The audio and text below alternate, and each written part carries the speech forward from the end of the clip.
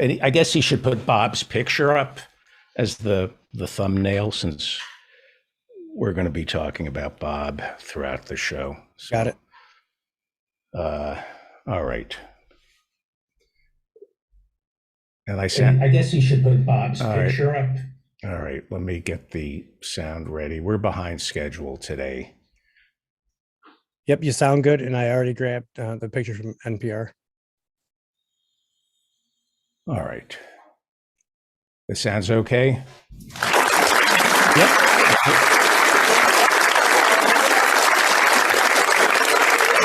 That sounds right? Okay? Yep.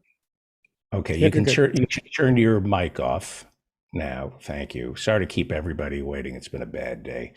For everybody. Everybody's having a bad day.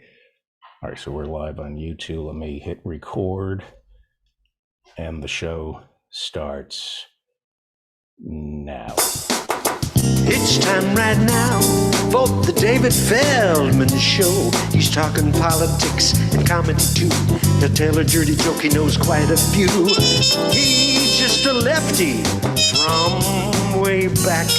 He's a union man with an enemy for writing. Some days he's mad and he feels like fighting.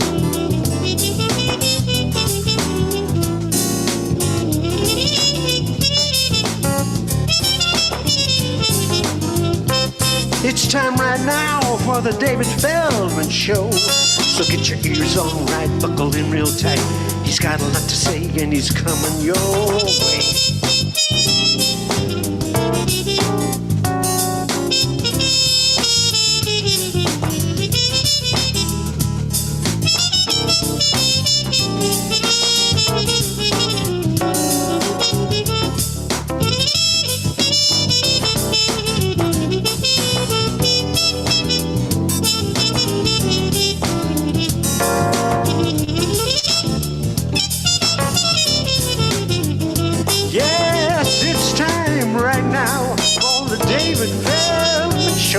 Get your ears on right, buckle in real tight.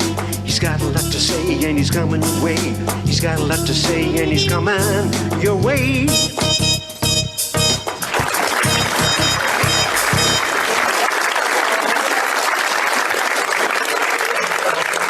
Thank you so much, Professor Mike Steinel. Thank you, Leslie, for the coffee. I would have preferred a coffee enema, but this will make do. Okay. That's the kind of show this is going to be. Aaron Berg will be up in an hour. You might want to come back then. Welcome to the mop-up for January 10th, 2021. I'm David Feldman, coming to you from an air shaft overlooking a parking garage somewhere in Manhattan where the temperature is 29 degrees and sad, very sad. Bob Saget died yesterday. Anyone who knew Bob knew that his daughters were what he cared about more than anything in the world. You'd be talking to Bob on the phone, and then it was, I must take this, it's my daughter. I had the privilege of meeting his daughters once, and he was Danny Tanner. Trust me when I say this, Bob Saget was Danny Tanner. So many of my conversations with Bob Saget were while he was in his car on his way to visiting one of his daughters. He was proud, so very proud of his three daughters, and rightfully so.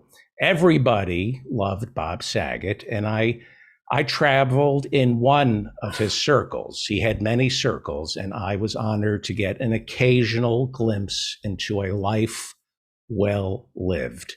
Bob Saget was an honorable man, and you can't say that about too many people, especially in comedy. He was an honorable man, loyal to his friends, very loyal to his friends, and he loved comedians. A lot of comedians don't enjoy other comedians. Bob Saget loved comedians, and he loved comedy. He believed in comedy. He believed if you were doing comedy, you were doing the Lord's work, so long as you were coming from a place of kindness or despair. If your comedy healed the audience, or if it healed you, the comedian, he was behind you 100%, and there wasn't enough he could do for you. I cannot tell you the number of comic friends in the past 20 hours who have said how much he helped them. This reminds me of when Robin died. A lot of people who aren't comedians have contacted me, and they thought I was incredibly close to Bob Saget. I wasn't. And a lot of people thought I was incredibly close to Robin Williams. I wasn't. Robin was close, incredibly close to every comedian. Bob Saget and I were close, but Saget was incredibly close to every comedian. He loved comedians because he loved comedy. So you're going to hear a lot of tributes to and about Bob Saget, and all of them are true, about his kindness, his warmth, how he loved his family, his 3 daughters, his work for scleroderma, and his nephew. And you're going to hear about what a great comedian he was, even though that you don't need to hear about. You're going to hear about his loyalty. You will hear a lot about Bob's loyalty. I remember his speed. Nobody was quicker than Bob Saget. Talking to Bob Saget was like doing a crossword puzzle. I remember thinking when I first met him, I just might be able to hold off senility if I keep my mind sharp doing crosswords, playing chess, and keeping Bob Saget in my life. A lot of our conversations were just games. What I will miss is the gentle diversion over dinner or the phone, trying to imagine as many variations as possible on a joke until it was even too disgusting for us. A lot of jokes about death and a lot of jokes about poo. A lot of jokes about death and poo whenever Bob and I talked. Death and poo. Sigmund Freud said the 2 strongest impulses in man are eros and thanatos, love and the love for death. Obviously, Freud never met Bob Saget. Otherwise, Freud would have said it was love and poo and love of poo. At least when we talked, it was a lot of talk about death, poo, sex, poo, and more poo. The French call sex la petite mort, the little death. If the French met Bob, they would call sex la petite merde, the little shit. And he was anything but a little shit. A lot of my time, most of my time with Bob Saget was spent talking about poo, eating it, bathing in it, making love to it, placing it in a blender, then pouring it into a condom and then freezing it, painting with poo or painting poo, hours and hours on the phone talking about our still lives of poo that we painted. We talked of molding poo, sculpting poo, writing political manifestos with a quill pen dipped in poo. Bob and I would talk about wiping. It wasn't just about poo. We would often talk about wiping. We often fantasized about taking a dump and then squatting ass first over the windshield, turning on the wipers, spraying the windshield wiper fluid in some sort of sadomasochistic bidet with one of us behind the wheel jerking off. Sandpaper bidets, self-cleaning toilets with genetically modified piranhas with long tongues and a taste for poo that would compel these piranhas to leap out of the bowl just high enough so we wouldn't need to wipe. The piranhas would wipe us for us. Long conversations into the wee as well as poo hours of the night, discussing the comparative advantages of urinal mints over urinal cakes, with both of us agreeing that while a urinal mint doesn't make your breath smell sweet, it is less fattening than a urinal cake. We talked about ice cubes in urinal trenches at Dodger Stadium, inside the men's room, the ice cubes in urinal trenches and urinals. It was a source of much fascination for us. Why? Why ice cubes in urinal trenches? Truly one of the great mysteries. And what do they do with those ice cubes at the end of the evening, other than mix one hell of a margarita? We devised efficiencies in the workplace based on the principles of scientific management first laid down by the great Frederick Taylor. Our fantasy was to sell a game show. It was a game show. He would host it. I would be the showrunner. It was a version of the Match Game. Remember the Match Game? Well, this is where you had to match celebrities with their poo.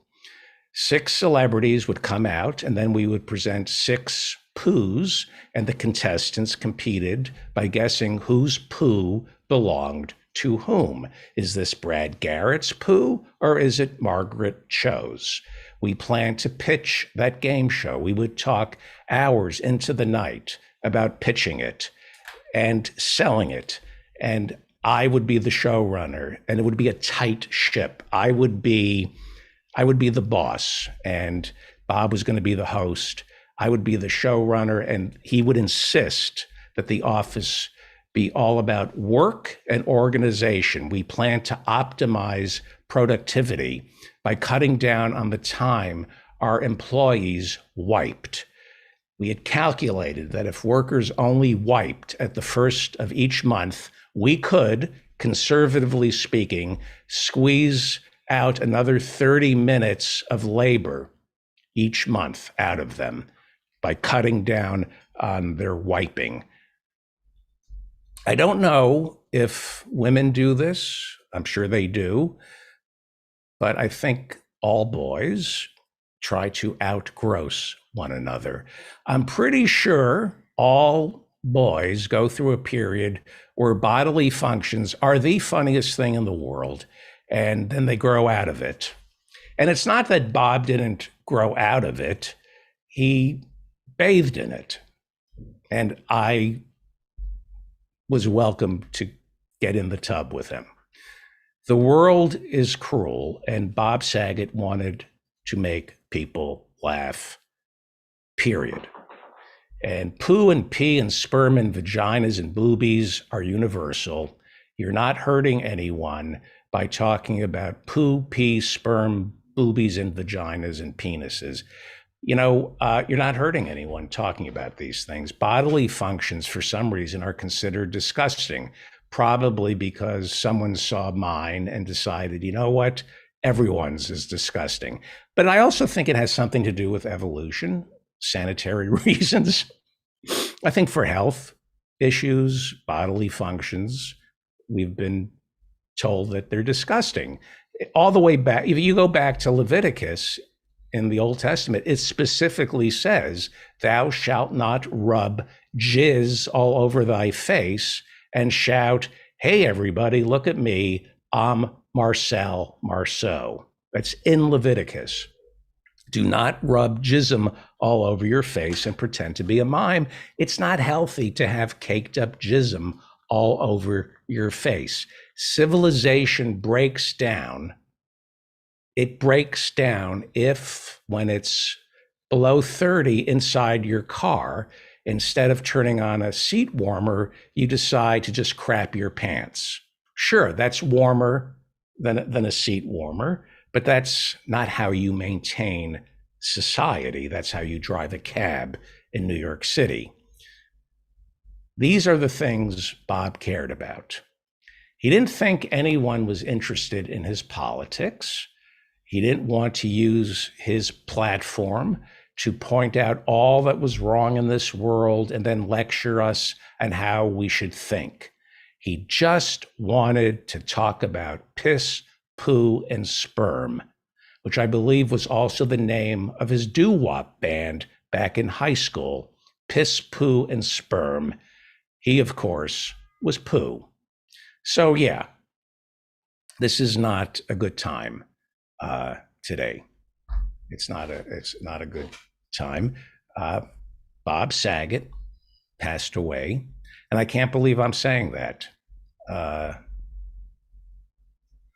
loved Bob Saget, and I know Bob loved me, and we often talked about getting married and my having his turd. We talked about this for hours. As you know, the science on fecal transplants is thorough, and most fecal transplants these days are successful because of new immunosuppressant medicine. The body no longer rejects a fecal transplant. And we had looked into this and talked about my being a pretty good candidate for a fecal transplant and my raising his turd. And now I wish we had gone through with those plans. Alas, we didn't have the time. Bob and I talked for hours about fecal transplants. We were both donors. And anyway, I just can't believe Bob Saget is gone. But I know he's up in heaven right now, jerking off to all of this, which explains why most of America today has been blanketed with snow. That's not snow, that's Bob's jism. Now, I didn't want to do a show today. I said, I'm going to cancel the show. But then I heard Bob's voice in my head, and he told me to hijack a school bus carrying yeshiva students and go to a Wendy's drive-through and force feed these yeshiva students bacon cheeseburgers. When I heard Bob say that, I thought, you know what? Better I should do a show instead of listening to Bob Saget. So I'm doing a show today, and there's nobody to talk to now. There really is nobody, and a lot of comics are experiencing this today. There is nobody to talk to. There's nobody we feel we could talk to who would understand us. Like most comics, right now, I feel like calling Bob Saget right now and making tasteless jokes about Bob Saget dying. Hey, Bob, I heard you died. And he'd say, can I call you back? There's a worm nibbling on my nutsack, and it feels pretty good, actually. It's making me stiff. Well, I'm already stiff, but this is making me hard. And hey, let me ask you a question. Does St. Peter have horns, a tail, and a pitchfork? Boy, is it hot up here in heaven. Wow, there's Hitler. I really am in heaven. Whew, I was worried for a second, but if that's Hitler, I know I made it to heaven. Yeah. So, like everyone, I loved Bob Saget. Everybody loved Bob Saget. He was Danny Tanner. He was off screen, on screen. Bob was Danny Tanner. Bob was the father you wish you had. Austria has Joseph Fritzl. We have Bob Saget. Nobody has anything bad to say about Bob. He was someone you rooted for because he rooted for you. He was never jealous, always happy for other people's success.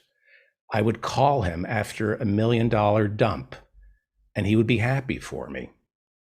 And on those days when nothing moved, he would volunteer to come over into my bathroom with a speculum, a scalpel, and some light anesthesia to perform an episiotomy on my asshole. Bob and I like to discuss what kind of objects could be inserted into our bodies and how long it would take to evacuate them. We talked long into the night about colonics. Should we go get a colonic together and go ass to ass doing a Lady and the Tramp thing with that single inner tube? Colonics, a great mystery to both of us. Great questions unanswered about colonics, like could we get one and then make tea from the afterbirth? Sadly, I never had the privilege of watching Bob Saget perform a number two, unless you want to count the hot tub we shared in Denver, but that was more about playing the game of chicken, determining who is willing to stay in the hot tub longer as it gradually turned into an egg cream with way too much chocolate and seltzer. But I never got to witness Bob Saget doing a command performance on the toilet. But I heard about it. To hear Bob's version of the story, on a good morning, he flushed down the entire contents of a Home Depot, including the day laborers hanging out in the parking lot. That's just the kind of man Bob was. He shared with me. Bob Saget had sadness early in his life, probably a little more than most of us. And so his comedy and personal life focused on what was truly important: kindness, friendship, loyalty, love, tenderness, sperm, and poo. I wasn't Bob Saget's closest friend. I wasn't even one of his top 1,000 closest friends. But to me, he will always be my number two. Obviously, I knew Bob a little. It was complicated. I would often sneak into his home and watch him sleep, whisper little things into his ear like, "This doesn't have to be violent." I loved Bob Saget, and I had already bought the oak barrel and placed it in my basement, and I was going to keep him alive while gradually pickling my favorite parts of Bob's body. But those plans were for naught. Time eventually takes us all. The clock is ticking. I think the lesson from all the loss we as a nation have endured these past 2 years is there is no future. There is only now. Pick up the phone before it's too late. Call your loved ones and remind them they owe you money. Bob Saget owed me $5 for a Starbucks 6 years ago. That was his turn. And I feel kind of douchey bringing it up right now, but he owed me $5. There was a period when Bob and I were incredibly close. This is true. There was a period when we were incredibly close. I helped bury his mom, Dolly, and then I helped dig her up so we could bury her again. Jewish men and their mothers, what can I say? It's all so complicated. In all seriousness, Bob was a devoted son. I was very close to him when he was going through things with his mother and when she was leaving us. And I went to Dolly's funeral, and I never saw Bob happier. Bob Saget is not gone, and he will always be with me, duct taped to my massage chair, jiggling like a warm bowl of Jell-O with a vacant look in his eyes. I love Bob Saget. We all do. Every comic has a little piece of Bob Saget inside of them, because he would hold a sharp screwdriver to our necks and make us blow him until we swallowed. I was close to him during a certain period of my life when I was going through my second divorce. Bob and I would talk every night. He was a great friend. He knew exactly what I was going through, and not just because he was fucking my wife. He was a great friend to everyone and a great resource for all comics. You could wake Bob up from a deep sleep, and right off the bat, Bob could tell you the age of consent in all 50 states. He always remembered my birthday. I always got a call or a text reminding me how many years it had been since I last saw my mother's vagina. 6. I believe it's been 6 years. Bob remembered my birthday. He remembered me. He reminded me of jokes that I had forgotten to tell. He remembered the names of my children, including the ones I sold into bondage. He remembered everything except the $5 he owed me. And again, I feel kind of douchey bringing up the fact that he owes me $5 from Starbucks. But I don't know, maybe I'm wrong for bringing that up. Here's the truth about Bob Saget. He was the Jewish James Bond of comedy, 007, licensed to kill on stage.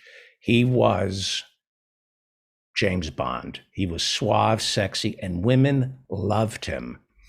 The comics, the male comics, we wanted to be Saget. He made it look so easy, all of it. One of my daughters, the one I kept, the other one I kept, is a millennial. And she had an anthropological explanation for why younger women, millennials, women in their late 20s, early 30s, why younger women found Bob Saget to be so attractive. And I had the opportunity to tell Bob this a couple of times. She explained that Bob was Danny Tanner, Full House, clean, loving, his heart always in the right place. And so there's a generation of women who watched Full House, and Danny Tanner was the father. Bob was the father they wish they had. Certainly my daughter did. And then when the girls become women, or they're discovering him on America's Funniest Home Videos, and they realize that Bob Saget is incredibly quick and funny and mischievous. And suddenly Danny Tanner is perhaps more than the father they wish they had. And then my daughter's anthropological explanation continues. She says that as these millennials grew a little older, they stayed up a little later, and they got to see Bob Saget on Conan, and they realized, wait, there's a Danny Tanner after dark. There's another side to Danny Tanner. And then when they were allowed to stay up even later, or when they weren't allowed to stay up later, but they did anyway, when they were feeling mischievous, they got to watch Bob's stand-up. And it turns out Danny Tanner was a lot more mischievous than we had imagined. He had dirty, dirty, dirty thoughts. And here's the important thing about Bob Saget. That's all they were. Dirty, dirty thoughts. The reason he's so loved by men and women, but I'm explaining why women found him, why he was James Bond. Dirty, dirty thoughts, but you knew deep in Bob's heart that he was just thinking dirty thoughts, but never acting on them. And that's what made Bob Saget a sex symbol. Bob Saget was a sex symbol. I witnessed it. I saw it. I had dinner with him. Jeff Singer and I, we would have dinner with him, and they would rope off the table sometimes if we were at a place frequented by millennials, older millennials. They would have to rope off the table. And this is really important to me. Women in their 20s, early 30s, tried to make their way over to Bob Saget with mischief in their eyes. Mischief. And he never let them down. He didn't ruin it for them. I watched it, and it was a master's class in how to be a celebrity. He would smile. Bob would pose for a picture with them. He signed an autograph, and he presented Danny Tanner to these starstruck women. He didn't exploit them. He didn't take advantage of them. It was, yes, Virginia, there is a Danny Tanner. Remember, Yes, Virginia, there is a Santa Claus. I watched him and it was, yes, Virginia, there is a Danny Tanner. He didn't exploit the opportunity. These starstruck, mischievous millennial women who might have been, willing, they left still believing that Bob was Danny Tanner because Bob was Danny Tanner. Yes, Virginia, there is a Danny Tanner. That's why, despite Bob's stand-up being quote unquote dirty, he called himself Dirty Daddy. I called him Duty Daddy. He wasn't dirty. He was at, bodily function, what? I don't know what you would call that. Never mean, never cruel, always positive. In fact, I believe the name of his last tour was the Always Positive Tour.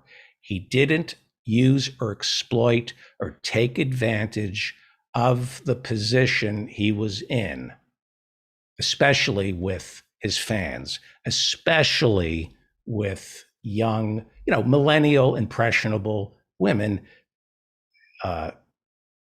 He was Danny Tanner. And that's what made him so approachable to millennial women. That is what made him so approachable. That's why he was a sex symbol. I watched it. I had limited exposure to it. I was fascinated by it because it was kind of the thing I wanted. And I don't think had I had what he had so early in life, I would have been as benevolent and beneficent as Bob Saget is. He was approachable and he never shattered the image for these young millennial women. I remember one of my daughters meeting Sugar Ray at the height of Sugar Ray's success. And she was, 7, and she couldn't make eye contact with Sugar Ray. And I thought she was being rude, but then it was explained to me by other women, she was mortified. She was 7 years old. She was meeting Sugar Ray and she didn't understand what, Sugar Ray was enormous at the time. And she was just a little girl and he could not have been nicer. And I thought she was being rude to him and Sugar Ray completely understood what was going on. She could not make eye contact with Sugar Ray because she was just a little girl and she didn't understand. I wouldn't even presume to explain what she was feeling or, all I did was just shame her afterwards. As I knew enough as a good father to shame her for that. No, okay. But every female millennial who met Bob Saget looked him straight in the eye. First of all, because they weren't meeting him for the first time, and they knew he was safe. He was Danny Tanner. He wasn't a predator. In real life, Bob was Danny Tanner, and that's why he got away with saying whatever he wanted to say on his podcast, on my show, and certainly in his stand-up.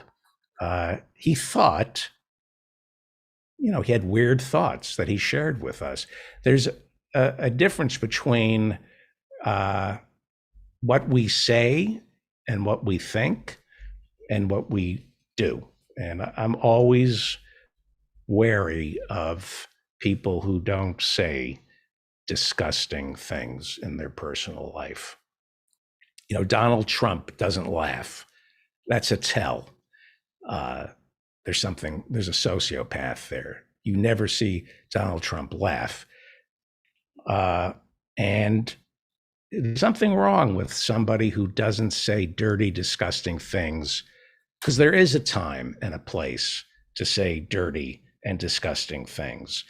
The show, for example. No, there is a time. It's a bonding exercise among friends to gross each other out. At least that's been my experience with men and some women. And that's why everybody loved Bob. They thought he was he was our friend. We all knew Bob. We all knew him. And you know, it's hard to bond with people. It's hard to be somebody's friends. But jokes about piss, poo, sperm, they're the best because there's no ulterior motive other than wanting to make somebody laugh. There's nothing, a joke about piss and poo and sex is kindness because nobody is the victim here.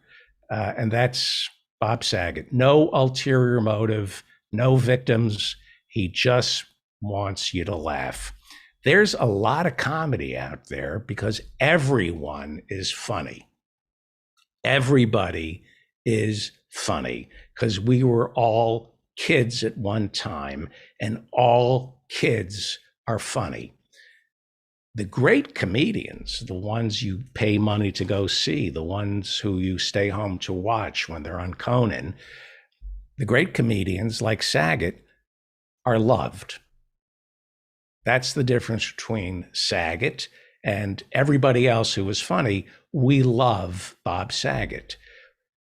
We love Saget because, like all the great comedians, like Robin and Chaplin and Dangerfield and Marty Short and Steve Martin, and I'm leaving out a lot of comics, but they're loved because they're smart, and smart comics know how to say stupid things, but not act like they're better than the audience, even though the audience knows they are. And that was what Bob understood. He was the James Bond of comedy. He understood what comedy was. And he was James Bond because he wasn't trying to act like James Bond. If he was trying to be James Bond, it would have been grotesque. He was just Bob.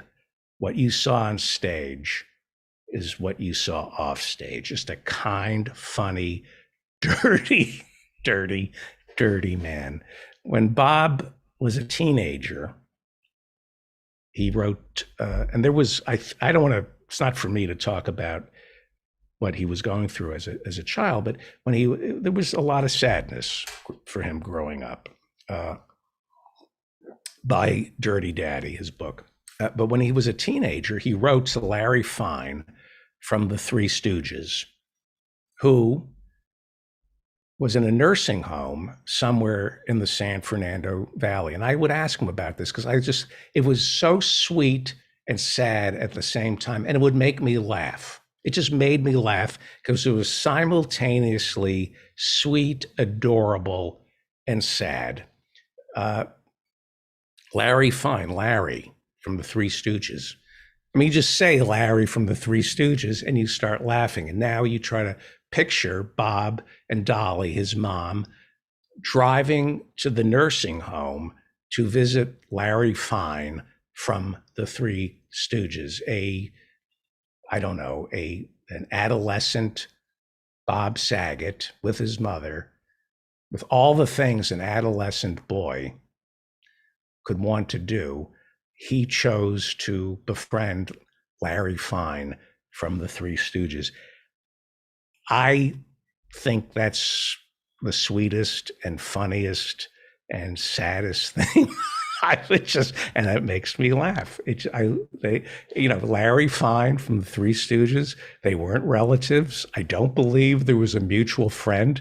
Bob wrote a fan letter to a stooge who was alone in a nursing home, and Bob became his friend, along with Dolly, his mother. Read about it in his autobiography, in Bob's autobiography. This was back when a lot of parents didn't let their kids watch the Stooges because it was too violent. My mother didn't let me watch the Stooges. Dolly drove Bob to meet Larry from the Three Stooges. If I could get into a time machine and witness something, that's one of the things I would,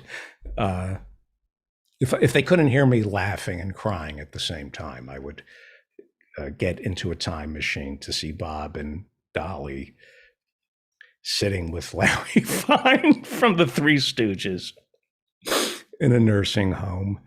It's just everything you need to know about Bob Saget and everything you need to know about comedy.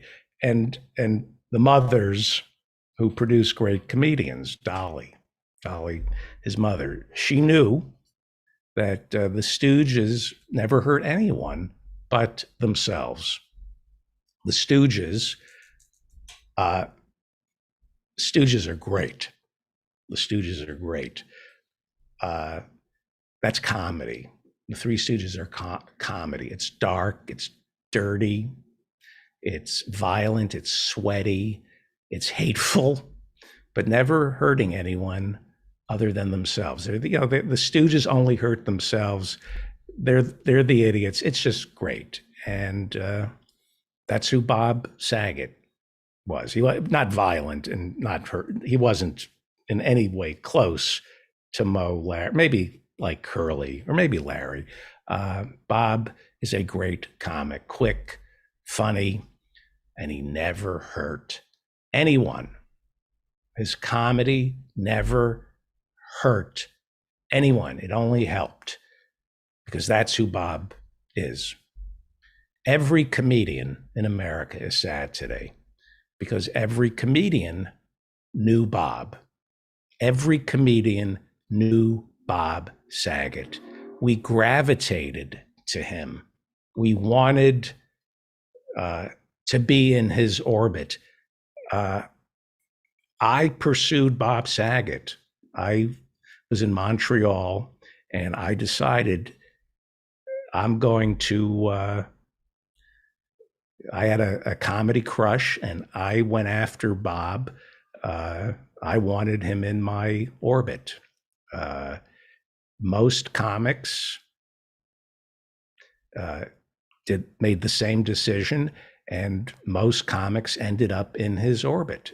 He was a great friend to all of us. Everybody loves Bob Saget. Everybody.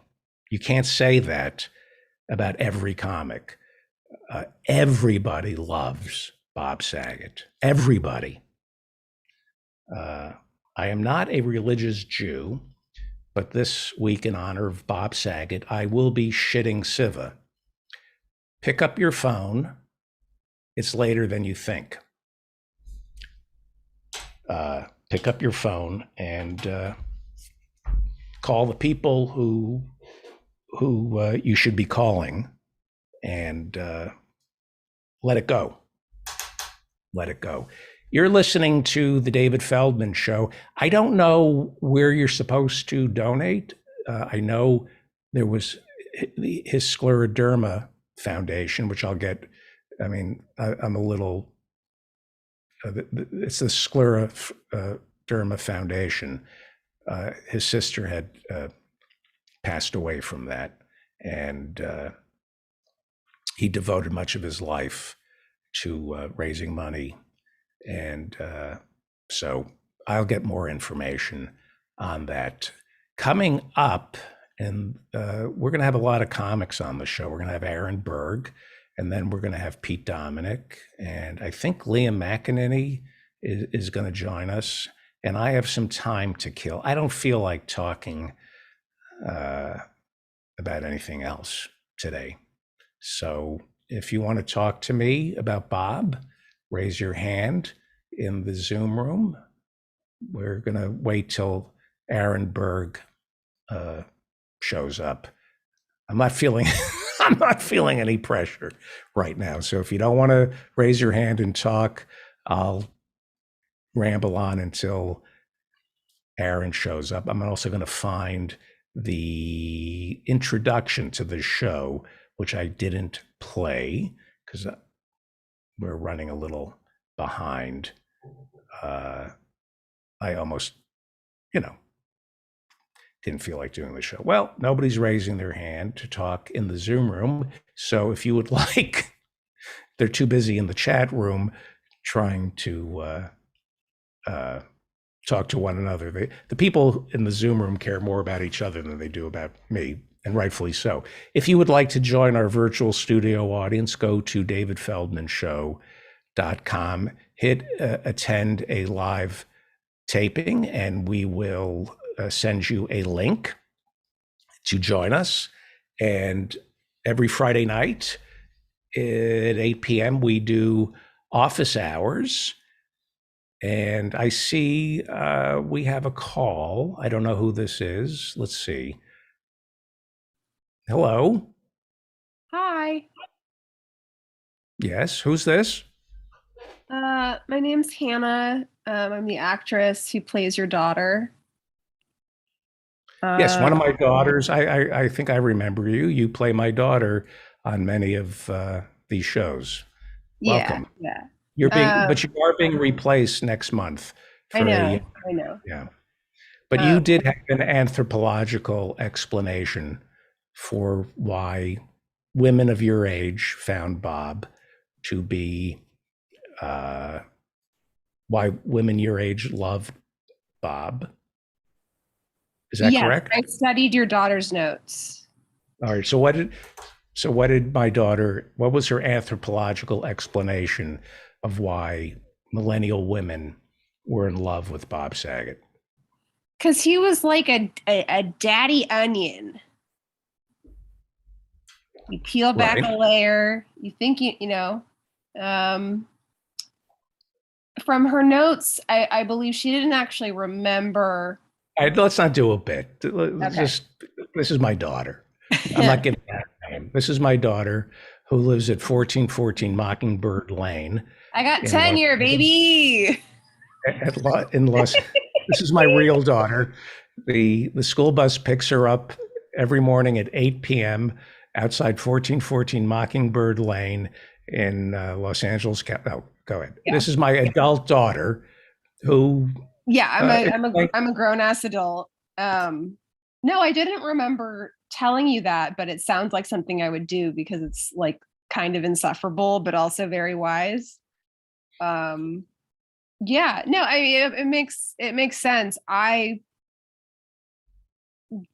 get it conceptually. I will say for the record, I didn't get it. You know, I understand intellectually why someone would find it intriguing that there's this like steady, friendly, caring, loving character. And then you keep watching him and you're like, oh, he's got a little bit of an edge. And then you watch a little bit more of him. It's like, oh, he's a little nasty bitch. And then you keep watching and you're like, oh, he's a dirty, dirty old man. And if you knew he was a safe, dirty old man, that they were just jokes. Well, there's something, yeah. I mean, personally, I know that, like, he was not a creepy old man. Right. But yeah, it's a pretty reasonable. Don't you think when you look at, take Bob Saget off the plate, but when you look at comedians, but he's so yummy. I know, but when you see comedians who can say horrible things and get huge laughs, subconsciously, they get the laughs because they don't really mean it. That's what makes it funny. They're playing. As kids, we play. He was very playful. I'm not talking about Bob. I'm just talking about comedians in general who say dirty things or toy with ideas that are not necessarily acceptable. The only way you can get laughs broaching these taboos is if the audience feels absolutely confident that you're wearing a costume and play acting. Yes, you need to if they make their audience feel safe. Yes. Because we all know we're not supposed to laugh at it. So if I'm going to let loose, if the comedian it makes me feel like it's safe space and all that. Right.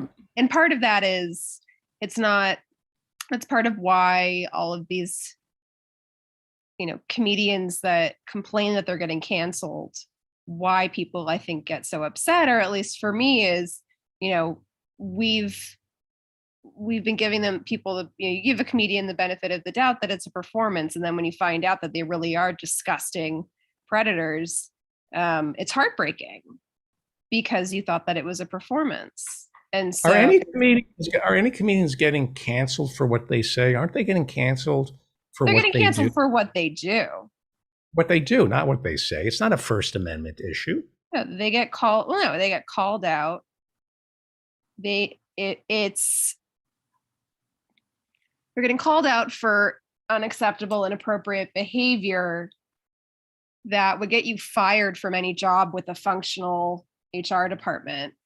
But because their job is to talk at people, it's Now, growing up, were you upset that we had an HR department in the family? it's one of those things that you don't really question it, like we didn't eat red meat and there was an HR department. It was weird going to friends' houses and they What about the performance review that I did each year? that was, like when I went to my friends' birthday parties and their parents did not publicly give them a performance review and also served pepperoni pizza. It was like, whoa, mind blowing on two fronts. And on Christmas, the gifts reflected your behavior accordingly. It was somebody won on Christmas Day and somebody lost, which is how I think Jesus would have wanted it. Yeah. The best behaved child got the best gift, and the worst behaved child would clean up the wrapping paper and put it in the recycling bin. Don't you think that built character for you? Yeah. Is there a question in there somewhere? No, I'm just saying that my parenting skills are sublime. You got to experience my benevolence. That weren't you fired? I think when you were 8, I fired you. Yes. Well, you put me on probation. Right. Which And I will always be grateful. You gave me the chance. You picked up your game, Yeah. and you got cuter. I noticed once you were on probation, you became a cuter child. You know what it is? Trick of the trade. Pinch your cheeks. Yeah. Makes them all rosy. Oh, okay. That's a little Yeah. secret. That maybe, well, I'm on my 6th marriage now. Maybe you want to Yeah. give advice to the new flock of Feldmans that are coming in, who make it really That's the collective noun, a flock of Feldman. a flock of Feldmans. Feldman and- with an E. Yeah. Okay. Yeah. Well, thank you. We're sad today.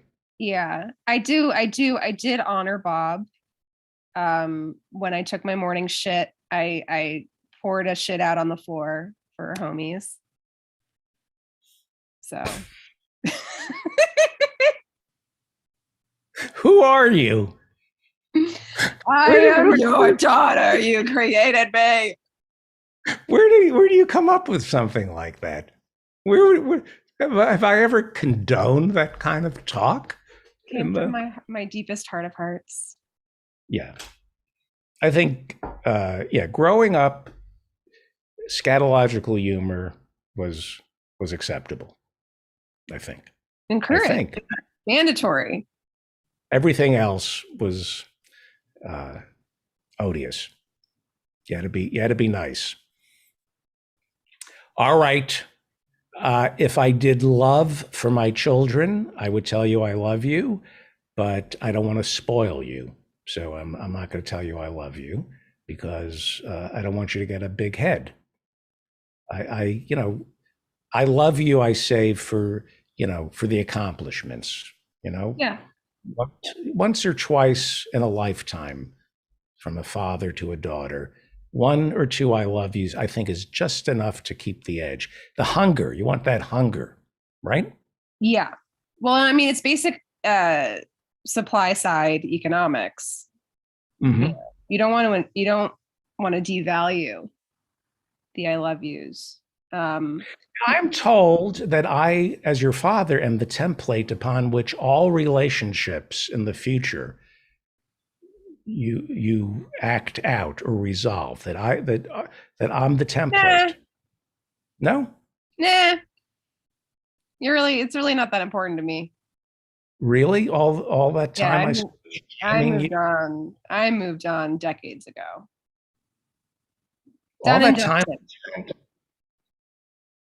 Like you were like 2 years old, and your mother and I, you had a bowel movement, and oh my God, she's leaking. Let's rush her to the emergency room. Put it in ice. Put that bowel movement in ice. Oh, and then go that you don't remember that, and shaming you and terrifying you. All that work I put into. Nope. You don't remember No. scaring out of you that you were leaking after a bowel movement? No. You don't remember that. I didn't really pay attention to you. Well, you should have. Yeah. All right. All right. These nuts.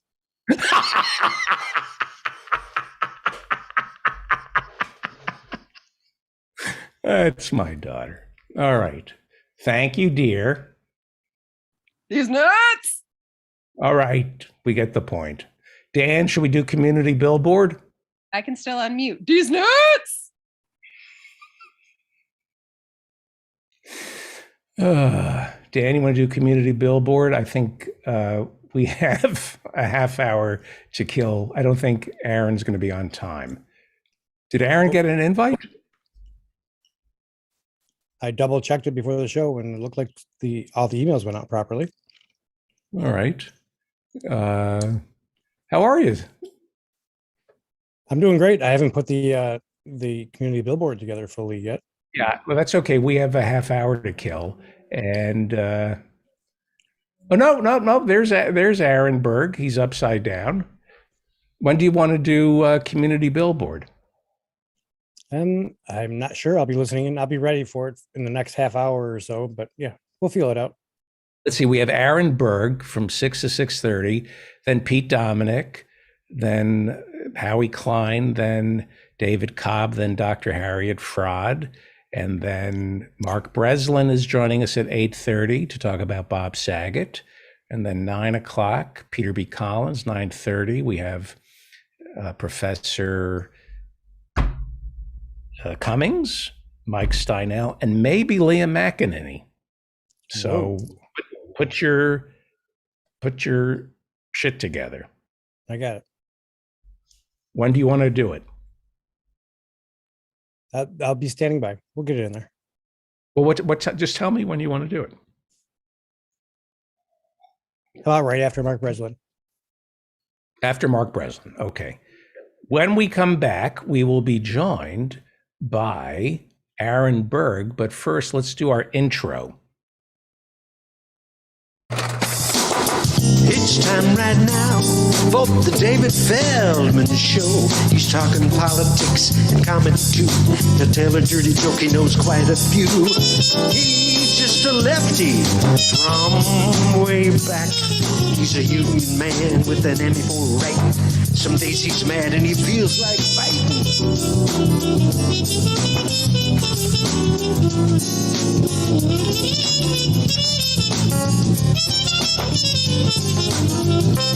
It's time right now for the David Feldman Show. So get your ears on right, buckle in real tight.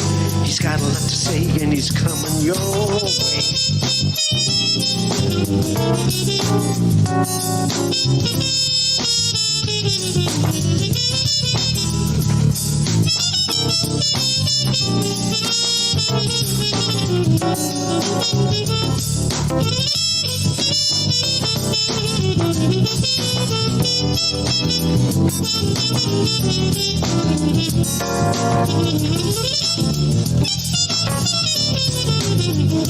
Yes, it's time right now for the David Feldman Show. Get your ears on right, buckled in real tight. He's got a lot to say and he's coming your way. He's got a lot to say and he's coming your way.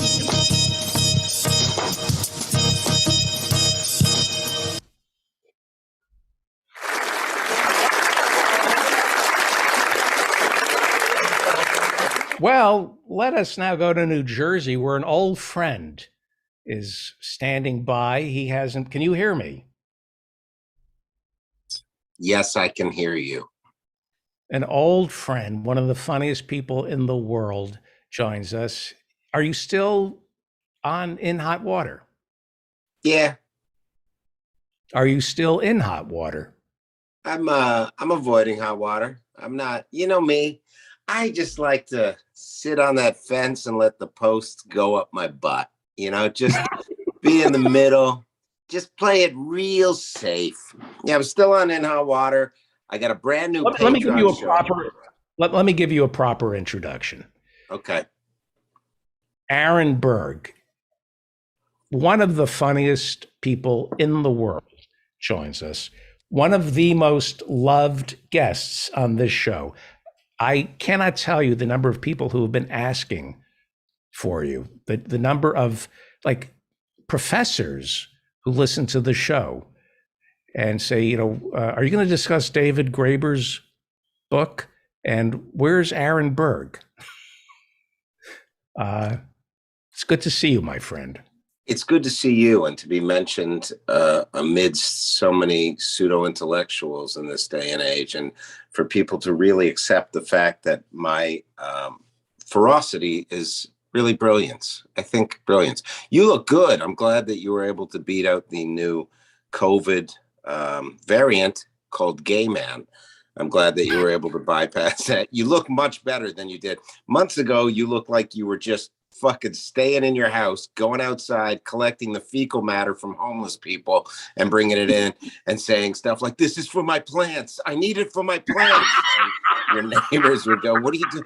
No, it's for the plant. The aloe vera does not grow unless I put the feces in it. No. Thank you, Gwendolyn. Thank you. It is I'm so glad that you had me on. I'm still wiped out from my holiday last week. The 6th was crazy. Oh, we partied so hard. I'm going to tell you this. I threw one of those Viking hats on my wife, and I pretended I was Pelosi's laptop, and she took a whiz on my chest. And we had such a great time. We pretended the tip of my dong was one of the windows at the Capitol, and she just kept punching it, and I was yelling, you're killing me. You're killing me. But it was, boy, what a January 6th to behold. I mean, I went out, I bought a new handgun, stuck it up my own asshole, put on a Trump mask, and I kept on yelling Q every time I took a piss. We had a great time. I miss you. I'm in the record business now, David. I started a new album called Oi Gewalt Records. And what we do is we take like old Jews that talk to younger Jews, and the younger Jews do like impressions of them, and we make albums of them and play them on Sirius. We should talk. We should sit down, have a chat. I'd love to do it. I'm doing so much. I'm too busy. This is a respite to be able to sit and talk with you. I have so much going on.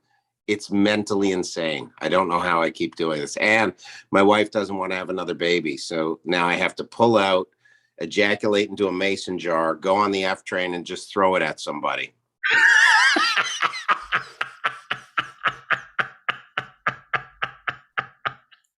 Well, wait a second.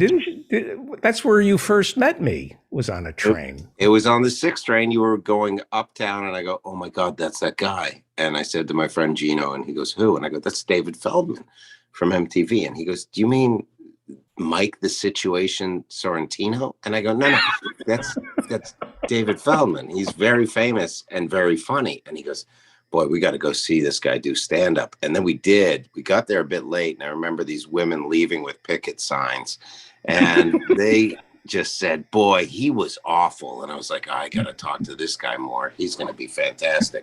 You look great. So do you. Now, what's your secret? You're living in New Jersey. It looks like you're in your new home. I'm in my new home. You want to see it? Sure. All right, hang on. Let me get my pants on. This is that's the spare room. That's where I sleep when my wife goes, take it out of my butt, and I grab my pillow and walk in there like I'm married to Tammy Faye Baker. This is my room. That's beautiful. That's and clean. It's a very clean house. My wife makes us keep a clean house. You know, she's not Jewish. So look, there's pictures of us. Here's the pièce de Wow. résistance. A working fireplace. Now, is that real fire? Or is that gas? Let me touch it. Yes. And oh my God! Why isn't it in the shape of a cross? Usually when you're burning something, it's on somebody's lawn. Yeah, the This lights- is a big house. It's a big house. It's a lot of house. This is beautiful. Yeah. Here was me at the last year's Hitler convention where we tried to gas all the dogs. And you can see me just kind of telling That's you. all the what? It's a lovely home. Well, who were you trying to gas at the Hitler convention? The dogs. Oh, The dogs. And that's Ghislaine Maxwell. yeah. Took a picture of her. Yeah, it's lovely. We live in Jersey. It's very nice. I go into the city once or twice a day. It depends on the day. And do the shows still. And I'm branching out. I got a new show called The Bodybuilder. I'm preparing for my first bodybuilding contest in 23 years. So November 12th in Teaneck, New Jersey, I'm going to put on a thong, cover myself in tanning lotion, and go on stage and do what most people would call gay, what you call first date. And I'm going to pose to like a song like The Final Countdown, and my dick will be in the thong, and my whole body will be shaved. You should come. This is in Teaneck. Mm-hmm. What day of the week? It's a national qualifier. It'll be on a Saturday, I believe. Well, you know what? My mother and sister might go out and see you. Yeah. Oh boy, If this they live in is true- Teaneck. A lot of Orthodox Jews live in Teaneck. Too many. You know what I'm saying? So, and you're still married. And you're still married. Still married. Oh, And by you the still- way, I use a joke that you gave me all the time now, and it kills. Remember that one I saw you at the Laugh Factory, and you just kept saying the N-word until people filed out? No, the one I go, my wife and I have sex with consent, and then everyone gets quiet, and I go, consent is the name of our nanny. And it gets a laugh, and then people yell out, "That's Feldman's joke, you fucking thief!"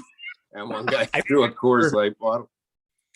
I do not remember that joke. I remember consent, our nanny, but I don't remember that being a joke. I remember that being a very serious lawsuit as a matter of fact. I do remember that. Do you remember you were back?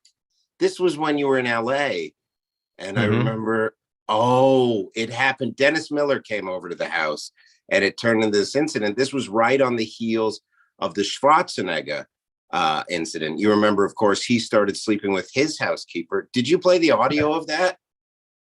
I don't have audio. Give me what one kind of second here. Let me just audio see. of what? I think you emailed this to me. I don't remember. Excuse me. Consent. Master bedroom immediately. Right now. Now look, my fourth wife is out getting some groceries, with which I have paid her many dollars to do that because I am a very wealthy television writer. As you know, I've written this new script for Mr. Miller, which he will read on Saturday Night Live, so I should be very excited. Let me read you an excerpt while I get you wet in your nether regions. Now, I believe here he says, Jeanette Reno. Is it Jeanette or Jean? I don't know. She's some legal person, but listen to what he does here. Consent, you're going to love that. Oh, I'm sorry. I was grabbing your tit. I'm going through a Cuomo face. All right, so here's what it is. Now, Jean Reno. Is it Jean or John? I don't know. She's a lawyer lady and not Jewish either. Reno. That's weird. Why would you go to Reno when you could go to Look, you're drying up in your pussy. But look, let me say this. All right, you're going to love my writing. I'm going to win a Peabody Award, or I'm going to pee on your body. Here's what it is. All right, let me tell you. Oh, I'm so quick and fast. No wonder Dennis Miller hired me. All right. Jean Reno's got less tact than an assault rifle shooting a deer on the outskirts of a Neanderthals region of Teaneck, New Jersey, hitherto hence creating, therefore, less wood than... I'm just putting a whole bunch of words together And then Dennis says them, and everyone thinks he's brilliant. But this is before he's going to go very Republican and just pander to his base. Now, Consent, come over here. Now, I know I have to ask you this. May I put a finger in my own buttocks and stare at you while I drool? Oh, yeah.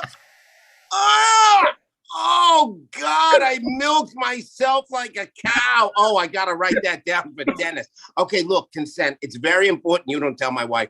I have 9 children that I know of. Gagoosh. Oh, boy.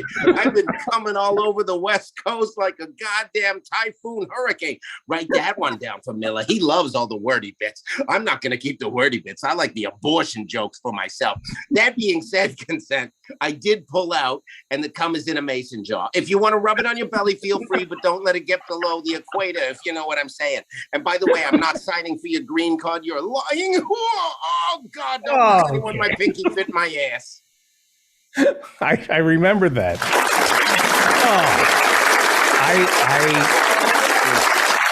It's very troubling, isn't it, that you would do that? Well, what's troubling is that you played it. That's what's troubling. That was in private. There are certain things we say to each other in private, but to play that out loud is rather to hear that coming out of my mouth. I apologize.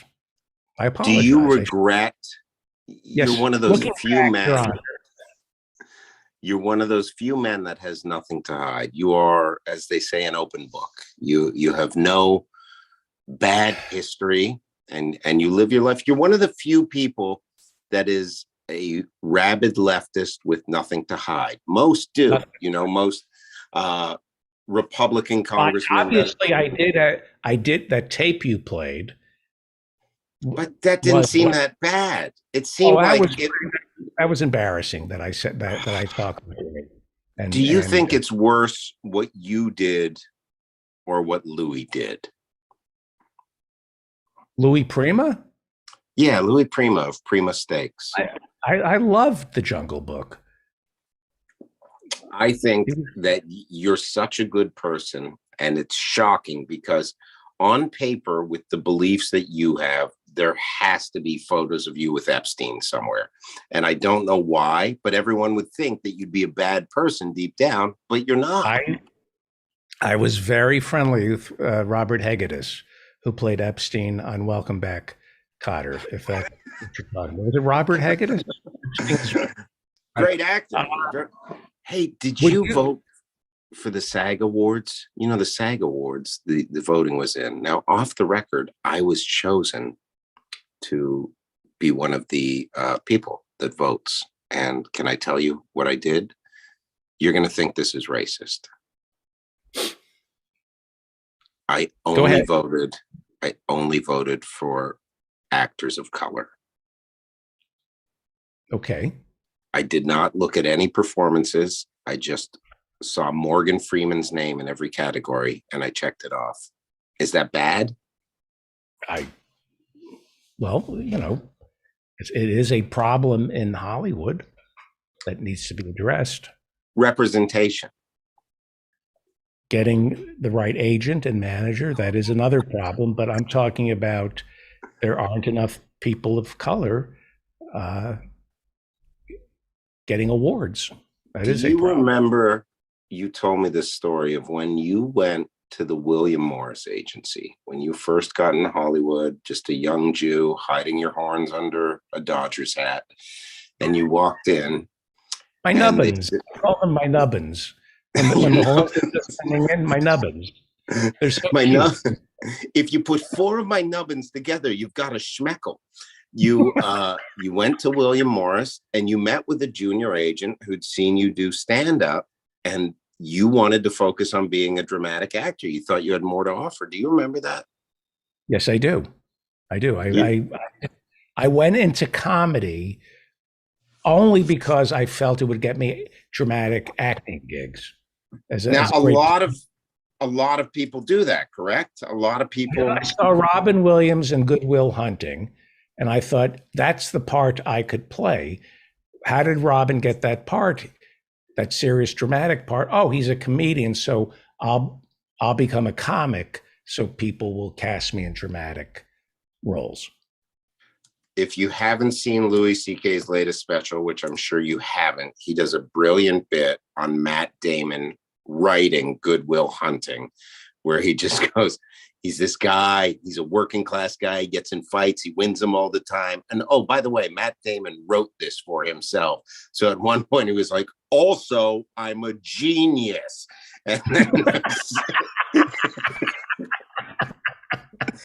and it's one of the funniest bits Louis ever done. But you thought that you were going to go that way. You thought that you were going to do dramatic acting for a while. Yes. Yes. Looking back on it, do you feel embarrassed? Well, I was bringing drama to my comedy. I don't think anybody, with the exception maybe of Nanette, was willing to do what I did, which is take out the laughs and just, make comedy so important that people would feel that a laugh gets in the way of what I'm saying. I think I was the first comic to see the importance of drama on stage. I think a lot of people saw what Robin Williams did, but there's a tape of you doing some weird audition when you met with a guy named Mark Rabinowitz at William Morris Agency. William Morris. My first agent at William Morris. That was not on. Come on in. Hello? It's me, David J. Feldman. You saw me do some stand-up at the laundromat where I was performing over on Vine the other night.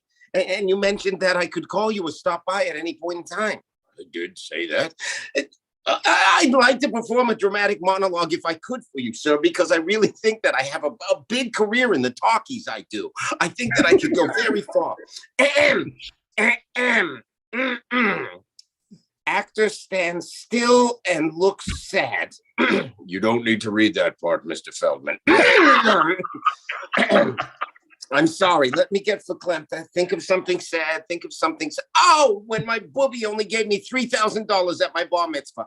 I don't need all this stuff out loud, Mr. Feldman. Read the audition. I'm David Feldman, currently 5'6" tall, unrepresented, weighing 138 pounds. Originally hailing from Los Angeles, California, I will be reading the role of Brian from the famous stage play, which took place at the Improv Olympic, The Breakfast Club, which then went on to become a very large film. If I may I? Yes.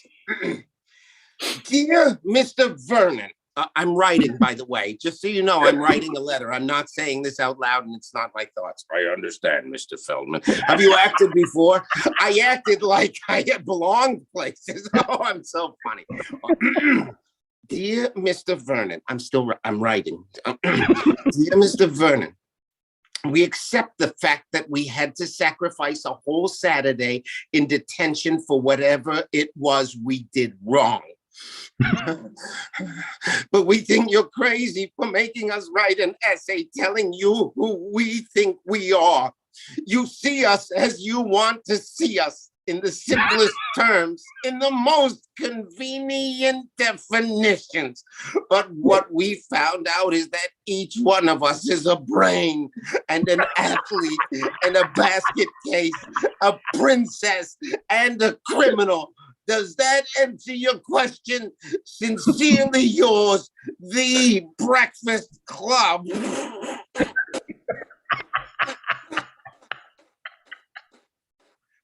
Oh. I'd also like to add in the Judd Nelson part where he says, my father burned me with cigarettes. Thank you. Mr. Feldman, I've seen a lot of young actors in my day, and I also prepared a song, if I may, to let you know that I am a quadruple threat: comedy, acting, and songs, and not a mathematician. This was originally performed by the Canadian songstress Celine Dion, who then married the Colonel of Kentucky Fried Chicken. This is My Heart Will Go On, performed by myself, David Abramovitz Feldman. I will cry throughout this as well, but please remember that I am also available for commercial work and non-union. Every night in my dreams, I see you, I feel you. That is how I know you go. Please, Mr. Feldman, I do have somebody else coming in. It is Jimmy J.J. Walker, and we predict that he's going to be doing some healthcare commercials down the road. Thank you. I've got your number. Oh, Jesus, fuck, I fucked up by singing, didn't I? I swear to God, I'm going to fucking cut myself if you don't sign me. Please, I will fucking suck your dick until white comes out of it. Please, out of my office, Mr. Feldman.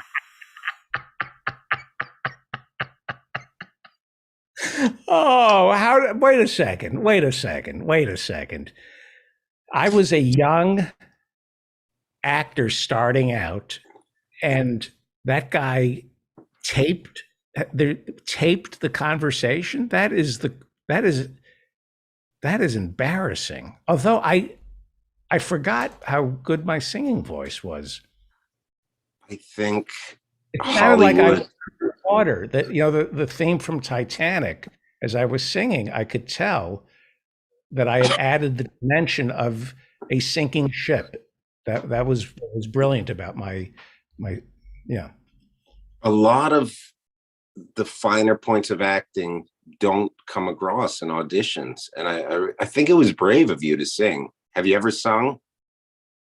Not as good as I was back then. Without the practice, it's an instrument. But I thought, I don't know, it was old, must have been Memorex that back then that they used to tape it. It held up pretty good. Although it's an invasion of my privacy, to be honest with you.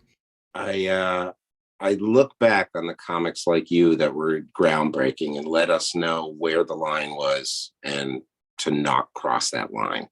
I think it was important, Yeah. To take people, say, this is the edge, right here is the edge, and I'll be about 5 miles behind it. Not even talking about where the edge might be, because we just want to laugh and have a good time. What's edgy now? David? Well, edgy now is talking about warm family memories, like sleeping with my brother Russell, like Cosby. That's what we all strive to be. The comic who doesn't Curse. doesn't curse, doesn't offend, doesn't talk about the issues of the day, just finds the universals that we're all looking for. Somebody like Pete Dominic. Do you know Pete Dominic, the host of Stand Up with Pete Dominic? That's a great. Love Pete Dominic.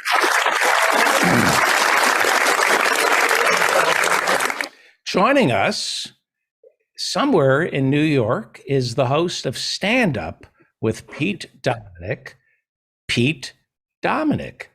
Hello, Welcome. David Feldman. Hello, Aaron Berg. I'm so happy to see you both. You too. How are you? I'm good. I'm alive. So what's not to be, I'm a very positive person. Let's talk about Bob Saget. Oh boy. Get into it.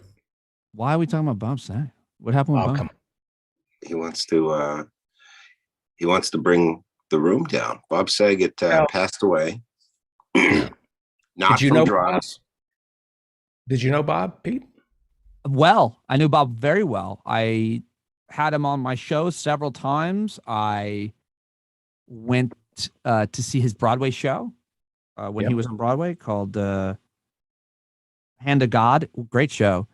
And we texted a little bit, like he was supportive of me when Sirius ended my contract there and joined me on my podcast not too long ago. And I knew him pretty well, and I loved same way. Everybody felt the same way about him. It's kind of like, that's what you want, I think, when you die, like everybody basically saying the same type of stuff about you. So Let me do this. Let me let me wrap it up with Aaron, Yeah. and it's good to see you, my friend. Where are Good you to see you. performing next? Where are you Well, performing? my new special comes out. It's called Aaron Berg Stands Down. It'll be out in about 3 weeks. And I will be at the Borgata in Atlantic City this weekend, Friday, Saturday, Sunday.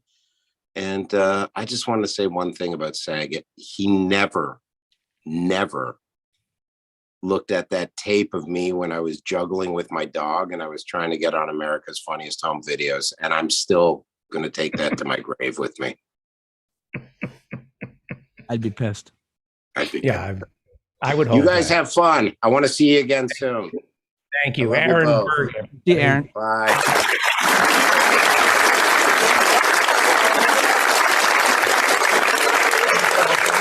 Well, is that a dog? What's the name of your dog? My dog's name is Indy. She's always out here in the shed with me. Just Okay. getting her a treat. Pete Dominic joins us, and he is the host of Stand Up with Pete Dominic. So let's talk about Bob. 'Cause Sure. It's like, I spent the first part of the show talking about him. Did anybody dislike Bob? Was there anybody who? His parents. Oh, that's right. That's right. You're right. Right. I not that I know of. Like, he was a uniter. I was talking about him earlier on a TV show, and I was saying that he kind of like was the connector between different genres of comedians and even entertainers, like musicians to comedians, as well as different generations of comedians. So the Norman Lears and Richard Pryors and Rodney Dangerfields, all the way down to me and guys younger than me who are currently opening for him. So he was just a unit. He brought people together. Everybody knew him, liked him, and said they were friends with him because they were. My manager said, "How is it possible that Artie Lang outlived Norm?" Thought about that. No one. What were the Vegas odds? I'm sure Artie's doing that joke in his act that Norm and Bob Saget died before him. Like, no one was taking that bet because Artie has lived such a reckless life, and obviously Norm and Bob have not. But yeah, it's crazy. It's crazy. I think about that with a lot of comics too. A lot of other people. Yeah. Let me just take a minor detour. You were on TV asked to comment about Bob. What was the TV show? So the Canadian Broadcasting Company, the CBC, has basically informally made me their dead comedian correspondent. Seemingly, whenever anybody passes away, I'm the person they call, which is fine. I mean, I'm not serious about them making me their correspondent, but So when Bob died, did you say, "Oh, I can take the family out for dinner. This is good news"? yes, I've profited off his passing, as I will with yours. Yeah. So is it possible to say something bad about a comic who passes away? Can you? Sure. I've done that. I've probably done that, but I don't have anything bad to say about Saget. I can't even imagine. The last time I talked to him, he was being destroyed on TikTok. His entire reputation was being destroyed by very young people who somebody took one of his jokes out of context and made him out to be a pedophile, which, as you know, happened to me earlier in the year. This is a thing that happens. They take something you say, and then they say that you've done the worst crime one can think of, basically. And, for people. And here's the irony. You and Bob accused of pedophilia over a joke. Here I am, an actual pedophile. Nothing. Nobody calls me because I don't joke about it. So I'm not in trouble. Yeah. Actual predators never talk about their prey or their plans. They just carry them out, which is how the Catholic Church trains them. But I think that, a guy like Bob. Well, may I just want to point out, not to interrupt you, but the people who joke the most about pedophilia sometimes are child molesters. an obsession with, like, and the Catholic Church is obsessed with the baby Jesus. I mean, there is an obsession with. Did you I'm being serious. this Go year? ahead. This year there were nativity scenes on people's lawns that were inflatable. You know, the inflatable lawn decoration of a baby Jesus inflated. And I just thought, if you were a person who believed in that silly story, it must be kind of weird to see them inflated like that. You know, there wasn't a lot of thought into it. And then when they're deflated on the lawn, it just looks like a bunch of dead wise men in the Lord. Anyway, Bob, That's why BB guns were invented, by the way. What's that? Inflatable baby Jesuses is why God gave us BB guns. And blow darts before that. Yeah, Dart. that's Yes. right. And So Bob got into trouble on TikTok for making a joke. well, he didn't get. I mean, he didn't do anything. It was young people who took some of his jokes from his stand-up act, played them as if he wasn't joking, and because they knew him not as much as a comedian and more as the dad on Full House, they thought those types of jokes were disgusting. But of course, the irony about Bob was he raised 3 girls of his own and several more on the set of that show from when they were little, and all of those women have, stayed friends with him, as well as memorialized him over the last 24 hours, because he was such a great role model Right. and father figure, and never did or said anything inappropriate to them. He joked about them on radio shows and his stand-up act about like doing horrible things with them. And that was, I think, borderline for him, because at one point, I think maybe like one of the parents said it's too much, Bob, or something, but like he was a sensitive guy. If someone didn't like what he was doing, he would not do it. But because he was on Full House and was that guy, the irony of him making those horrible jokes, it was irony. It was hilarious. And anyway, they took it out of context on TikTok, and to the point where even my own daughter was like, "Wait, you're friends with this guy? Isn't he a pedophile?" And I was like, "Oh dear, that's so sad." And Really? Bob and I talked. He was. I'd never seen him like that. He was very angry, and I thought he was going to stop being angry because we were taping an interview, but he was really upset about it, as he should have been. I caught him right at the peak of that when it was happening. So I went through a list last night of friends.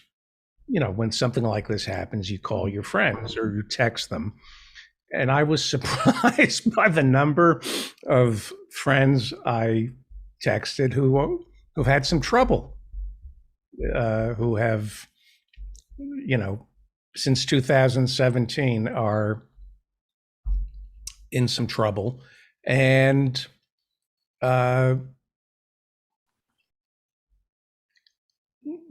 it's a different time. you're saying, as a result of Bob passing, or when other people that you know and care about pass, you reach out to your friends just to kind of check up on them. It's like a reminder. Yeah, to do that. yeah. And And I when was you going. did, they got back to you and said, "Not doing great, boss." Basically, There have been a couple of friends who I knew have run into some trouble, Mhm. some undeserved, some moderately deserved, some out of context. And these are no comment. David comment. reached out to Matt Lauer, Charlie Rose. I'm hearing, by the way, I am hearing, this is just what I heard from that Matt Lauer. This is what I heard. Innocent. That's what I heard. Completely railroaded. That is what I heard from a somewhat reliable source. Really? Yeah, that's now, is it conceivable that that's true? I like to think, I can't think of, anyway, I was going to make a joke, but that's what I heard from somebody who I really trust, that he was railroaded. I believe the victims. To be I fair, do. the person who who said that was Matt Lauer. Yes, yes. But why would he lie? I mean, what does he have to gain? He He's has not- it's not like. he- Do you feel less bad for someone whose life is destroyed if they have millions and millions of dollars? Like when his life was destroyed, I was like, the guy has a ranch in New Zealand. yes. He'll be fine. I do read this stuff. I wish I could claim that I don't read the Daily Mail, that I don't read the National Enquirer, that I don't turn to this stuff.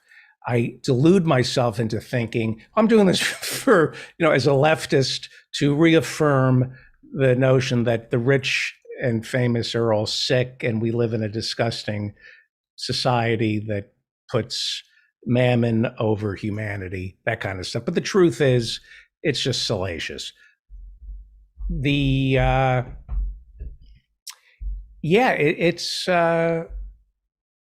you get upset for people like Matt Lauer or No. who, No, No.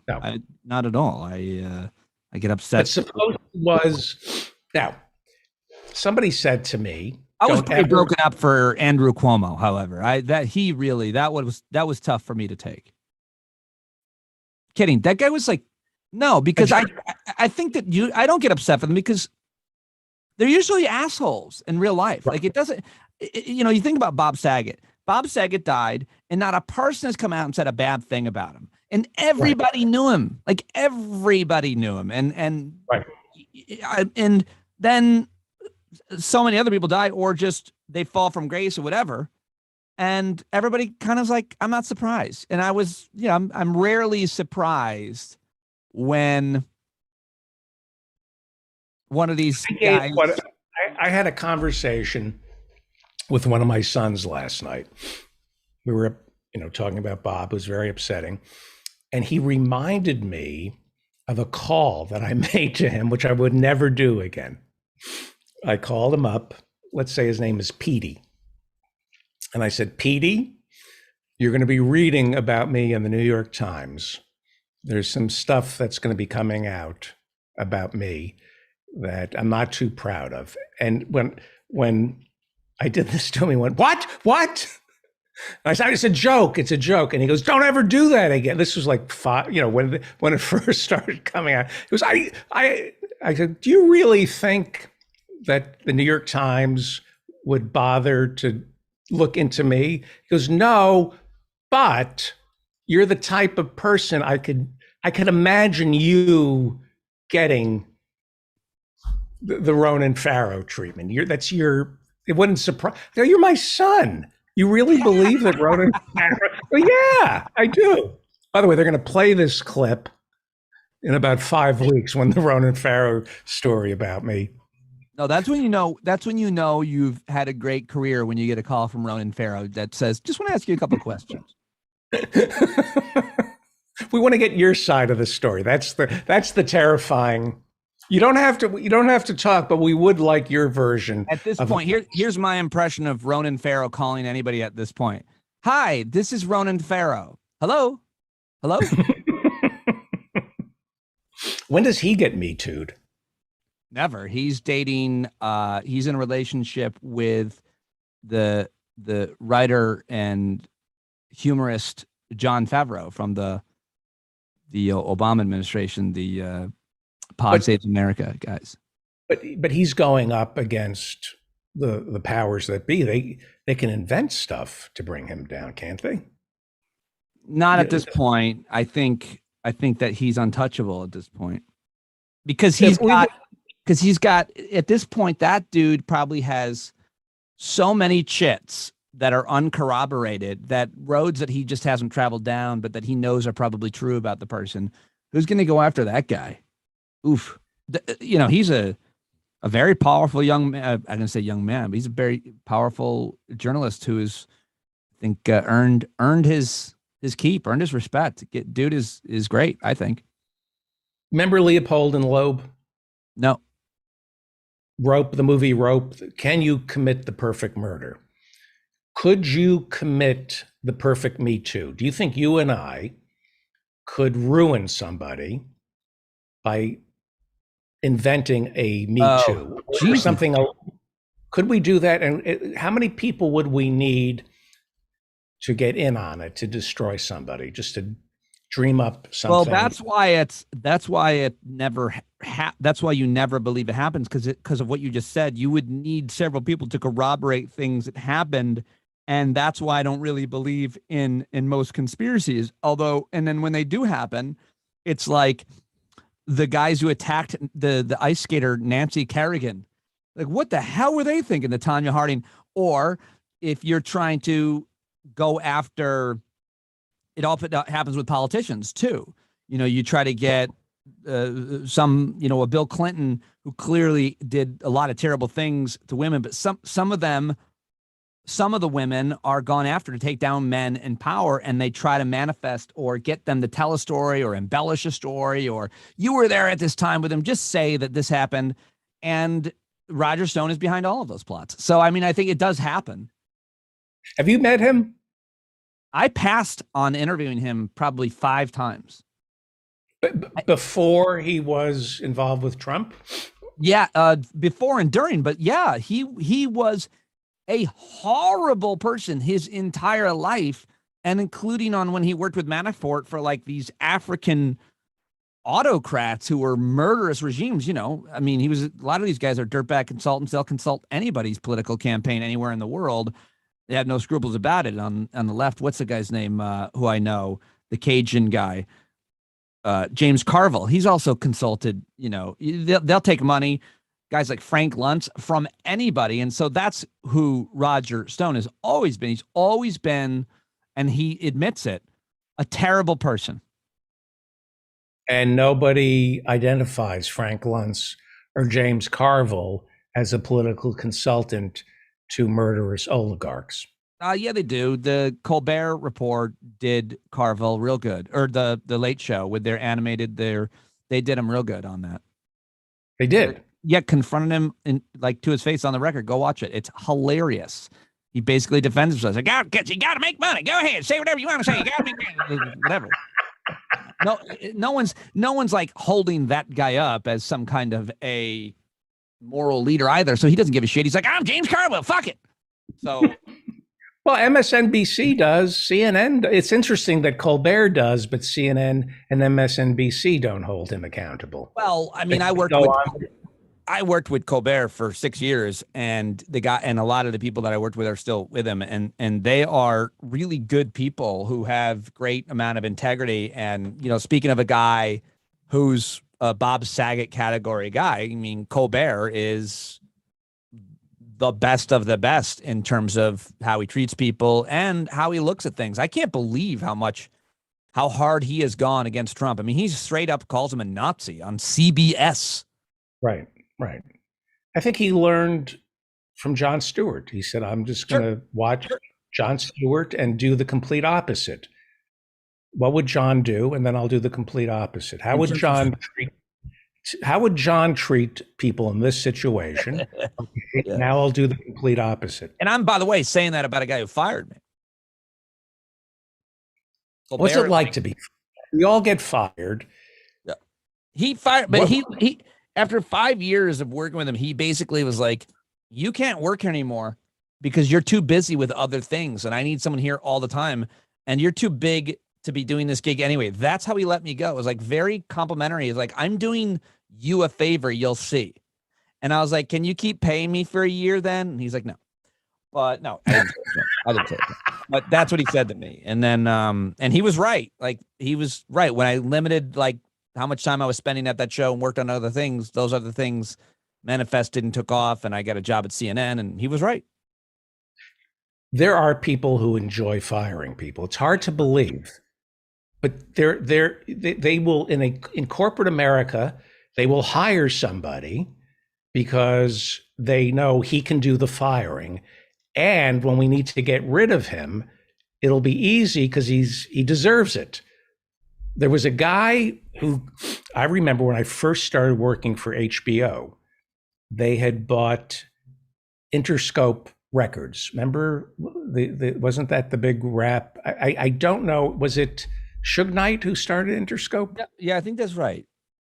So somehow HBO or Time Warner had Interscope, and there were problems with Interscope, and they needed somebody to go in there and clean house. And they took the guy from HBO and put him in charge of Interscope Records, and he delighted in cleaning house. Yeah. Just fired everybody. And then after he was done firing everybody, he got fired. Yeah. So there are people whose job it is to fire people. They Call them hatchet men. the hatchet man. Yeah. Yeah. Chainsaw Al. The guy, right? Wasn't there a guy in the 80s who bought Sunbeam and fired everybody? They called him Chainsaw Al. I think that you have to, it's a certain personality type that can do that. And they look for that and they say, we need a sociopath, someone without any empathy or feelings that can just be a hatchet man. And then they just bring in a Roger Stone, like Paul Manafort, like, type, and they get off on it.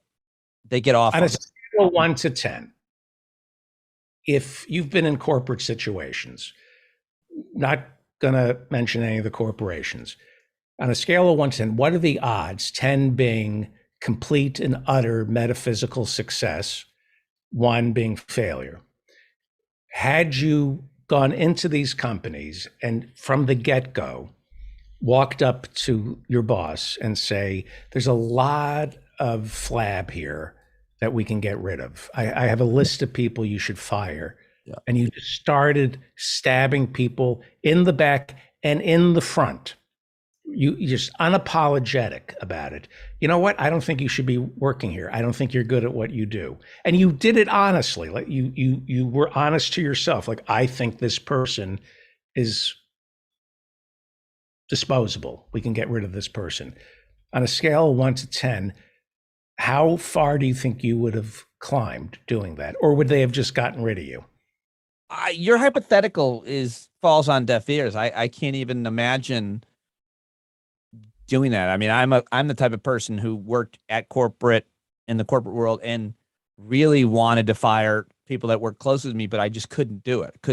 Have you ever gone to management and said, you need to fire this person? I have. It was me. I was suggesting that you fire me, but yeah, no, Steve Bannon. Huh? Steve Bannon. Yes, him. And I don't think I've called for the firing of other people. I think I told on people. I told on people when they sexually harassed people or treated people poorly. I said, this person is mistreating, inappropriately treating, and you should know, so that I could take the measure of that person that was responsible for them. Like, I always felt like I had to clear my conscience if I saw things that were wrong. Of course, with the person who was the target for whatever it might be's permission, because you don't really want to do that. But yeah, when I first started working at SiriusXM, or when Steve Bannon first started working there, I saw the way that he yelled and screamed at his young female producer, and I didn't know her, but I introduced myself to her and I said, listen, I've been here a long time. I'm on air talent. I'd be happy to go with you or corroborate your story about this guy and how he just treated you. And that young woman was like, I'd rather not do that. So I couldn't say anything in that case, but then I did later anyway. So I think you were right and they should have fired him, but some people are immune. Sure. Yeah. I think if you don't care, you're immune. If you're shameless, if you can't be embarrassed, if you're Trump or Steve Bannon or Roger Stone, right? If you're shameless, it's really hard to get you to go away. You just absolutely right. Yes. You bring in the lawyers and you just keep it going. You fight and wear them down. You wear them down. Yeah, I've seen that. And it's disgusting. And I don't know how those people live with themselves or how they get up in the morning and go to work and treat people that way. And there are people, and we forget this, but there are people who are really bad. And, Steve Bannon looks the way he feels. Most people don't look and smell the way they feel. Yes. Trump looks and smells and farts the way he feels. You know that the Oval Office was flatulent. Giuliani, flat. These are flatulent, smelly meat eaters who just ooze cigarettes, whiskey, and beef. It's pouring out of them. That's what the White House under Trump smelled like. Well, Trump apparently also smelled a lot like that paint that he applied on his face. So people would. He wakes up. Trump wakes up every morning, and before he puts on his face, unfortunately, what happens? So here's the thing. I get a New York Times notification on the big news, and I say my little prayer that I won't repeat. It's nobody's business what my prayer is for this country every time I get the notification. But read between the lines. I'm just waiting for God to do the patriotic duty. Go ahead, finish your. But if God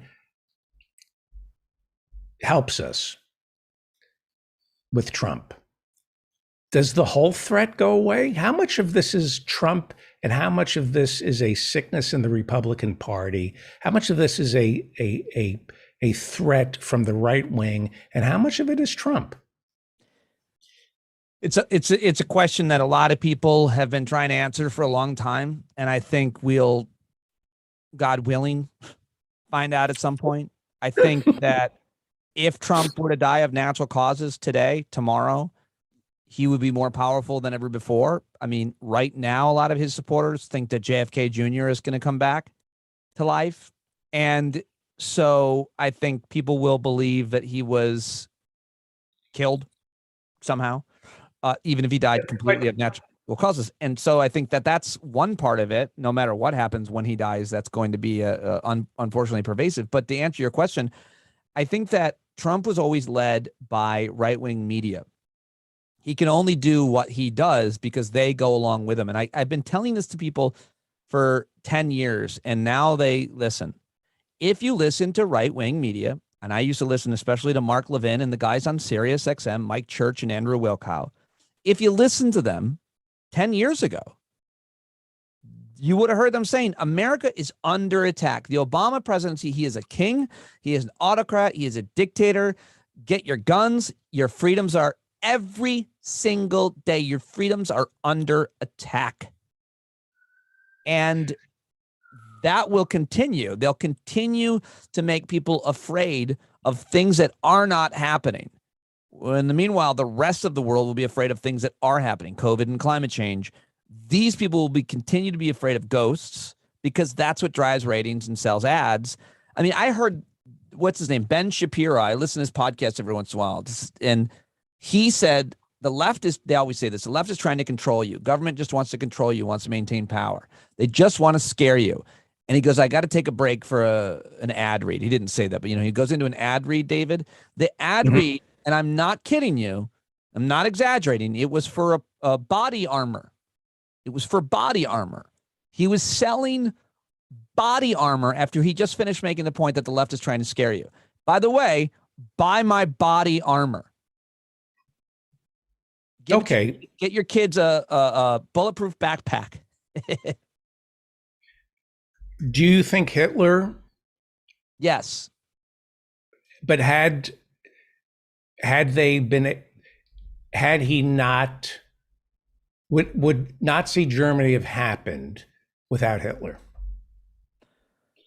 No, I don't think so. All right. I think charismatic leaders come and go, and I think that, from my understanding of history, he did everything right at the time that needed to be done. He took advantage of people's fear. By the way, the Nazis came to the U.S. and went to a Klan rally to see what they were doing. They're like, well, that's too far. But they really did. Like the 30s, they went to, there was a Klan thing at the Garden, like 30,000 Klan members, and like the Nazis, were trying to learn from the Americans, and they're like, whoa, hey, Jesus, it's racist. But I think they're different. They learned eugenics. I truly think like the Tucker Carlson's. By the way, Fox News announced today that Jesse Waters will be getting the 7 o'clock hour, which is And I'm not joking. It's really bad because Pete Hegseth is too dumb and Will Kane is too smart. But Jesse Waters, they really did pick the meanest person in all of their staff. He is a mean and horrible person in his personal and professional life. And that's the guy they gave the 7 o'clock hour to. Not the dumb guy, not the smart guy, the meanest one. He's by far, there's nobody meaner and more cruel at Fox News than Jesse Waters. And that's why he got the job. The meaner, the better. And he's the most terrified. All he knows is Fox News. He started at Fox News. Then he worked for Bill O'Reilly at Fox News. He was shaped, molded, indoctrinated by Fox News. And in the back of his mind, he knows that if he gets fired from Fox News, nobody's going to want him. You cannot No, he'll be fine. He'll do what I did, and he'll make way more money than I'm making. You know, he has a huge following. If he wanted to go out on his own, he would be absolutely fine. Any of those guys would be, and they are. But he used to go up to people. That was his bit. He would run up and guerrilla, put a camera and a microphone in their face, like a congresswoman, and ask them some question they couldn't possibly know the answer to. How many people died in Afghanistan, whatever, you know? So I did that to Jesse Waters at the Democratic National Convention at the height of the Benghazi bullshit, which he was doing every night talking about. I went up to him and I said, name the men whose lives you've been trading on. Name them. Name all 4 of them. And he couldn't do it. And I was very proud of myself. But I was also very... I'm surprised he even let you... He couldn't. I ran up to him with the camera. Close to him. How did you get close to him? He was at the DNC walking around. But they don't let you near them. Sure they do. Yeah, they do. I was media. I had the same access he had. So, yeah. But they have people around them. They're in a permanent. Nah, he wasn't. He was like I was at that point. You know, just some backbencher. I was at CNN. He was at Fox News type of guy. And but the thing was, I really wanted to fight him also. So that was hard not to do. Pete Dominick is the host of Stand Up with Pete Dominick. Download his podcast, subscribe to his podcast. It's a great show. I've been lucky enough to be on it. People love when you're on it. And they love it even more when I'm off it. Not true. A tease on my show. I don't know when this is airing, but this week I've got Dr. Peter Hotez, the hero vaccine maker. He makes vaccines for underdeveloping countries that don't make as much money. He is a hero. And he told me a story today that this vaccine maker once met and spent time with Jonas Salk, who created the polio vaccine. And he tells that story on the show. It's fascinating. Fantastic. Well, I can't wait to listen. Thank you, Peter. I'm really excited about that story. I'm very excited. Almost as Tell excited your as I am about my next guest. Thank you, Pete Dominick, everybody. Thank you.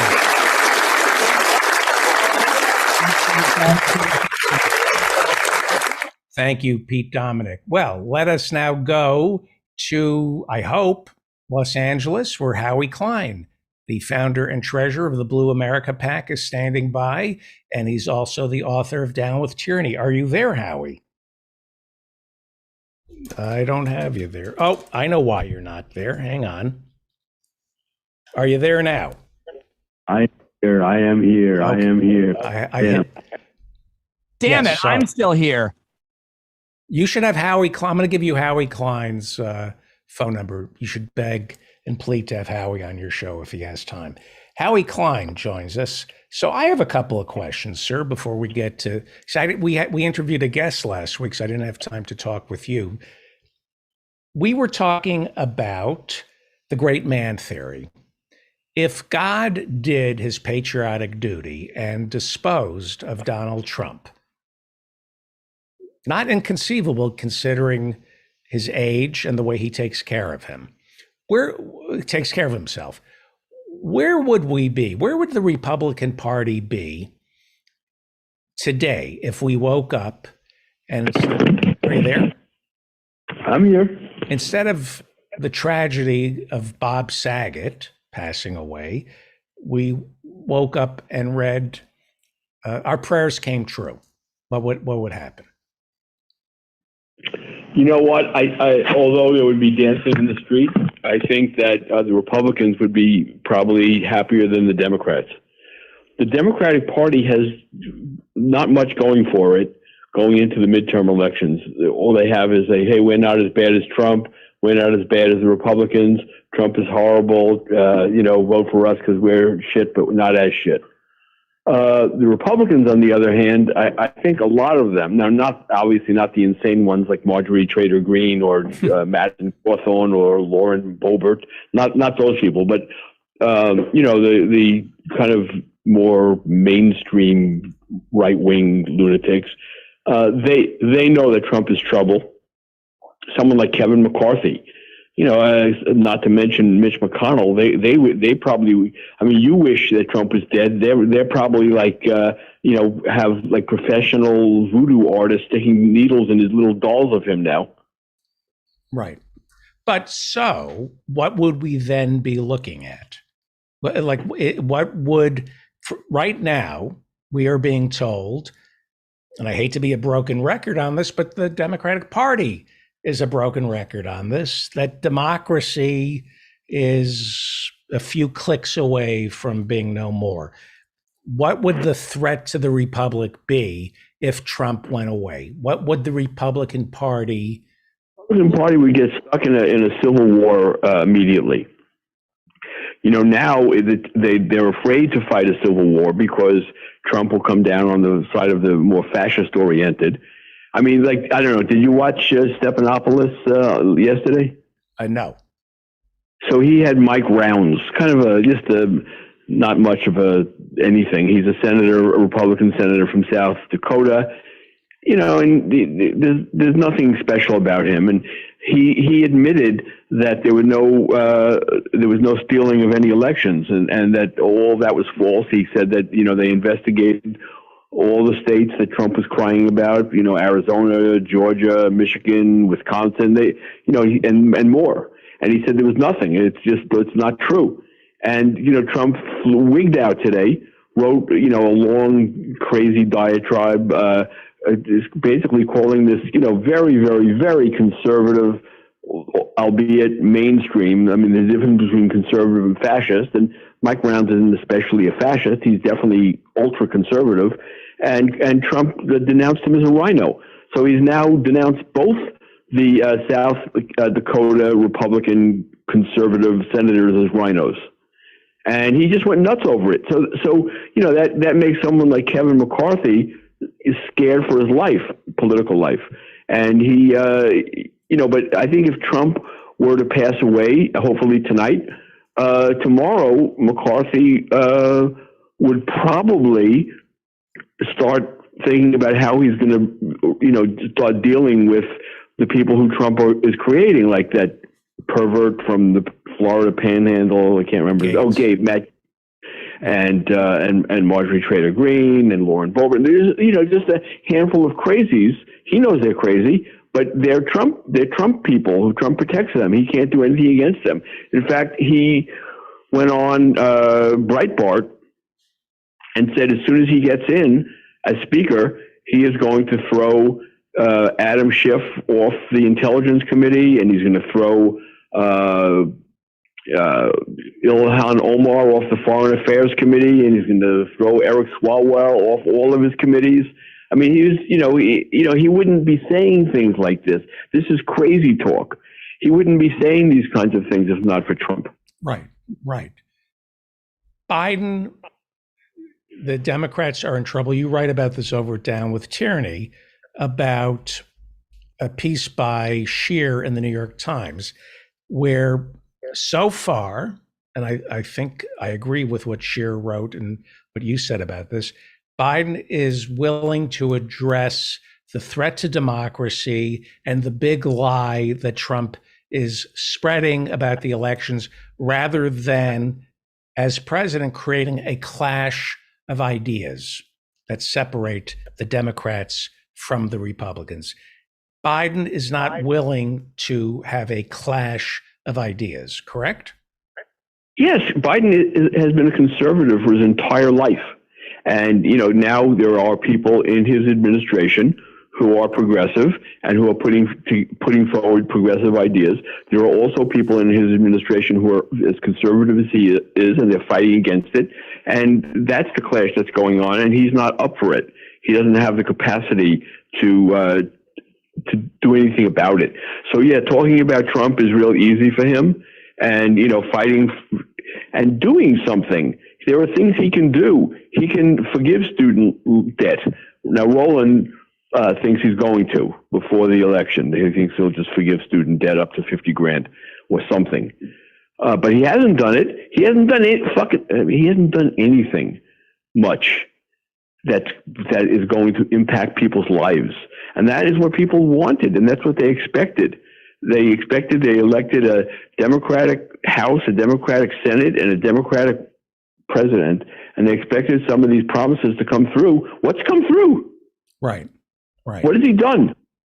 Well, let me ask you, we didn't have time to talk last week. What do you mean we don't have time to talk? No, we didn't. About, we didn't. Last week, Oh. we didn't have time to talk. And we were coming up on the January 6th anniversary and this talk of a coup. And you write about this over at Down with Tyranny. Can we stop the next Republican coup? Are we making a mistake? You kind of touched on this, focusing on what Boebert says, what Marjorie, as you call her, Trader Green, Matt Gaetz. I know you don't call her Marjorie Trader Green. You call her that. Why don't you? I rather not talk about her, quite frankly. And I wonder. I see. Like when we are hearing when she they demonize our people all the time. We tend to not demonize their people.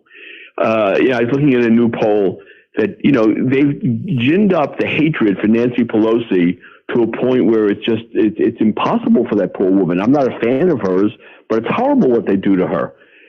Kevin McCarthy, when they look at his favorables and unfavorables, it's very underwater. He's very unfavorable. But something like almost a third of the people in this country never even heard of him. They don't even know who he is. Right. The Democrats don't seem to know how to do that the way the Republicans do. Look what they did to AOC. I mean, she came in as a major hero, and you can't possibly watch Fox without thinking that she's, the worst person on the face of the earth. Have you softened on Pelosi?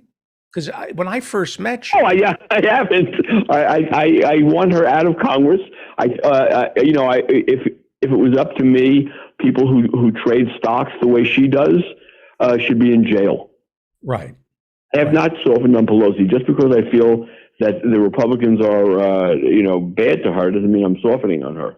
Do you like? I have zero sympathy, and you, God, it's your fault. I mean, 10 years ago, you started doing the show and taught me about the DCCC, and just because you're a Democrat doesn't mean you're on our side. I mean, I learned at your feet to hate Nancy Pelosi, and I hate her more than you do. It almost feels as though sometimes you understand her predicament. Well, you are forgiving of her, the same way Alan Grayson is forgiving of her. Well, Alan Grayson is much more forgiving of her. He knows her well, and she's a personal kind of colleague or friend of his in some ways. He loves her, by the way. He loves her. Yeah, I know. Whereas with me, it's not the same thing. I am not a Nancy Pelosi fan whatsoever. Now, that doesn't mean that I can't see her predicament and understand some of it. But, if it was up to me, she would be not in Congress. I endorsed Shahid Buttar, right, who ran against her. Were you appalled by how the Democrats politicized the 1-year anniversary of January 6th? Speaking of Alan Grayson, Congressman Alan Grayson, for some reason, MSNBC was lousy with Congresswoman Val Demings. That they did use January 6th to promote the people we hate within the Democratic Party. Did they politicize January 6th more than protect our democracy? Well, they can't protect our democracy. How are they going to protect our democracy? You have Sinema and Manchin on the side of the Republicans, and so they don't have the power to do anything. I'm not making an excuse for them. I'm just telling you that, even if they wanted to do it, they couldn't do it.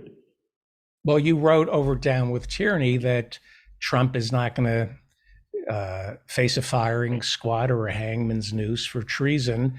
Whose fault is that? Or I didn't put in there, or a fish scaling knife held by David Feldman, and that was in there at first. Well, Merrick Garland. Do we need Joe Manchin or Sinema to save our democracy? Isn't that really up to our Justice Department? Yeah.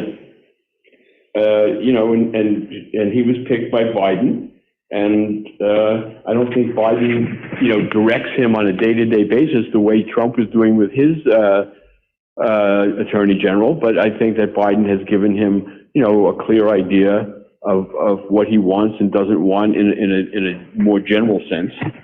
I assume that, Biden knew what he was picking. He knew. Merrick Garland is, if you'll remember, is a conservative. He's another one. He's a bipartisan conservative kind of guy, just like Biden.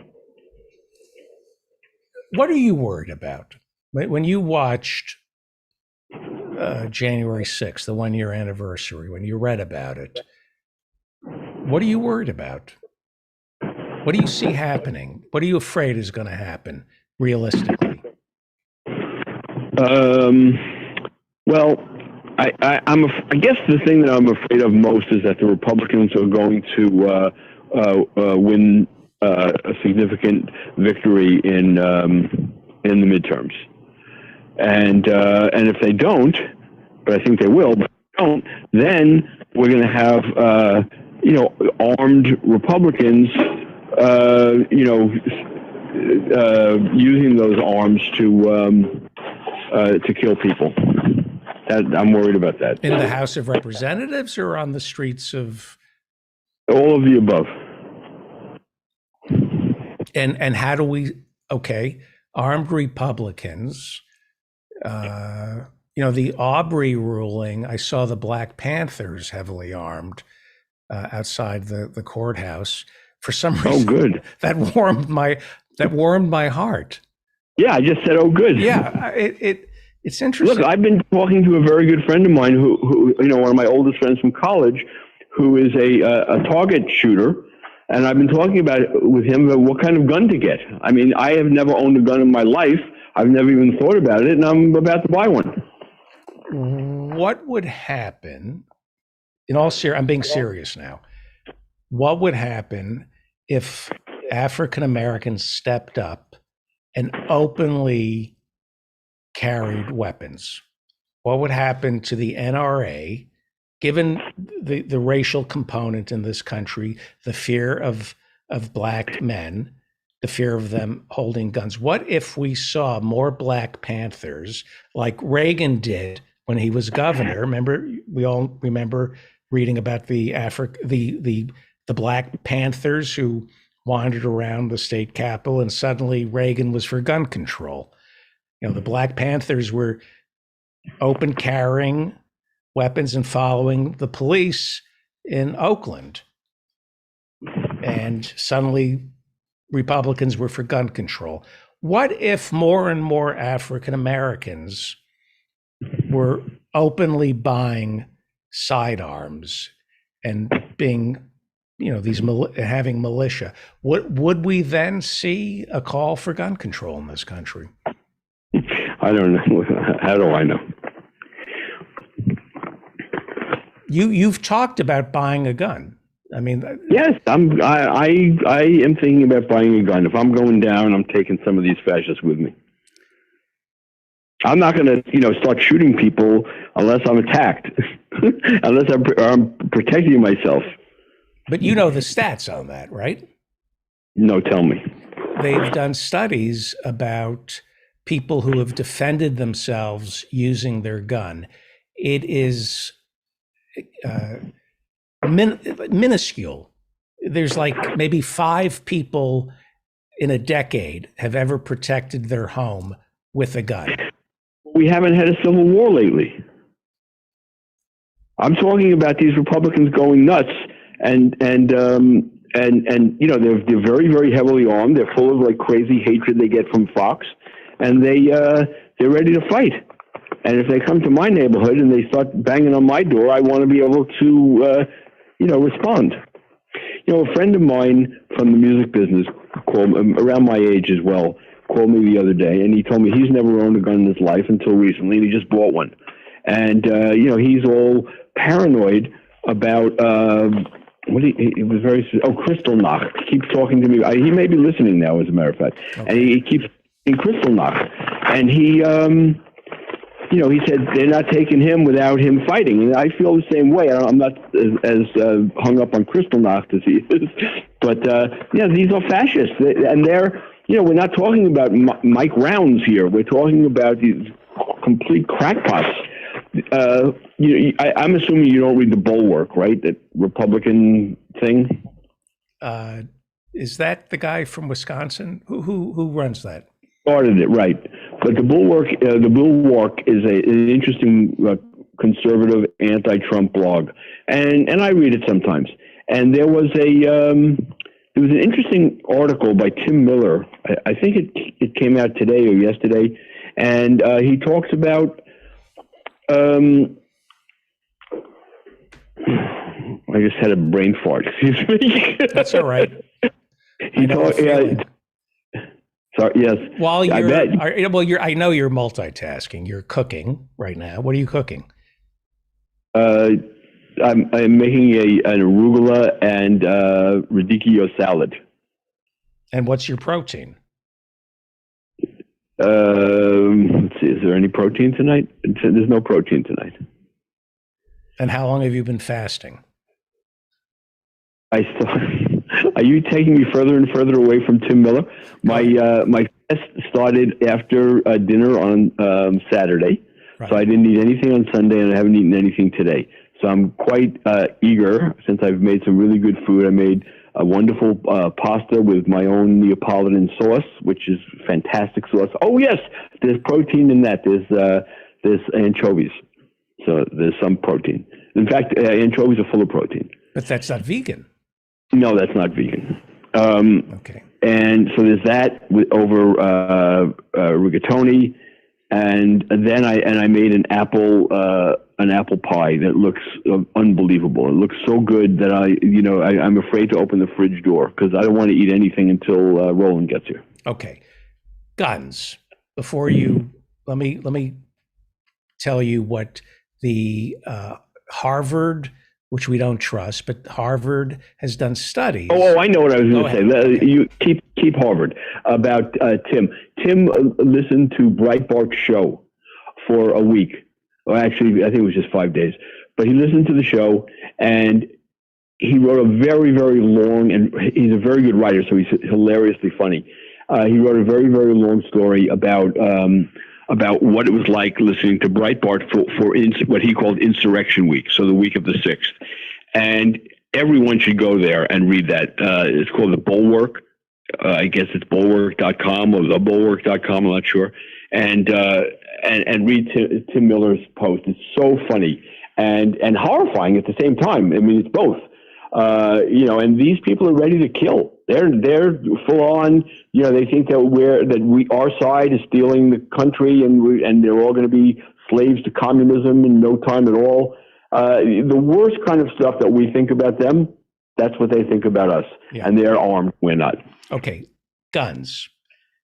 The preventive. Are you going to bother me forever now because I told you I'm going to buy a gun? Yes, because I want the okay. Preventive Medicine. It's a journal, as well as the Journal of Trauma and Harvard University have done studies about people using guns in America for self-defense. Here is a statistic for you. Okay. Somebody breaks into Howie Klein's home, right? And he uses the gun in self-defense. How many hospitals report gunshot wounds of criminals? How many criminals have been taken to a hospital, either dying or on the... Criminals, we're talking about militia. I'm talking about hang on for 1 second. How many reports are there of hospitals, doctors, ER rooms treating somebody who was shot while trying to invade somebody's home? Zero. Not many. Zero. Zero. Okay, there is not. They don't want to. What do they want to go to jail? If they go to the hospital with a gunshot wound, they're going to go to jail for breaking into. If you shoot somebody in your home properly, they're not going to be able to make a run for it. How many criminals? How many are jails and our prisons? How many criminals before going to jail were taken from a hospital suffering a gunshot wound from? None. The criminals don't go to hospitals. But no. If you're acting in self-defense, you injure somebody. I hope I kill them. No, I mean, you may injure somebody, or you may kill them. Right? But we're not talking about criminal. I'm not buying a gun for people who break into my house. People have been breaking into houses in LA for 20 years, and I never bought a gun. That's not what this is about. This is about fighting the fascists. Right. And they live. If they come for you and they want to take you to a concentration camp, what are you going to do? Just like take my daughter. Here's my right? son. Take my daughter. Take my son. Yeah.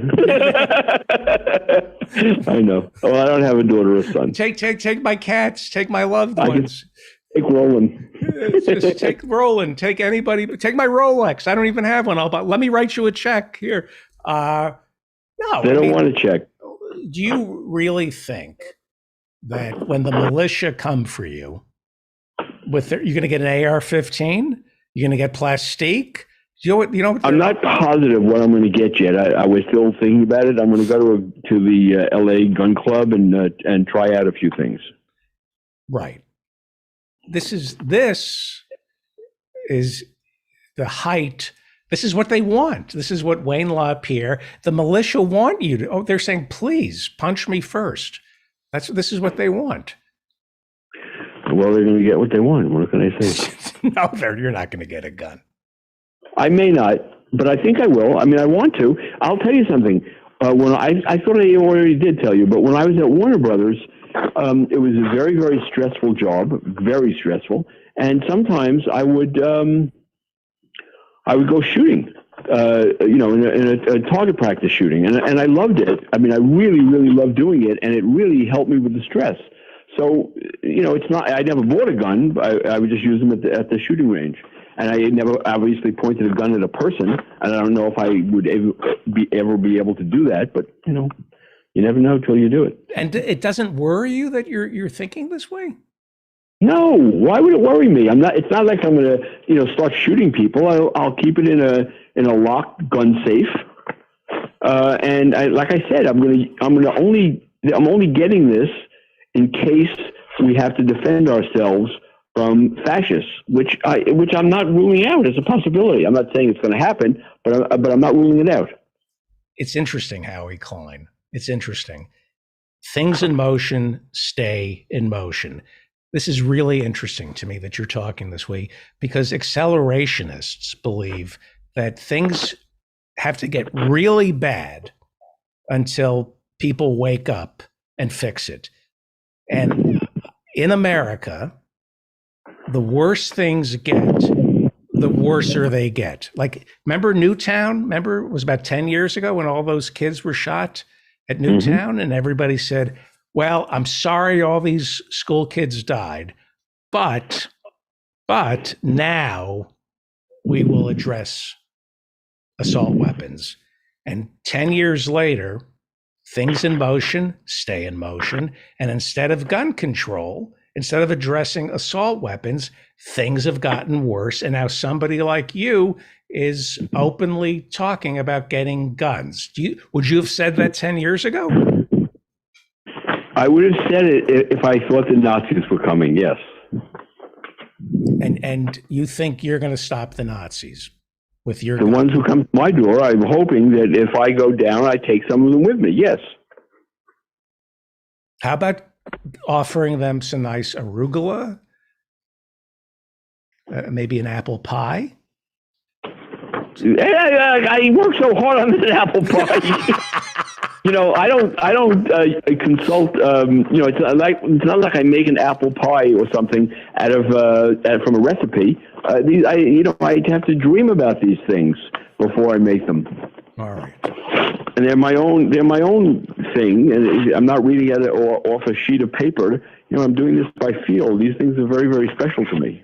There is nothing. No apple pie for the Nazis. There is nothing the gypsies, the homosexuals, and the Jews and the communists could have done in Nazi Germany other than get out. Well, yes, I know, and I've thought about that as well. And as you know, I did get out when Nixon became president. I stayed out for almost 7 years, and I'm too old to do that again, and I don't want to. I like where I live, and I don't want to move back to Holland. Right, but instead of getting a gun, there are other ways to stop fascists. Okay, I would give them some of my arugula salad, but you're talking crazy about the apple pie. All right. I love you, Howie Klein. We'll talk to you next week. Don't get a gun.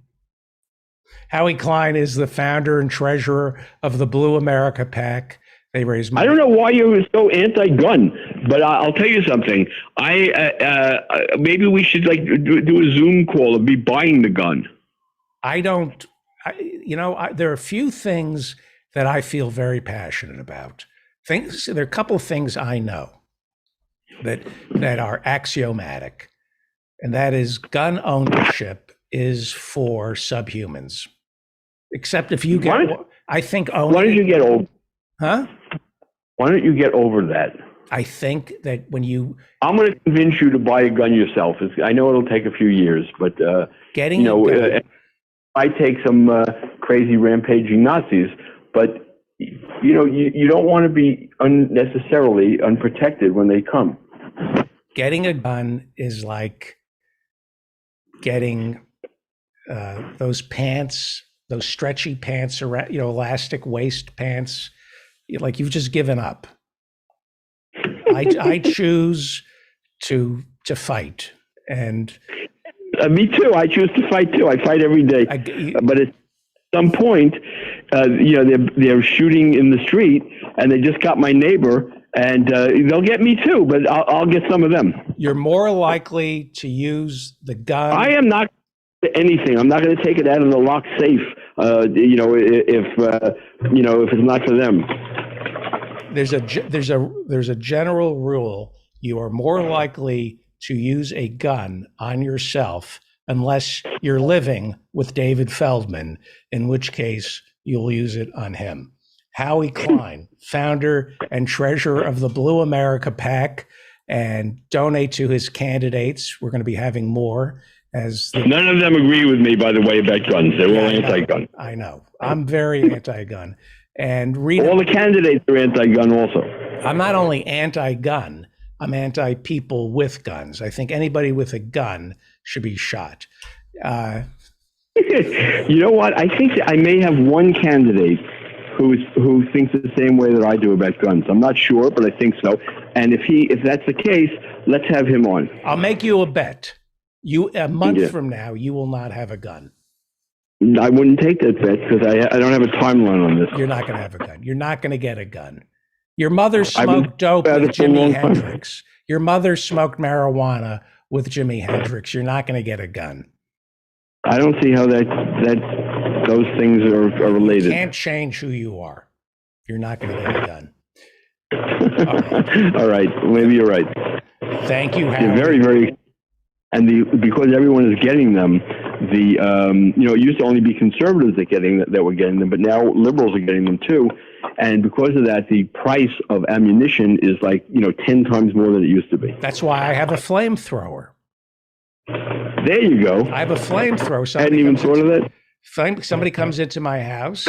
I have dinner. They're cooked. Literally, I can sit down and eat them. Thank you, Howie.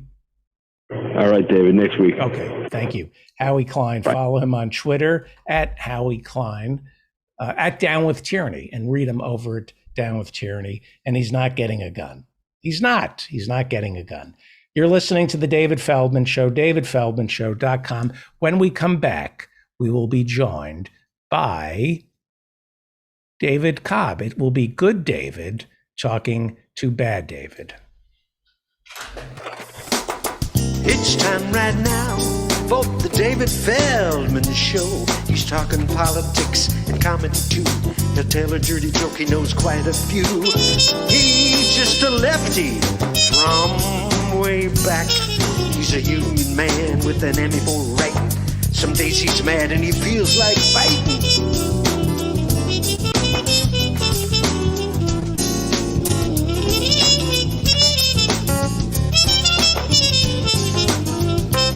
It's time right now for the David Feldman Show. So get your ears on right, buckle in real tight.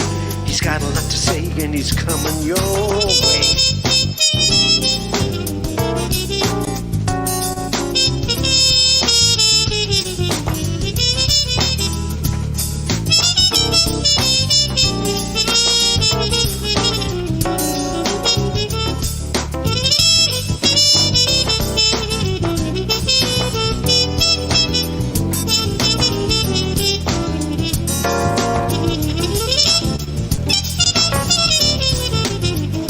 Yes, it's time right now for the David Feldman Show.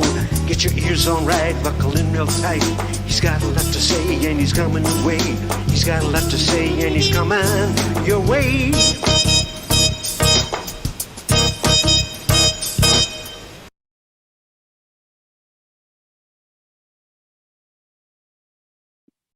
I'm going to jump in because I am David Cobb and I have now taken over the David Feldman Show because he's not in front of the mic, so I get to run the show. Hey, you're back. I'm back. How long did I keep you waiting? I took a pee break. It was very, very short. We were just grooving to Steinell's awesome music. Well, he will be with us a little later on.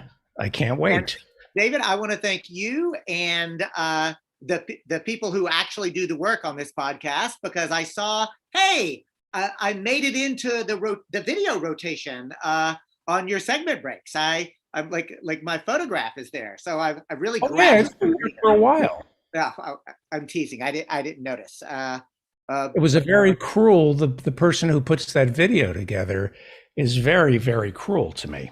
Is it your wife? Is it your wife? No, not that cruel. Listen, I gotta say, like obviously, we always have pretty darn freewheeling conversations, but I had the privilege of coming on to the very last part of the conversation you had with Howie and guns and gun ownership. And I just thought that it would be worth this quick observation. Just an observation. And I'm gonna make a comparison between, because you made some pretty bold statements about gun ownership broadly. And I'm gonna say, let's actually talk about gun ownership in the United States and compare it to gun ownership in Switzerland, because it's a kind of an interesting compare and contrast. Number one, in the United States, and this is hard objective data, there's a mass shooting about once a day, like according to any reasonable definition, that happens about once a day. Switzerland has not had a mass shooting in 18 years. Now, what's also interesting is, and by the way, Switzerland has a country of about 2 million people. Right. Pardon me, there are 2 million privately owned guns, 8 million people, right? The point I'm making is that and in the last data that I was looking at, the country had 47 attempted homicides with firearms. The murder rate in Switzerland is virtually zero. The difference is that Switzerland has some of the most stringent rules and regulations for training, of what it takes to get a gun, get your hands on a gun, training around it, and then more broadly, a different culture, right? So I just really want to point out that I grew up, I grew up in the rural South, and specifically in Texas. And the joke is, David, that like, man, at 12 years old, you're friggin' issued a 12 gauge shotgun to replace the 410 shotgun you were handed as an 8-year-old, right? It's like it's a complete rite of passage. And what gets me and so I've grown up in it, with it, around me, etc. I guess the last thing that I want to say around the culture of it is, to me, guns are just like a tool, right? And a dangerous tool, right? But one that you use appropriately. But when I talk like that, all the gun nuts are like, "You tell them, Cobb." Like, yeah. But then I look right at them and say, and it's just a tool, asshole. I've never seen anybody else fetishize a garden hoe the way you do, right? Or any other tool. There's an insanity around guns and a fetishism that clouds the conversation. That's thanks for giving me this. And we have a problem in this country. We have 400 million guns in this country. More and more, it used to be we had 300 million guns in this country, and one guy owned them all. There was just one guy hoarding all the guns. Now we have people like Howie Klein, people who think they're being reasonable or terrified, going out and, he hasn't bought one yet, thinking that they can protect themselves. There is no statistical evidence to suggest that a gun will keep you safe. I've done research on this. You are more likely to use the gun on yourself or a loved one than you would a home intruder, because there is zero evidence. They've done studies of criminals who have ended up in the hospital being shot in somebody's. There is not a single hospital that has ever treated somebody who was shot inside somebody's home. They've done studies of criminals behind bars. Have you ever been shot by somebody in self-defense? Zero. 2.5 million Americans behind bars. They cannot find any criminals who have ever been shot by a law-abiding citizen in self-defense. Zero. So why are people buying guns? The evidence is in. The guns don't make you safe. They create the illusion of safety.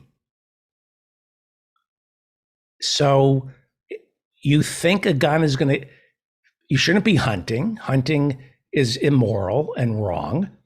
You shouldn't be eating meat. There are other ways to thin out the herd, like what they're doing in Staten Island, literally giving deer vasectomies. I'm not making that up. Birth control pills for deer. There are ways to make hunting unnecessary. I know people need to hunt for food because of poverty. Well, that's a bigger issue. Why in the 21st century, you need to switch to a plant-based diet, not squirrel or possum.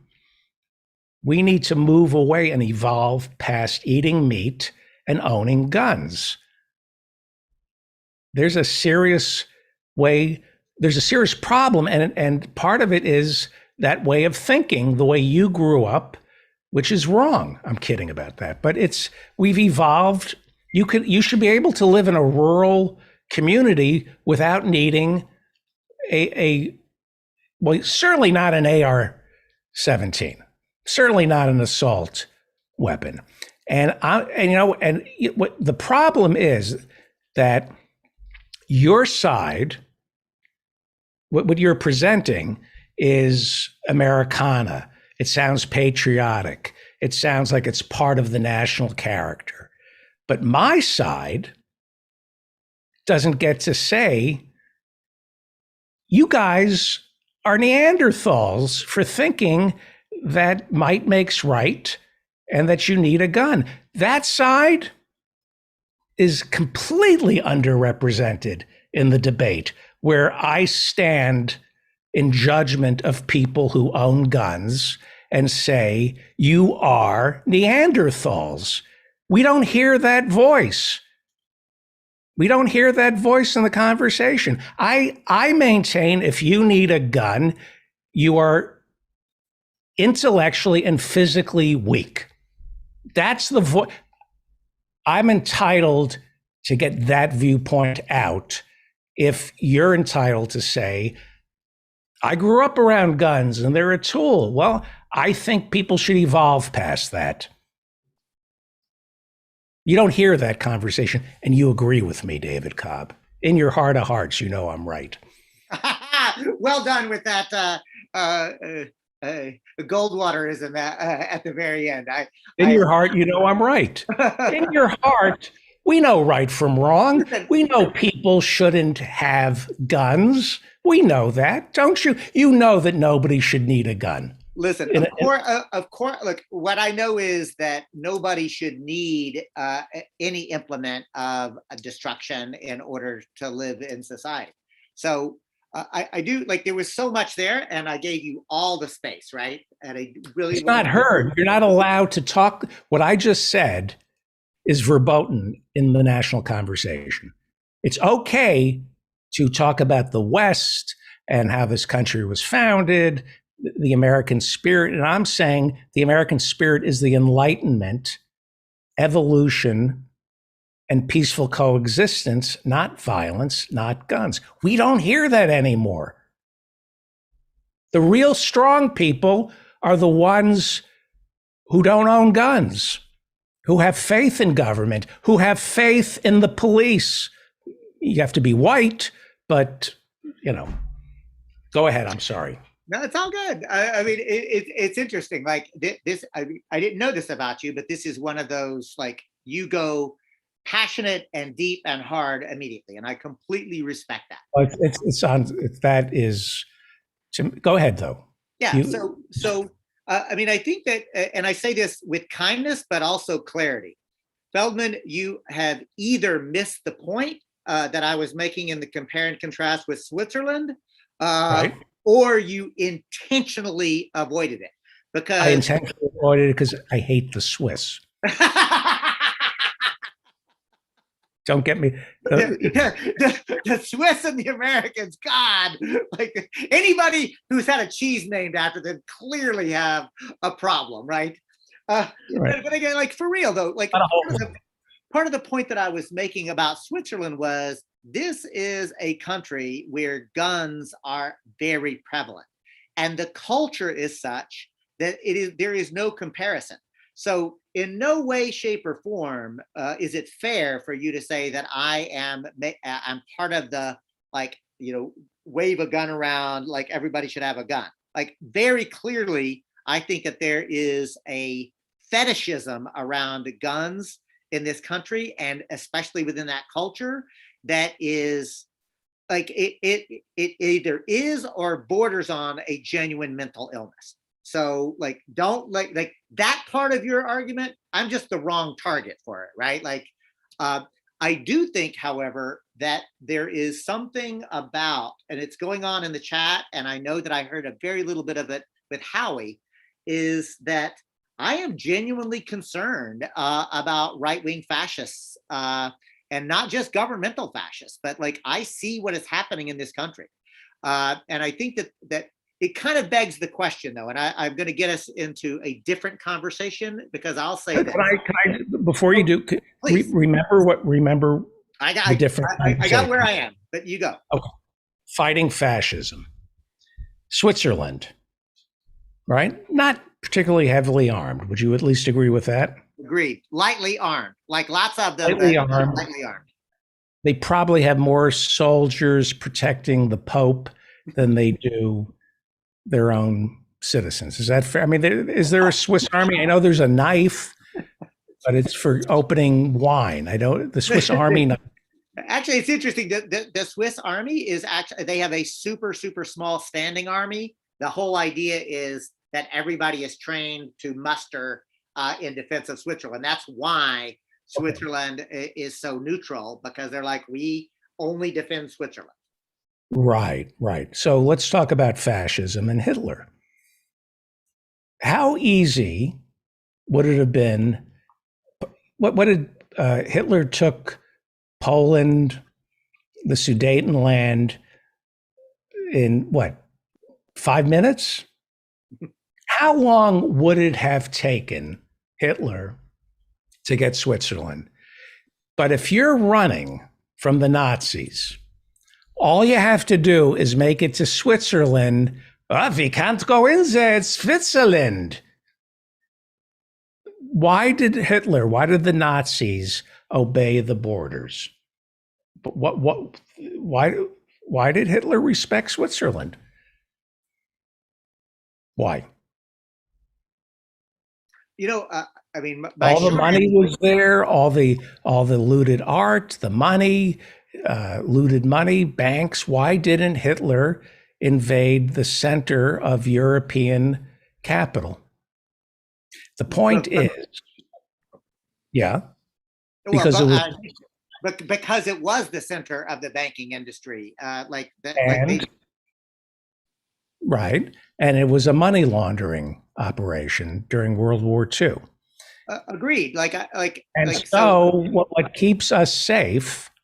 America is the number one money laundering operation we've surpassed Switzerland, the Cayman Islands. What's going to protect us from fascism, and I mean this, is we are Switzerland and the Cayman Islands. We are the offshore money laundering nation, and they can't allow us to turn into a fascist state. They are not going to let the Boeberts and the Marjorie Taylor Greens and the Matt Gaetz take over, because this is where people hide their money. Hang on. They're coming around me up. Well, I guess I was wrong. Hello, Harriet, or Dr. Fraud. It's good to see you. You came in a really great part of the conversation. They're not coming for us. They're not coming for us because important enough yet. That's with respect, I think that I have a difference of opinion. I have a different assessment of what fascism is like, what fascism in the 21st century is looking like, because it is my belief that it is an objective for emergence, as opposed to the subjective emergence in the 1930s, right? In the 1930s, fascism emerged because the society was emerging from an industrial, agrarian society to an industrial society. It was chaotic. Remember, fascism is a political economic ideology, right? Like that's true. It emerged subjectively because the fascists, mostly anti-Semitic, but there was the kind of hyper-nationalism that they were doing was a subjective response to let's do this. My real fear is that fascism is objectively emerging now because the neoliberal experiment is collapsing, because we are finally getting to the true inherent contradictions of capitalism. I really think that we are on it's either eco-socialism or fascism or some version of it. And this is my fear. The Marjorie Taylor Greens and the Matt Gaetzes and so forth, they're idiots. They're buffoons. They actually don't concern me. Steve Bannon terrifies me. Like the intellectual, ideologically committed fascist that is building a popular movement and a mass base around that ideology, that terrifies me. And I guess this is where okay, but hang on for 1 second. You brought up the neoliberal order, post-World War II neoliberal order, as they are responsible for all our problems, but they still believe in liberalism. They do not believe in what Steve Bannon believes. They do not believe in what Orban believes. They believe in central banks. They believe in the free flow of capital, no borders, globalization. They're anti-nationalist. They're right. So if what we are choosing to believe are two separate thoughts about neoliberalism. One is they're responsible for all the problems in the world, which is true, and they're responsible for authoritarian rule. But they're only responsible for as much authoritarian rule to guarantee the free flow of capital. They are not going to Davos. These people do not want Chaos. the gun-toting Neanderthals rounding up immigrants and placing them in detention centers. They want those immigrants working for below slave labor wages, right? So they're two different They're very forces. different. I'm sorry? I also think that fascism took over in Germany because communism was very strong, because socialism was very, very strong, because there was an inflation that took wheelbarrows of money to buy anything, and where people had to rush after they were paid to get to the store before they couldn't afford it. Neoliberalism, American capitalism is now disintegrating. Nothing works well anymore. We don't have, though, the kind of threat of a power, sadly enough, of a powerful eco-socialist movement that they have to take the risk of lots of blood and disorder in order to win. Because fascism was held together by the industrialists who subsidized Hitler, even though he was a silly little guy, because that was the answer to the powerful communist movement that was sweeping the country in a time of disaster. In times of disaster, according to Adorno and the Frankfurt School of Marxists, people are frightened and they go back to their childhood with authoritarian, irrational fathers who tell them what to do. And they want a leader to tell them what to do. And they say, we'll be good, we'll do anything you say. And although things are collapsing and the United States doesn't work well anymore and isn't the head of the world anymore, we're not at the point where the big money in the United States is actually threatened by a movement that takes over. So they don't need fascism, which is an encumbrance and violent and messy. They don't need that. And they don't need January 6th either. It's disruptive and crass. They want, Nancy Pelosi to make things go smoothly, and that's fine. And I don't think we're important enough to be a threat to them. We don't have a mass movement in the United States that actually could take power. We don't. Right. And let me do this. do it. I'm sorry to interrupt you, but I interrupted Good David, and I asked him to put a pin in what he wanted to talk about. So let's now let him do it. Thank you both. Look, I love these three-way conversations. I think you're both brilliant thinkers, and I really love the free ranging of it. Here is the pin that I was trying to make. Like we ended up in this conversation around guns and fascism, but I want to make this point really quickly. I'm pretty clear that fascism is a way to organize a political economy and a society based on a certain set of characteristics. And for me, the punch a Nazi, not punch a Nazi it misses the point. It's almost a straw dog. And I want to be honest, punch a Nazi, hell yes. Because these are people who would murder and kill people that I love and care about. They're horrific human beings. But you don't fight fascism by punching an individual Nazi. The only way that you can actually truly defeat fascism is to create a social system so that the seeds of fascism can never grow. That there are constantly the aberrant, small number of them but that they're mocked and ridiculed and treated like the pests that they really are, the horrific, pathetic creatures that they really are. The problem is that now they are growing, and they're growing because they have a political movement. And it terrifies me that I look at the Republican Party leadership and I'm like, holy smokes, like they're actually now becoming a fascist political orientation. And I don't think, David, that like neoliberals and fascists are the same. Absolutely not. I think that neoliberals have allowed the creation of the conditions for which fascist has arose. So to me, the gun ownership part around fighting fascism misses the point, right? Like self-defense, blah, blah, blah. Like, put all of that aside. What I'm saying is if we really want to fight fascism, we have to create movements that meet people's material needs. And you show them that we have not only a vision for a better world, but it is actually concrete. It can start to happen now. That's why small examples like Cooperation Humboldt, like Cooperation Jackson, like Survivors Village, like Community Movement Builders, like the Grassroots Center in Vermont, like there's all these examples that are beginning to bubble up.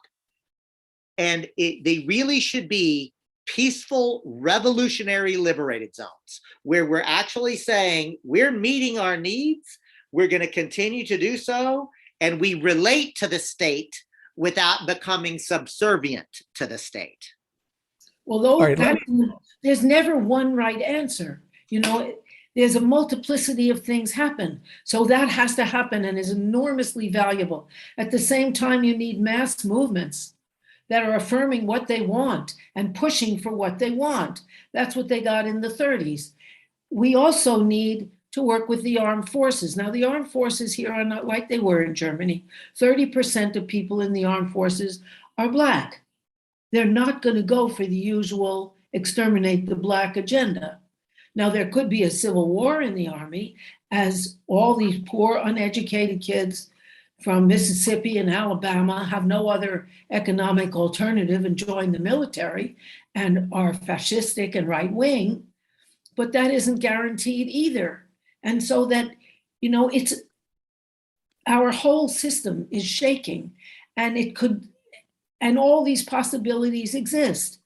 And what we should do is so many things, because nothing changes because of one thing, but because a multiplicity of things come together. And that is encouraging because we're beginning to have a revitalization of the labor movement. Having told people that they're so important, not paying them doesn't work out very well. Since they're so important, pony up. Also, since we've kicked the immigrants out, getting cheap labor to do shit jobs for lousy wages isn't going to happen. White people don't want to be the dishwasher. That was the Hispanic immigrant working under the table. And so they're bemoaning that there's all these shit jobs that nobody wants to take. Well, if you throw out the immigrants, that's who worked in the kitchens. That's who did the scut jobs. And they're full of contradictions because they can't think anything through. But you have labor, you have a women's movement, you have health workers in rebellion, you know, those 60,000 nurses won. You have people all over the place. You have the transsexual movement.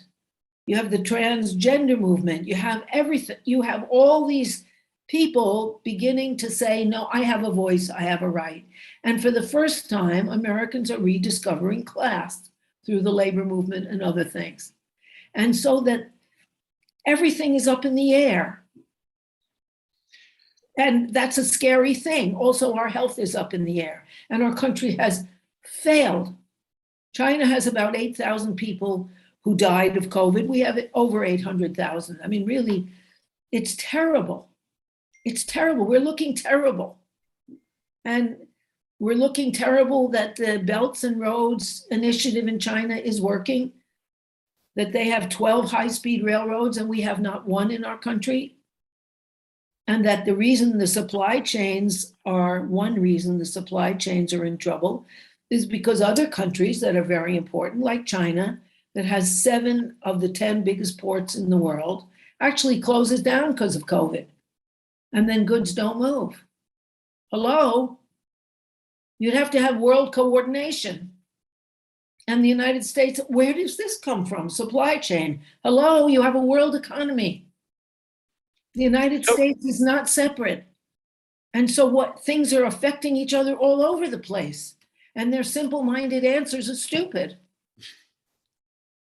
So if America is a patient and we're in a hospital and we've got a really sick patient Mhm. and COVID. we're running the hospital, and this is a really sick and very wealthy contributor to this hospital who we can't die on the table, this one, because the family donates a lot. They're building a wing. We bring in the surgeon, and the surgeon says, cut. We bring in the internist. He's going to say, we can treat this with medicine. You bring in the heart specialist. His heart is what's going wrong. You bring in the oncologist. We have to treat the cancer. But we, at the top, have to save the patient and decide what are the symptoms, because the family is in chaos. They're terrified. They think he's going to die, but they don't know what he's dying from. They don't know what the cause. They don't know if these are symptoms or just the cause. What if the patient is doing just fine? Hear me out. Rome didn't fall in a day. No. Rome, they woke up one day and said, what's in Constantinople? What is this? What do I hear about? We're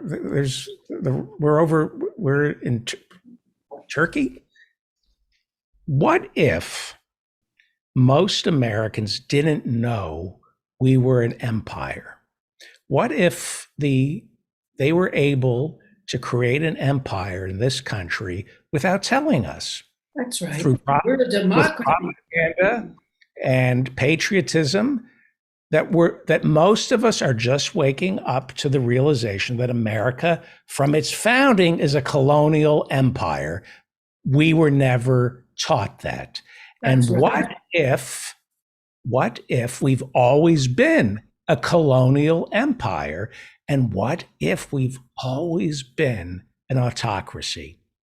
What if we're just waking up to the truth about who we are as a nation, that we're looking at the Constitution and what our founding fathers offered to us and what has only been offered to us since our founding? What if we are who we have always been? A colonial empire, and you cannot be a colonial empire without being an autocracy. You can't do this without caring more about military spending than your own citizens. What if, except for some occasional blips along the way, where we are right now is where we've always been, but because of the internet and because of COVID, we've realized who we are as a nation and as a people.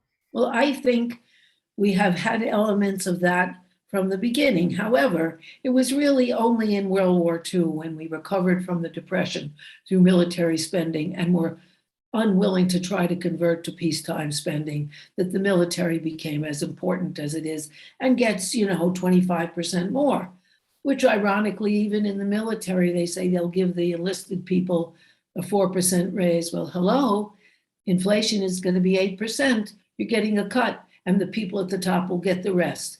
It was always a class society. Only 6% of the people could vote once the Constitution was written, because you couldn't be white. You couldn't be Black, you couldn't be brown, you couldn't be Native American, you couldn't be a woman, and you couldn't be a white man without property. So 6%, all right, that's not the grand democracy of all. In that sense, it was an autocracy. So However, people can only realize it because the myth is hard to withhold since the reality is overwhelmingly dismal. And World War II, we were the only empire that wasn't decimated. There was enough prosperity to have common prosperity if you were white and in a family headed by a male. And that was the majority at that time. But now that it's collapsing, the realization of what it always was. Is it collapsing? We're collapsing. People are collapsing. But Yes. is the system collapsing? I suggest it's not. I think we're Who's running collapsing. for office? Look at these idiots running for office. Look at the right-wing theater put on by Boebert and Marjorie Taylor Greene. These are desperate lies for out-of-control people. It's collapsing. They can't even defend their own capital. I'm not disputing. All I'm You're saying both is, right. Like, and I gotta jump. So and thank you, Dr. Prada. Again, I always hate that I have to jump out of these conversations, but here's what I would say. Capitalism itself is coming to its end. It's being replaced by fascism. In a very real way, we're seeing the collapse, and the very wealthy are actually getting way wealthier. This is actually working for them. So you're both right in a very important way. And this is the terrifying thing to me, is that all what we're seeing is with this new technological whatever is happening, and the autocrats and the ruling elite, I'm afraid that the mask of bourgeois democracy will not allow them to stay in control anymore. And they're going to just say, fine, then outright fascism, Right. bring out the gun. They certainly would, and they would be pleased with it. And their followers would go along no matter what. But their followers aren't the mass of Americans, really. And things are happening so fast here. I don't know where it will go. I do agree with you that those fascistic tendencies are enormous, but they also don't have some of the facilitators, like a strong fascist movement that's a huge movement, or growing. That are Caroline, on the this is side. the thing. Yes, it is.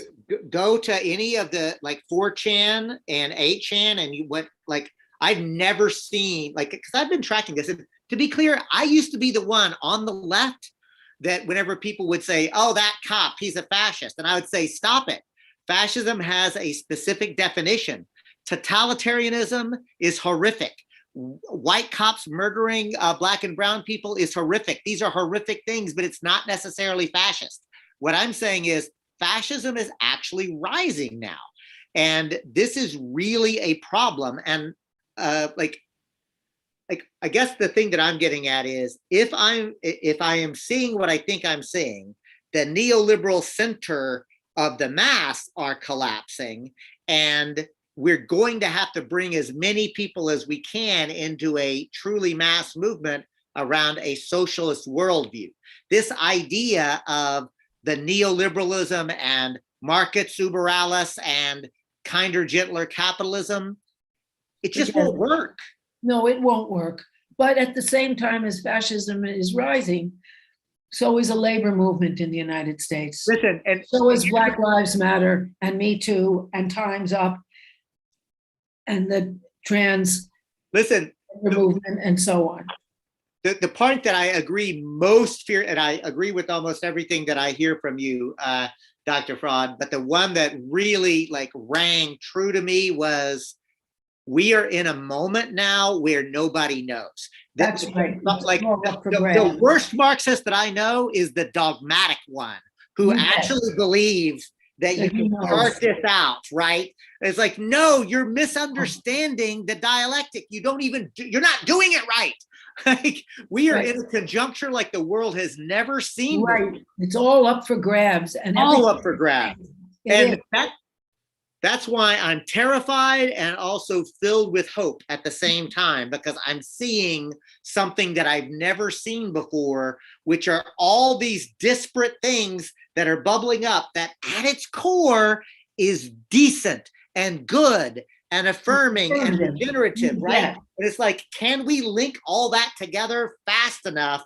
Yes, that's the big question, because even middle school kids are walking out. I mean, the Parkland people on every street corner about guns. Americans are mobilized in a way they haven't been for 50, 70 years. But will it come together enough to be a force to counteract fascism? I don't know. Also, our military is not the same as the Nazi military. It's gotten off at least 30%. And I've heard, I read an article about how generals are worried about a civil war in the military because they're filled with ignorant Southern racists and also with Black people, all those people who are poor and want an opportunity. Right. So whether they unite or fight with each other is up for grabs. It's all up for grabs. And I don't think the people at the top think it through. I think their idea is grab it before it all disappears. And that's what they're doing. So let me thank you. I gotta go, y'all, and I'm so sorry that I'm always excited to be part of it. I know. I get so excited. It's some of the most. I'm not blowing sunshine up your ass, David. Like these conversations are some of the most stimulating, interesting conversations that I get to have. Great. So thank you. It's because of you. No. Yeah, in part because of you. That's right. No. Aren't we all great? Yeah. Yay for us. Yeah. So let me talk about the military. General Takuba, who was instrumental in kind of cleaning up the Abu Ghraib scandal, published a piece with another general warning that what you said, something like 30%, we have a problem with our military. But having worked most of my life, I've noticed something, and I think this applies to the military. There's a lot of grousing that goes on, and people posture and say things. We're going to form a union. The boss can't treat us this way, that we're going to unite. And then we all are brought into a room and the boss speaks and he touches the tuning fork and we all shake at the same frequency. And that's the way the military works. We were told they weren't going to get if you don't get vaccinated, you're going to be thrown out of the military. And I said, good, we can weed out all the crazies. They all got vaccinated. You make a law. You make a law. They obey in the military. They obey it. So we're all Keynesian now. I think Hank Paulson, the Secretary of the Treasury, said that when he needed the banks to get bailed out. We're all Keynesian now. Keynes said the definition of anti-Semitism is hating Jews more than is necessary. It's a great line. Anti-Semitism is hating Jews more than is necessary. That's from Keynes. Fascism is hating authoritarianism more than is necessary. When we start Loving saying it more than is necessary. Sorry? Fascism loves authoritarianism. well, calling something fascist, what I'm saying is calling something fascist is hating authoritarianism more than is necessary. Okay. The truth is we are a semi-authoritarian regime that's run by finance. Yes. Period. And we will all march in lockstep and obey. We Not will. We're not necessarily. coming. People are disobeying on every level. Kids are disobeying. School, middle schools are rebelling. At every level, people are saying no. Now, even, there's people, the government says get vaccinated. We're some of the lowest vaccinated of the richest countries. China is 85% vaccinated. No, 86, excuse me. And New Zealand is 90% vaccinated. We're between 62 and 63% vaccinated. Whoa, a lot of people don't obey when they're told, because they also have other voices that say, don't say no, don't say yes, don't do whatever you're told. people are angry and acting out all over the place. And so there is no unifying on any side. It's Well, all- and isn't it interesting that the people who are most susceptible to fascism, in our estimation, are the ones who won't do as they're told and get vaccinated? What does that say about the threat of fascism in America if the far right are the ones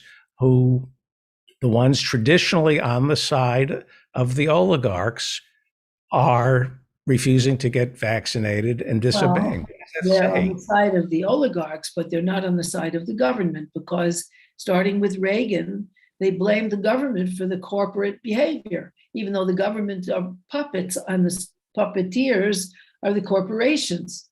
But they managed to make the government the enemy.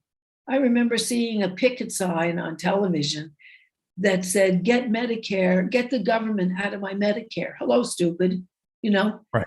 That there's a sense that the government is bad. Without the federal government, most of those states would just go belly up because they don't contribute much. I do hope they secede this time, but people are going crazy. They are, and they're declaring their independence of shots, and they're 2/3 of the people dying. It's really quite a crazy situation. But doesn't that serve the neoliberal order if Americans are going crazy? Because what does Davos care if Florida isn't vaccinated? They don't care as long as they're making money, and they can make their international deals to make money, and they have a population that'll go along with whatever it is. That's what they care about. So we're all going crazy. We're all at each other's throats. We're terrified. We're 1 minute away from fascism. We're 1 minute away from socialism. Doesn't that just play into that kind of it's what Trump wants? Chaos. That's right. It's the They chaos. want order, and they go for authoritarian ordering. And also, Trump did what only Bernie did, and the Democrats stabbed him in the back. Bernie expressed the outrage that people feel, that their lives are robbed, and that they're lost, and that they don't have leadership. Biden doesn't. Bernie did. Right. Trump says, "Fuck all your rules. I'm doing what I want when I want to, because I'm me," and because he's a selfish little brat. But also he's disobeying everything because the old order doesn't hold, and people identify with that. Right. I'm just curious, because I think everybody who listens to this show wishes that our leaders got up every morning and worried about peace, Yeah. free health care, unions, the 99%, raising the minimum wage, free tuition, raising people out of poverty. And that's what we want: leisure time, and people working because they want to work, or not working because they don't define themselves by their work. And we believe there's plenty of money out there. It's just being hoarded by the richest 0.01%. So my question is, coming from that place, if we allow, does it help for us to be terrified, to say, we're on the brink of fascism? January 6th was a coup.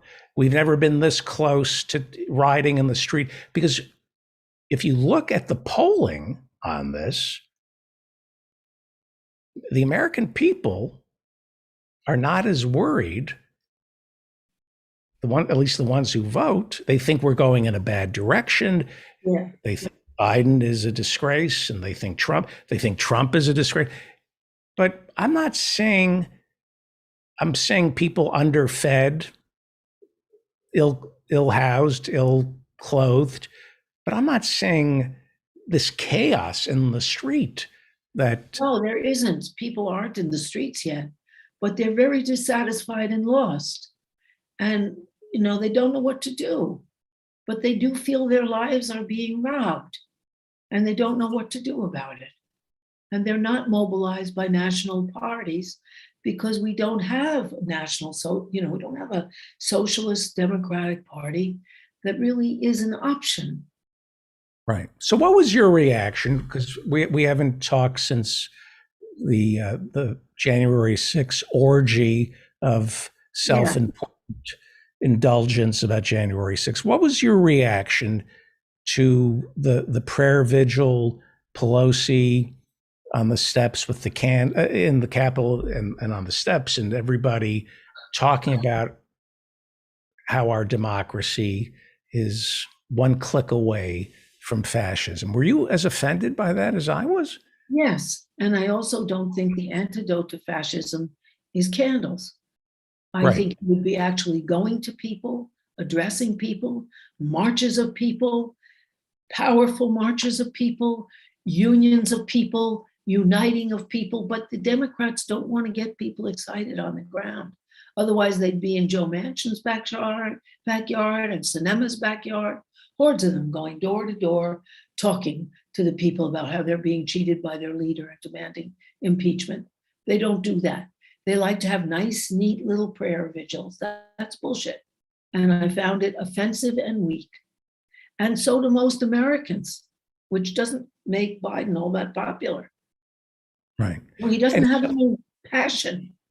So what is the threat from the Republican Party? I've heard a lot of people on this show say they want to turn America into a Christian theocracy. Yeah, they do. That sounds pretty, yeah. That they don't want most Americans voting. What is the threat? What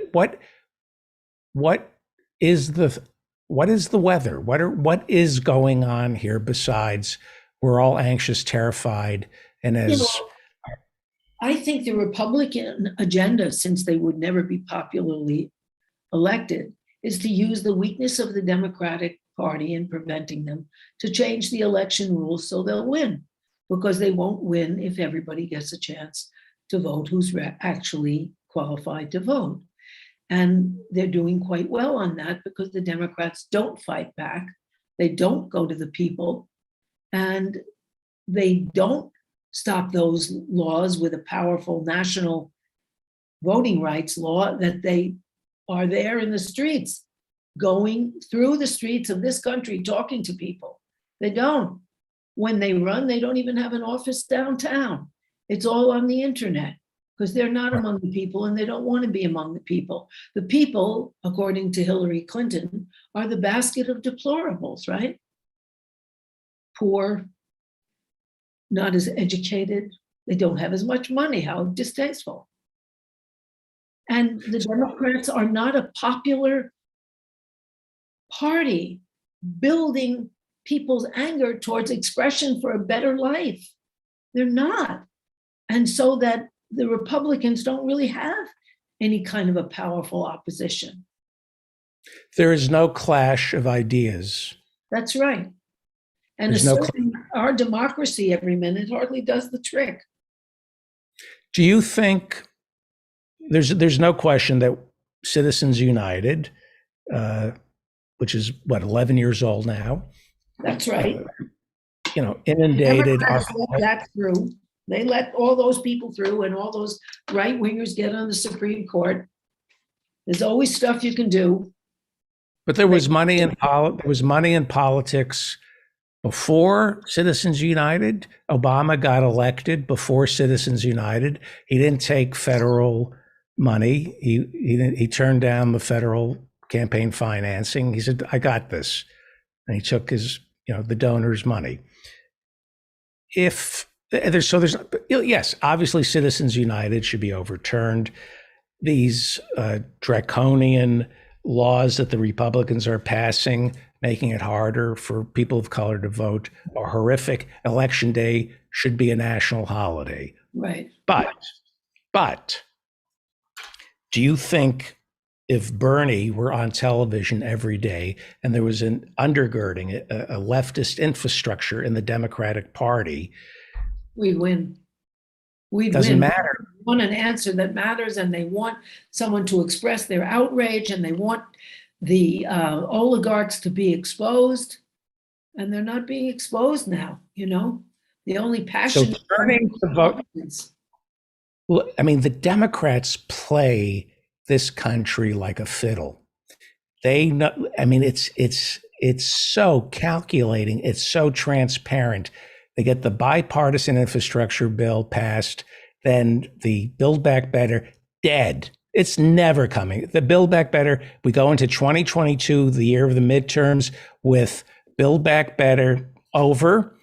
What do we focus on? January 6th. We'll run on January 6th and then blame the Republicans for making it harder for you to vote, as opposed to blame ourselves for not making you want to vote. That's right. And rather than going to the people and getting people galvanized with passionate exposure of what's happening to their lives on a personal level and on a political level, and going to the labor movement and helping it build on its awareness that labor creates all wealth and all wealth should belong to labor. So let's change things here. Really. And It's not because we don't have a tradition. Eugene Debs did quite well, and he ran from jail on the Socialist Party. But, I'm sorry, what'd you say? No, I was going to say, I think all presidential candidates should run from jail and stay in jail and then kind of earn their way out. Yeah, that would be cute. Start them off. The judge, we'd have to make sure the judges were fair, or our side would never get out. I think it would be a better country if we had our leaders in jail. We have to wrap it up. I'm being serious. Anyway, we should allow others I to love vote. these discussions, and I'm really glad to be part of them and to let Mark have a chance. Thank you. Let's plug your two shows. Oh, yes. It's Capitalism Not in Your Head, but with Liam Tate, not Max Goldie, Liam Tate, and Capitalism Hits Home.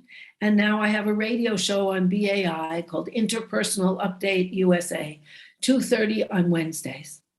That's fantastic. Thank you. Everybody. Bye-bye. Thank you so much. Thank you. Thank you, Dr. Harriet Fraad. That was a spirited conversation. That was exciting, having Dr. Harriet Fraad and David Cobb joining us. Now let's go to Canada, where Mark Breslin is standing by. He is the founder and president of Yuk Yuk's, the largest comedy chain in North America. And we are going to continue talking about our beloved Bob. Let's talk about Bob. Or should we ease into it? Well, to connect it with your last guest, not many people know this, but Bob Saget was a militant socialist who was working very hard on a Robert La Follette biopic that he wanted to star in, and he could never get it off the ground, and I'm not sure why. Right. Yes. I'm Where the were only you? Canadian who would probably make a Robert La Follette reference, by the way. I'm very proud of that. Yes, and we're proud of you. Where were you yesterday when you found out? How did you find out? I was in my home office, and my wife screamed up at me and said, "Bob Saget's dead." And I found it really hard to believe, of course, because he was always such a youthful guy. He's 65 years old, but he looks 40, and he acts 30. And it was he was the last guy I thought that was going to go. And I still am suspicious as to what happened. I kind of have a couple of theories. Found dead in a hotel room in Florida always sounds worse than it is, doesn't it? It sounds really sleazy. But he was on tour for the first time, and he'd done this 2-hour show the night before. And I'm just wondering whether, I always thought that doing stand-up was a very physical act. It doesn't seem like it is because you're just standing on stage talking, but it takes a lot out of you. And if you're doing 2 hours on stage, that's like running a couple of miles. It was the first time he'd performed like that in a long, long time. And I wonder whether his body just wasn't used to it and it gave out. These sudden deaths always are heart attacks or strokes. It's nothing. It wouldn't be anything else. Right. The police said there was no evidence of drugs, but we don't know. Could have been partying a bit. Yeah, I don't think. No. Okay. But So then, maybe his body just wasn't used to the stress of actually going on stage for 2 hours. right. Yeah. Yeah. What were you friends with him? Yes. Well, we all were. I mean, it's like I noticed when Robin passed away, a lot of people thought I was incredibly close to Robin. I go, no. Robin was incredibly close to everybody in comedy. Right. And I was incredibly close to Bob, but Bob was incredibly close to everybody in comedy. You gravitated to Bob. You wanted to be in his orbit. He was somebody you aspired to be, and it was just, you felt good being around him. I met him in Canada, actually. I remember I met him at the Montreal Comedy Festival, and I had a comedy crush on him. And I had met him before, but I had an opportunity to work with him in Montreal. I wrote on a show he was doing, and I just decided he's gonna be in my life. And he was.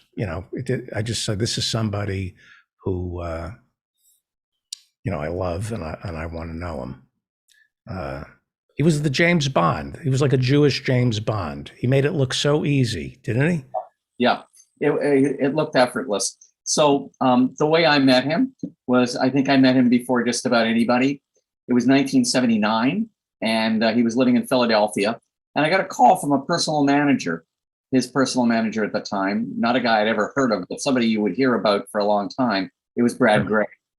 Right. And, tell everybody who Brad Gray is, because Brad Gray wound up becoming Bernie Brillstein's partner in Brillstein Gray, and Brillstein Gray in the, I guess, like 80s, 90s, and the aughts were the major comedy management company in the world, and they have everybody. And then Gray left and became president of Paramount, I think, head of Paramount. Yeah. But he was Bob's first. He built Brillstein Gray was built on, as I understand it, Lorne Michaels and Bob Saget. That's right. That's right. Yeah. He managed Bernie Brillstein managed Lorne Michaels, and then when Saturday Night Live started, he started managing all the people on Saturday Night Live, who all became enormous stars. So that was sort of the basis of their company. So anyway, the guy Brad Gray calls me and says, "Do you want? I have an act here in Philadelphia that is so good. We're going to drive up to Toronto, and we'll take the chance that you won't hire my client. And we're going to take that chance because I know you are going to hire my client when you see him." And okay. I said, there's no guarantees, and I'm very picky. He said, "That's okay. We're coming." So he came up. Bob went on, did his set. First pulls out the guitar, and I go, "Oh, no." Because as you know, a guitar is a red flag when it comes to stand-ups, because there aren't a lot of comics that use a guitar that are any good. There are a few, but not a lot. So my heart sort of sunk when I saw that guitar. And then he did this amazing, amazing act. Even then, when it wasn't fully formed, he was like a camp counselor. But he was a camp counselor that at the end of the time around your fire, he would hand some kid a Mickey of vodka and say, "Go behind it, please, no one will see you." He was that kind of camp counselor. He was a trickster. He appeared to be one thing, but in truth, he was a lot more subversive than he ever appeared to be. And that was his strength as a comic. He did not look like what his act was. If he had done that act and looked sleazy and unkempt, I don't think people would have bought it, and I don't think it would have been terribly interesting. But because he looked so clean cut, so boy next door, that the juxtaposition was fantastic. And I started booking him, as often as I would book any, American acts. Maybe I booked him about 6 times, 8 times, and then he became sort of big and famous. And then we brought him back. And when we brought him back after he had done America's Funniest Home Videos and I guess the Danny Tanner character, people came not knowing what kind of act he really did. And the thrill for me was not so much watching Bob, but was watching the audience as the audience was trying to put together this clean-cut guy that they saw on TV and this foul-mouthed guy that they were watching on stage. And there were so many walkouts, so many walkouts. Really? Oh, yeah. Oh, yeah. This is not what we, so many people came up to me and said, this is not what we came to see. This can't be Bob Saget. People actually said to me that I had replaced Bob Saget with another person that looked like Bob Saget. It was impossible that somebody would be like that they had gotten used to. This was a family show that they were watching. These were family shows. So it was pretty funny. It was pretty funny to see. That was brave on his part and difficult because you imagine Hugh Beaumont from Leave It to Beaver going on tour, or the guy who played Mr. Brady going on tour and being a filthmeister. It had to get back. It had to have gotten back to ABC, family television, Full House, America's Home Video, that the guy who's fronting your network is kind of lascivious and salacious and vulgar. Not only that, but also develop this image of a person in love with vice and all kinds of vices. And they exploited that really well, I thought, on Entourage, on his arc, his character arc on Entourage. They really exaggerated that. But I suppose that the network wasn't happy about it. But at that point, he was too big to fail. And this was before there was any, Me Too or any cancel culture. So I think there was nothing. But what was to cancel? It wasn't like you only get canceled for what you do, not what you say, unless you say something that is like doing something. If you say something that's not funny and just pure racist or sexist or homophobic, you get canceled. He wasn't doing anything that would merit cancellation. What world have you been living in for the past couple of years? All you have to do is say something in your act, which is salacious and vile, and you'll be canceled. I disagree. Okay, well, I can. Well, I mean, let's keep. I want to talk about Bob. Yeah, but like Mike Ward, is that his name? Yes. Okay. Was canceled, fined by the Human Rights Commission for making fun of in Canada for making fun of a highly disabled child, correct? Correct, but the child was also a star. Right, but that's not just, but sometimes you can say something and do something at the same time. He was doing something. By saying that, he was doing something. All like right. when Dave Chappelle says, and by the way, Dave Chappelle has not been canceled. He's run into some trouble. But when you say, if you're a comedian and you say gender is a fact, you're doing something. You're not just saying something, you're doing something. But in terms of attempting a joke, nobody gets canceled, I don't think, for just attempting to be funny and failing and making a joke at we all screw up trying to make jokes that are offensive to women or Jews or Arabs or Hispanics, but we're trying to be funny. Like Shane Gillis wasn't being funny when he talked about the Chinese. He was doing something. He was being hateful towards the Chinese. Yeah, in the sense that what he was talking about was kind of prescriptive rather than descriptive behavior. I don't like these people. Right. Period. Right. Not because and here's why, and then some clever thing comes out which either works or doesn't work. I think Bob would have had a lot of problems, would have had more problems today than he did when he was doing his act. I don't know. Although, look, he sold out that concert in Florida. Nobody did anything. Nobody said anything, and probably wouldn't say anything. But he's also not on TV anymore. Was he? I maintain that he was Danny Tanner. The reason he was able to say the things he said is, in real life, he was pretty much Danny Tanner. Yeah. Okay. I would buy that. Yeah. Yeah. but with he had better writers in real life. Right. Himself. One of the quickest minds you've ever met. Yeah, so he was a real great wit, a great wit.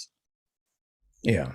He was always nice. He was always nice to me, always remembered, that I helped him out when he really needed help, and that I appreciated his act before other people appreciated it and all that stuff. When we had our 25th Yuck Yucks anniversary, he sent in a tape, that we put in, things like that. I was in California, I think about 15 years ago. And I don't know, on the whim, I called him to see if he was around. He was, and he came and he visited. I was at the W. We sat around the pool. We had a great time for the afternoon. Yeah. He liked comedy. A lot of comedians don't, but he believed in comedy, as do you. You believe in comedy. What does that mean to believe in comedy? Well, you believe that it has a value beyond people just laughing for the moment. For me, it's not a political issue, it's a therapeutic issue. And I think comedy goes a long, long way in making sure that people who might go to the top of a tower with a shotgun and start taking shots, instead will stand on a stage with a microphone making jokes. Way preferable. And it also relieves a lot of tension in the people who are coming to see them. Everybody's full of tension, especially now, but people have always been full of tension. Comedy has always relieved that tension. That's a great and important thing. And it's fun. And all the analysis that we can give it, and we certainly love to analyze it, but for all the analysis, it's fun. And how many things can you do that are fun that really doesn't cost all that much to go see a comedy show. It's good, clean, dirty fun. It's benign. There are rarely fights in comedy clubs. It's not like when you go to a disco and people start beating up each other because, hey, that's my girl. No, it's my girl. You looked at my girl. No, you looked at my girl. That never happens in comedy clubs. It's a pretty nice environment to be in. I just remembered something about comedy, which I've completely forgotten. How to be funny? How to be funny. Well, this is what I remember, and this has been stripped of me, probably by Bobby Slayton. This is becoming an actual. I remember my father had a collection of Albert Brooks's TV appearances on The Tonight Show and The Dean Martin Show.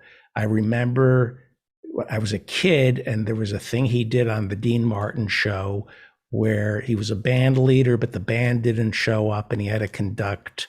All he had was his baton. It was one of the funniest things I'd ever seen. And then he did a thing with a ventriloquist dummy. And I was a kid. I just remember laughing so hard and loving Albert Brooks as much as I could love anybody. And then I remember a week later, we had to sit Shiva for a relative who died. And I saw these grown men weeping. And I was young and the world was black. It was just like depressing and sad, and it made no sense. And I saw grown men weeping, and my mind immediately went to Albert Brooks, like remembering my mind, and I just thought of Albert Brooks on the Dean Martin Show and the Tonight Show. And that's the last time I ever saw comedy as something healing and, I just remember this. I think most people who like comedy see it that way. I don't. I always, I'm of the Bobby Slayton, like to me, good comedy. Like as I grew older, I just wanted to get roughed up and slapped around and see a comic who was going to get just roughed up. But I think most people have so much tragedy in their life that. But David, those two things are not mutually exclusive. I mean, I love the rough up. I love Bobby Slayton, and I love the rough up kind of comedy, and that is exactly what I find healing.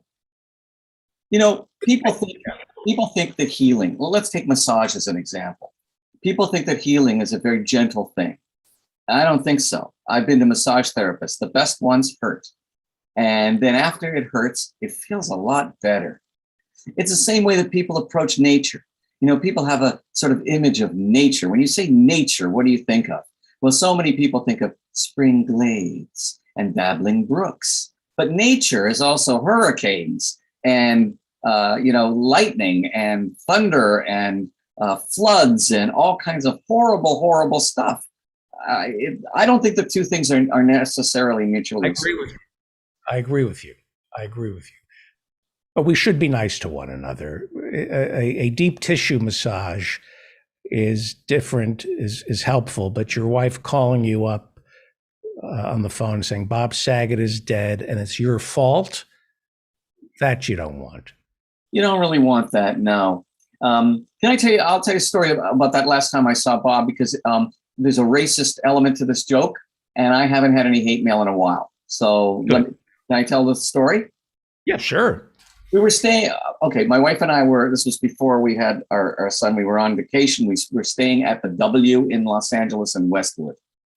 And we had stayed there before. They always gave us a really nice room. They always upgraded us.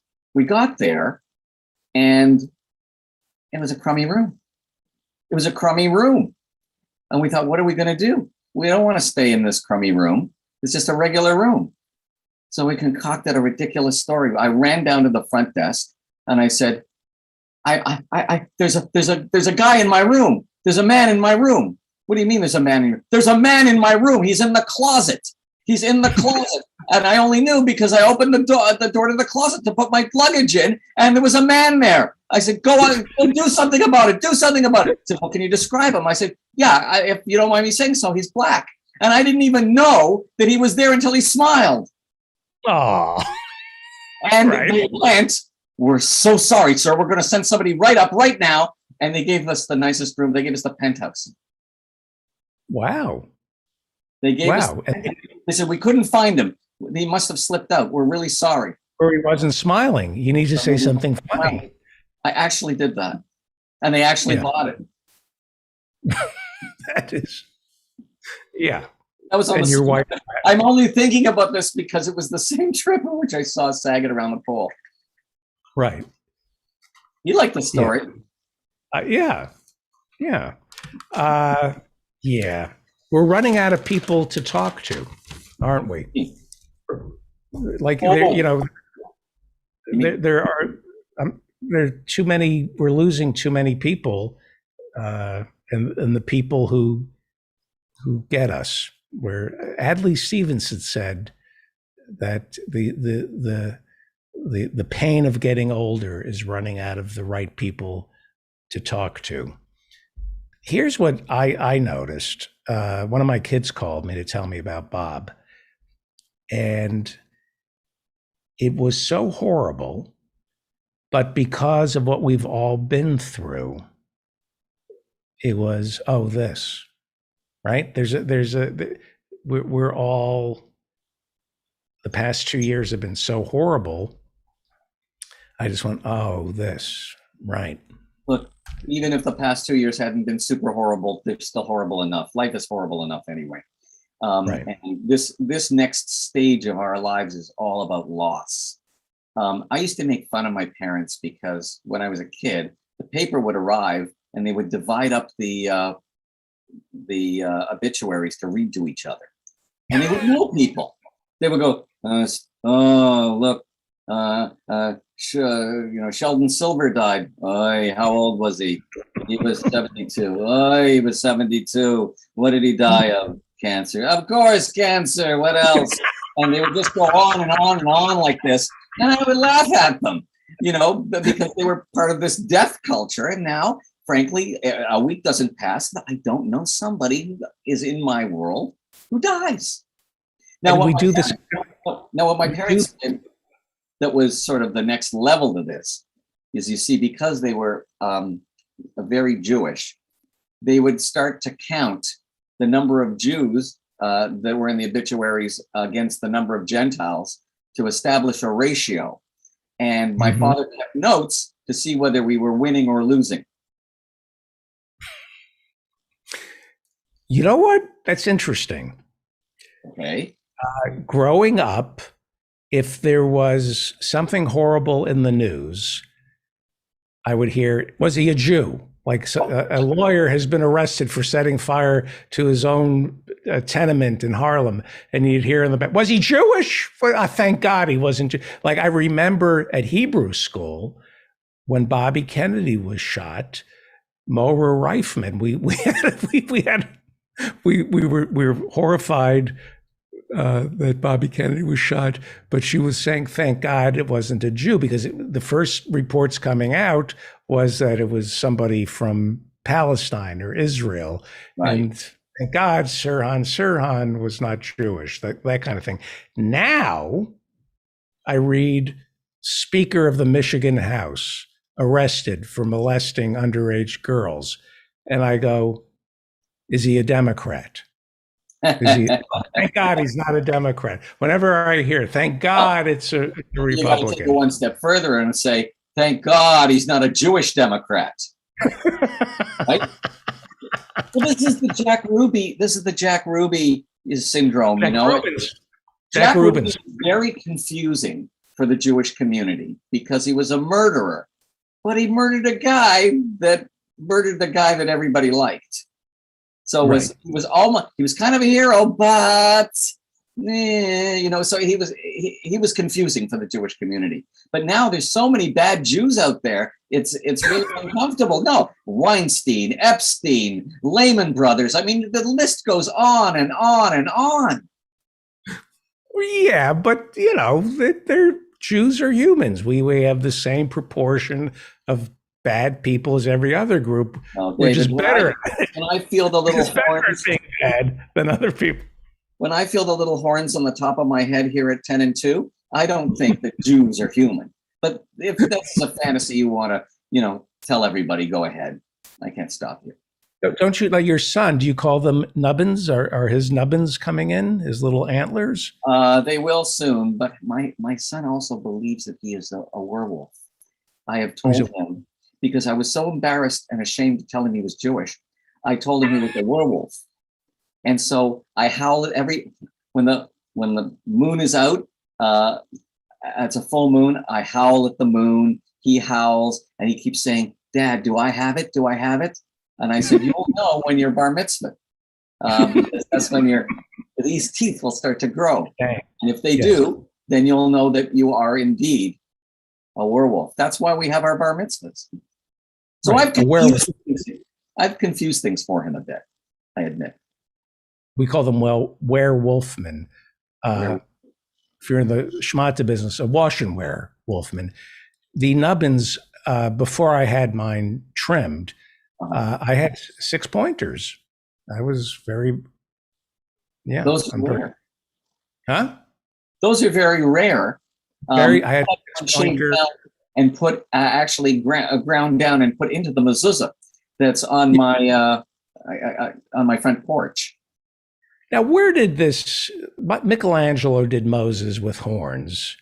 Do you know the origin of this myth about Jews with horns? I do not, but it was considered that Jews were part of the, gave homage to the devil. So that's why they had horns, because the devil had horns. It's a misreading of the Old Testament. The word halo, Moses had a halo around, and the way they translated it from Greek or Hebrew into Greek, it read horns instead of a halo. Just a little piece of trivia. Jack Rubenstein, yes, who shot Lee Harvey Oswald, ran the Carousel Club. Right.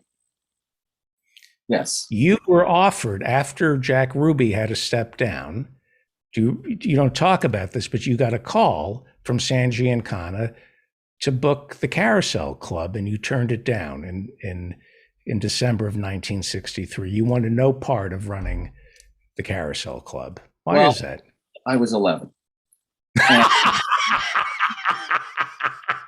felt that job required some level of experience, and I didn't feel I quite had it. What you might not know is what I said to Mr. Giancana was, "I'm not ready yet, but keep my name in your Rolodex." Oh, believe me, I will. Now, what would you have done if you had taken I'm being serious. If you had taken the job offer to run the Carousel Club, it's now 1964. Do you keep the strippers, or do you transition to comedy? And do you keep the name, the Carousel Club, and make Jack Ruby the focal point and celebrate that this was his business? Well, I would call it Ruby's. I would change the name to Ruby's. Right. RUBY''S, because let's face it, branding is everything. So, right. So I would do that. Now, I wouldn't put in comics because it's 1964 and it's just a bit too early. There just aren't enough to go around. Also, it's Dallas. I mean, what do they find funny in 1964? I don't think there's a lot. Kennedy assassination. That's a thigh slapper. Just a thigh slapper for them. Yes, I think maybe I would have gone with a bit of a theme. I would have kept the strippers, but I would have had them dress like Jackie O and all of JFK's mistresses. And I think I would have kept it like have her in the pillbox, had the pink suit, done the whole, make it like a theme. And you'd have drinks like the grassy knoll. Yeah, that's right. I see.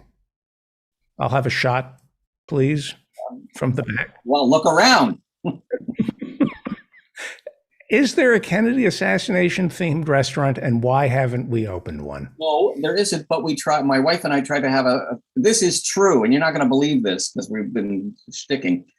My wife and I wanted to have a Kennedy assassination wedding. We were going to have it in Dallas, and it all rested on finding that car, that Lincoln Continental with the suicide doors, because without it, you really couldn't do it. Right. So we heard that there had been a guy who was running tours of the assassination route in that car, and he had a tape of the guy who says, "Oh no, the president has been shot." And you get in, and I don't know how much he charged, but I guess you could only put 5 people in. And he drove people around down the assassination route. So this became very well known. They did stories on him on TV and everything. And the city fathers called him in for a meeting, and they said, "We're buying you out." He said, "But I don't want to be bought out." He said, "Here's the check," and the check was for some astronomical amount. And they said, "Just go away. We don't want it." And he went away. He took the money and he left. But because of that, he also took the car. So because he took the car, we couldn't do it. But we had it all planned out. We were going to have a motorcade all the way down the parade route. I was going to be there in my tux. My wife to be was going to be in Jackie O drag and the whole number. And the rabbi was going to stand in the front seat and he was going to officiate. And then when they said, "I've now pronounced you man and wife," we were going to take a big bowl of chicken guts and throw it at me. I was going to be covered in blood, and then Jackie was going to, they were going to just go to the hospital, and that's where we were going to have the reception. She would chase after the chicken guts first. Sorry? She would have to chase after the chicken guts first. Now, you think that I'm just doing a bit, but I'm serious. No, I know you're... Didn't figure out how to make it work. We were going to fly everybody down to Dallas, rent cars, the whole bit. Here's what I've learned from Mark Breslin, president and founder of Yuck Yucks, the largest comedy chain in North America. Comedy is tragedy minus time. Exactly. Thank you. How many people get it wrong? They get it wrong. It's tragedy minus time. I had the funniest 9/11 script, which I wrote on 9/12, and I couldn't get any interest in it. And now I have no interest in it whatsoever. I don't even want to make it. Even if somebody said, "Yeah, let's make it," it's not funny now. It was funny then. Right. I always say we laugh because we do not care. We laugh at their anyway. Jokes are jokes. Jokes are jokes, and we choose to get offended by jokes instead of the actual thing that happened that we're joking about. Yeah. But it's easier to be outraged by what somebody said rather than what somebody did. else did. And we don't care. We're too old to care. Last thoughts on Bob. That isn't alive anymore. As a comic, it was really funny, and he had that bit where after he would do some horribly tasted joke, he would sing, "I don't care, I don't care." Kevin Meaney. Yeah, Kevin Meaney. My jokes don't go over. I don't care. I'm happy, go lucky, and people think I'm plucky. I don't care. Look out, Hank Mancini. Here comes Eeny Meeny. My son, one of my happiest memories was bringing my son to New York, and I was doing a show, and then we went to see Kevin Meaney at Caroline's. I don't know, he must have been 5, and Kevin is doing a phone sex joke about putting his dick in the rotor, like fucking a phone. And I look over and there's my 5-year-old boy laughing. Kevin Meaney was, there's another one we lost. Yeah, there's another one we lost, but that was quite a while ago. But yeah. What happened to him? Cancer? I don't know. I think it was a heart attack. There was nobody like Kevin Meaney. Yeah. There was no antecedent to Kevin Meaney. He came out fully formed as a comic, and there was nobody you like, where did this come from? Like, who is he borrowing from? There was he was the original source of that comedy. There was nobody you could, those are the great like Jeremy Kramer, Stephen Pearl. Steve Pearl. I still book Steve Pearl occasionally. Right. I have to have him back on this show. He's so funny.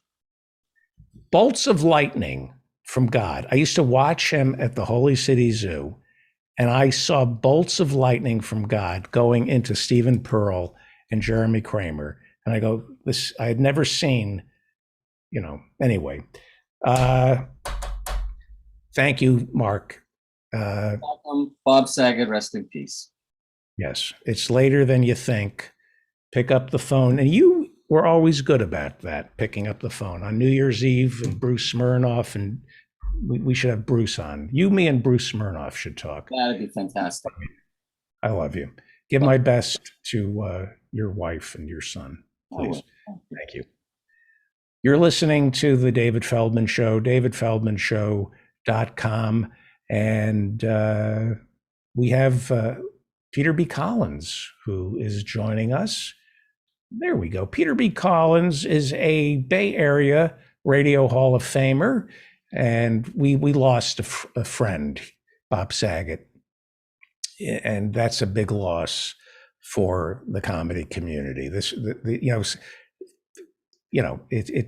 was too soon, and he's one of there's certain people who everybody thinks they were very close to, and Saget is one of those people.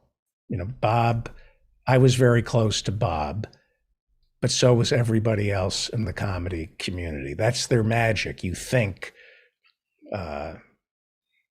Robin Williams had that, where you were much closer to him than he was to you. You had more invested in that relationship. And are there people like that with you? Who are some of the people? I mean, politicians. I noticed that when I know. Forgive me for bringing up Willie Brown. Who at one time, I apologize, but there was a time in my life when I loved Willie Brown. Mm-hmm. I noticed that this was when he was Speaker of the Assembly. And he was at one time the most successful African-American politician in American history. He had gathered more votes than Jesse Jackson, eclipsed him eventually when he ran for president. But I noticed that Willie Brown got you to believe that you were special and that you were that's the trick of a great politician. How bad is Willie Brown? I used to love him. Well, first of all, he is capable of what you just described, and he does it really fast. I once ran into Willie Brown at Le Central, the restaurant that he used to frequent in San Francisco, and I needed a favor. It related to my work for the Freedom Foundation, a nonprofit that was started at San Quentin, a precursor of the Innocence Project to help wrongfully convicted people. And Willie Brown was always very supportive of our work. And I don't actually remember what I was asking him for, but I said, and I never called him Willie, by the way. A lot of people do. He's one of those people with that, like Jimmy Carter and other people who use that, family familiar kind of name.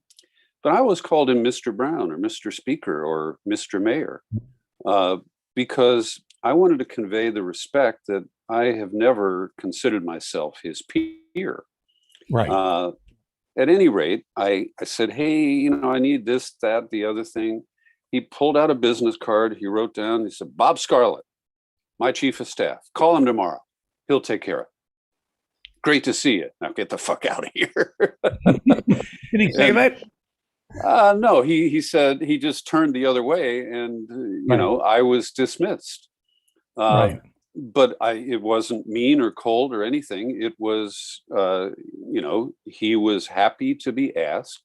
He was happy to take care of it. And he wanted to get back to his martini with Herb Caen. Right. So he's a very interesting and complicated figure. I give him a lot of credit for what he accomplished as speaker. But tell everybody, before you do that, he is important. Mayor of San Francisco, and also gave us our vice president. Is that correct? He groomed our vice president. Yes, indeed. They were a romantic couple for a while. Right. Just briefly, Willie Brown was born in a little town in Texas. He took the train to San Francisco. He worked his way through law school at Hastings. He was a criminal defense lawyer representing, the least among us and the most likely guilty among us. And so he parlayed that into a seat in the state assembly and quickly rose to power. And Willie's magic was that he took care of the little people by taking care of the 1%ers. And he was very comfortable being at that intersection. And he became quite wealthy as a result. They tried to get him on something. They couldn't. No, he was too clever. He never did anything because he was a criminal lawyer. He knew where the line was, and he wouldn't cross the line. He would smile and cackle as other people did, some of whom who got caught. And so, he never directly accepted a bribe. He allowed people who sought favors before state government to patronize his law firm. And he knew, again, where the fine line was, and he never crossed it. But I'll offer this because he co-hosted a morning radio show on the old Clear Channel station during the Air America period. That would have been 2004 to 2009. And Will Durst was his co-host. It was the Will and Willie show. And during that time, John Burton, who had replaced Willie, well, not quite, because Burton was head of the Senate. So he was the Senate leader. Willie had been in the Assembly, the House. But Burton had been working really hard to pass single-payer health care in California. And it was later disclosed from public disclosure documents that Willie was taking six figures from the healthcare industry and the pharmaceutical lobby to defeat John Burton's single payer package. It was, I believe, SB5 at the time. And, you know, Willie did this while he was hosting a so-called progressive radio show. Now, he didn't openly lobby on the radio for his friends. He simply gave them advice. Here's another example. I remember getting an invitation to Moose's. You remember Moose's in North Beach? It was Ed Moose who had owned the Washington Square Bar and Grill, and he sold that and moved across the park and had Moose's. So we go into the party room there, and I just gotten a phone call. Willie wants you to come over for a drink. And I said, well, tell Mr. Brown, I'll do him the honor. Well, I go in there and he is flacking for the Nielsen Ratings Company. And Nielsen has since bought Arbitron, but And the farm, I believe. And what? And the farm. I think Nielsen is in a lot of trouble, isn't it? Well, I don't know that. Oh, go ahead. Could be. So anyway, Willie was there with a couple of executives to soft pedal what had happened, because radio ratings used to be taken using a paper diary, and at one point they switched to what's called the people meter. And the people meter is as big as this thumb drive, and you put it on the keychain of your car, and the radio stations send out a little transponder signal. And so it's a passive device that collects listening data, where the previous method it required a human to write down what they listened to, and they often were grossly inaccurate. So the people meter takes hold, and suddenly the ratings for Black and Hispanic media drop through the floor. Okay. What the people meter? What? I'm sorry. The people meter. They're measuring what people actually listen to. Right. And so ratings under the previous method, there were advantages given to Black and Hispanic media outlets. They had a higher multiplier effect in the algorithms that were used to calculate the ratings. They were weighted differently, in other words. Right. So I heard a different version of this story, but please go ahead. I'm curious. So the ratings dropped, and here's Willie Brown telling people that everything is okay. And, you know, he's basically selling out. At that point, we didn't have the total consolidation under the 5 companies that control all electronic media now. So at any rate, he was there fronting for the interests of the majority and, banking some big coin to sell out the interests of Black and brown people. And so that's just another example of how Willie took care of himself first. And along the way, he took care of a lot of other people.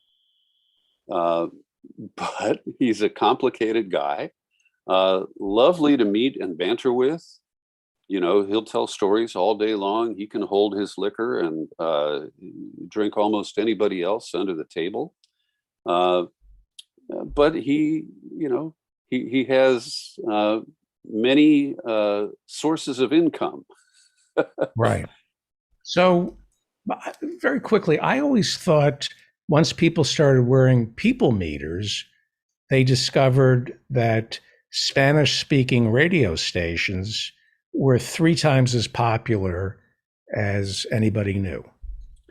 I think that may have been the ultimate outcome, but during the transition, the ratings dropped precipitously, and there was this outcry, and so they hired Willie to try to fix it for them. Right. The Nielsens and the Arbitrons, if you're in radio, you live and die with those numbers. And I would never do this kind of show on commercial radio. If I had to live and die with the Nielsen's or the Arbitrons, I had a friend, I'm not going to mention any names, a couple of friends who did this for a living, and they lived, I think every 3 months, they'd get their report card. Right. And a handful of people who determined their future and their happiness, and it's no way to live.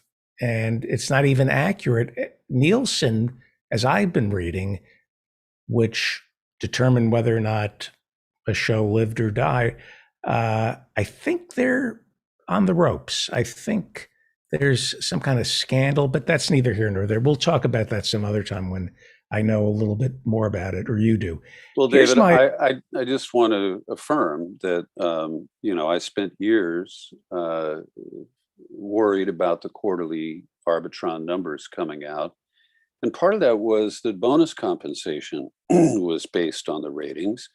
And there's so many different factors that go into it. The most significant is, did the radio station actually spend any money to promote your show on TV, billboards, or any other medium? And typically the answer was no. But they would hold you responsible for drawing an audience when it was well beyond the individual's power to do that. The way it works, the radio station has an overall universe of listeners, and a personality can get them to listen longer. But it's rare that people say, oh, Peter B's on that station. I'm going to go listen there every day. It doesn't work that way, yet that's how the mechanics are set up, and we end up living or dying by a system that we have very little influence over. And it's not accurate, it's not truthful, and it undermines all that's good in either journalism or entertainment. My experience with Willie Brown, I had two vivid memories. When I first moved to San Francisco, I did Comedy Day, and he loved comedians. Mm-hmm. So he was hanging out with us, and a firecracker went off, and he jumped. And I remember thinking, okay, that might explain the drinking. If you're an African-American politician, one of the few, the sound of a fire, that's got to get every firecracker that goes off has to, I would be drinking too. I don't mean to, the wear and tear on somebody's nervous system. We never take into account what being African American in America means every time you step outside and you let your guard down, with the police. I mean, that's got to wear you. It doesn't. It's a fact, and they've done studies that it's actual trauma to your DNA that's passed on to other generations. That PTSD of never knowing where the next attack, physical or verbal or financial, is going to come from, and it's got to stop. But that was my one thing that I remember. The other thing I remember was he had a transparency to him. He was so smart. He is so smart. He welcomed the scrutiny. Like, I dare you to. And one of the highlights of my comedy writing, not comedy writing, as a comedian in San Francisco, is he had taken an interest in me as a jester. I would make fun of him, and he loved it. And so he would get me these fundraisers for the Democratic Party up in Sacramento. And I loved him. And I thought, there's an opportunity here for me to be like a jester to these people. And the more I did it, the more depressed I became. I would meet the lobbyists, which Sacramento is lousy with, and the assemblymen and the senators. They were all alcoholics. They were not happy. They were careerists who cared it just didn't feel right. And then he flew me and my family to Washington, D.C. He did, when he was Assembly Speaker, an annual dinner for the California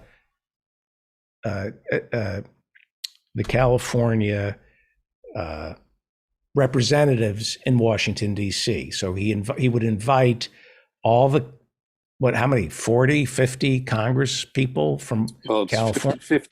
53. We're down to 52 after redistricting now. So there was all 50 Congress people. Alan Cranston was there, Senator Alan Cranston, and walking around, kind of a broken man by then. It was 92. He had gotten into some, what was it? Was it Charlie Keating?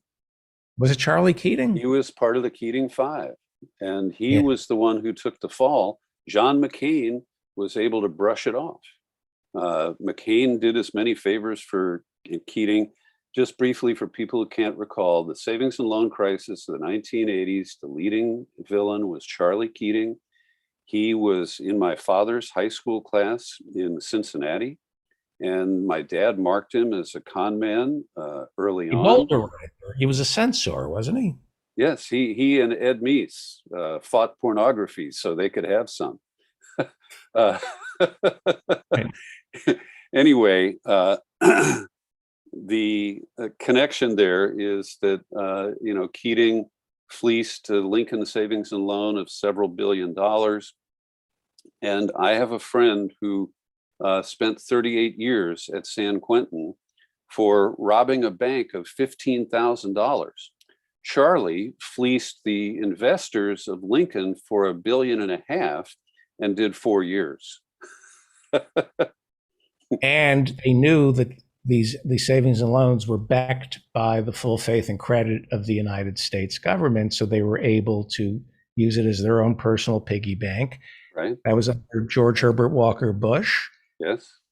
And then Bill Clinton became president and looked at the savings and loan scandal and said, you know what? We don't need Glass-Steagall. Right. Yeah. We don't. But I want you anyway, to finish your story, because you were talking about Alan Cranston in Washington. So I just remember going to Washington, D.C., wondering, like, how is he paying for this trip? And we stayed at a really nice hotel, and he put my family up, and it's one of my happiest memories. And then he called me over. He was transparent. And he said, "Come here, David. This is who's paying for your trip. See this? The American Tobacco Association, the Petroleum Institute. Gasoline station. Yeah, because this is who's paying your salary tonight. This is how I was able to. This is who you're performing for. Most of the Congress people will not be here tonight. It's mostly their staffers and lobbyists. Have a great show." And I remember thinking, I don't want to. He to his credit, he opened up the books to me. Yeah. He said, I don't want to do this. I don't want to be a jester who, like Mark Russell, and playing to these people. And I bombed that night. Maxine Waters was in the audience that night. Love her. Great. I audience. love Maxine. Just a quick story. Maxine. Then we want to talk about Gitmo and before you go. And let me bring in Professor Marianne Cummings in 4 minutes just to be part of the conversation. I don't want to keep her waiting, but we'll talk about Gitmo, because I know you wanted to talk about that. Go ahead. What was my story about? Willie Brown. Give me my line. Investor, lobbyist. Oh, Maxine. No, Maxine Waters. Yes. So one lasting impression of Maxine Waters was I attended the Martin Luther King Day parade in Compton, and she was strutting down the street in 4-inch Manolo Blahniks. And the next time I talked to her, I mentioned that, and she loved it. She said, "Oh, I always dress." But she is the only politician, and I've interviewed hundreds, if not thousands of them, who admitted that she cast a bad vote. And I said to her, "Maxine, you voted for that law that criminalizes vandalism at an animal laboratory much more than vandalism of anything else. And she said, Peter, you know what? I got that one wrong. And I'm really sorry about it. And no one else has ever done that. They always just brush it off or say, well, there was other good stuff in the bill, that kind of thing. So her honesty in that moment lingers permanently. Is she head of the financial committee, financial services committee? Banking committee. Yeah. She should be a lot more dangerous than she is. You know, she was more dangerous, but she should be up there with Elizabeth Warren and Katie Porter. The stuff she says, right? Right. She was much more active under Obama, and she sparred directly with Trump, who tried to say she was stupid because she's a Black woman. And I think she's aging out.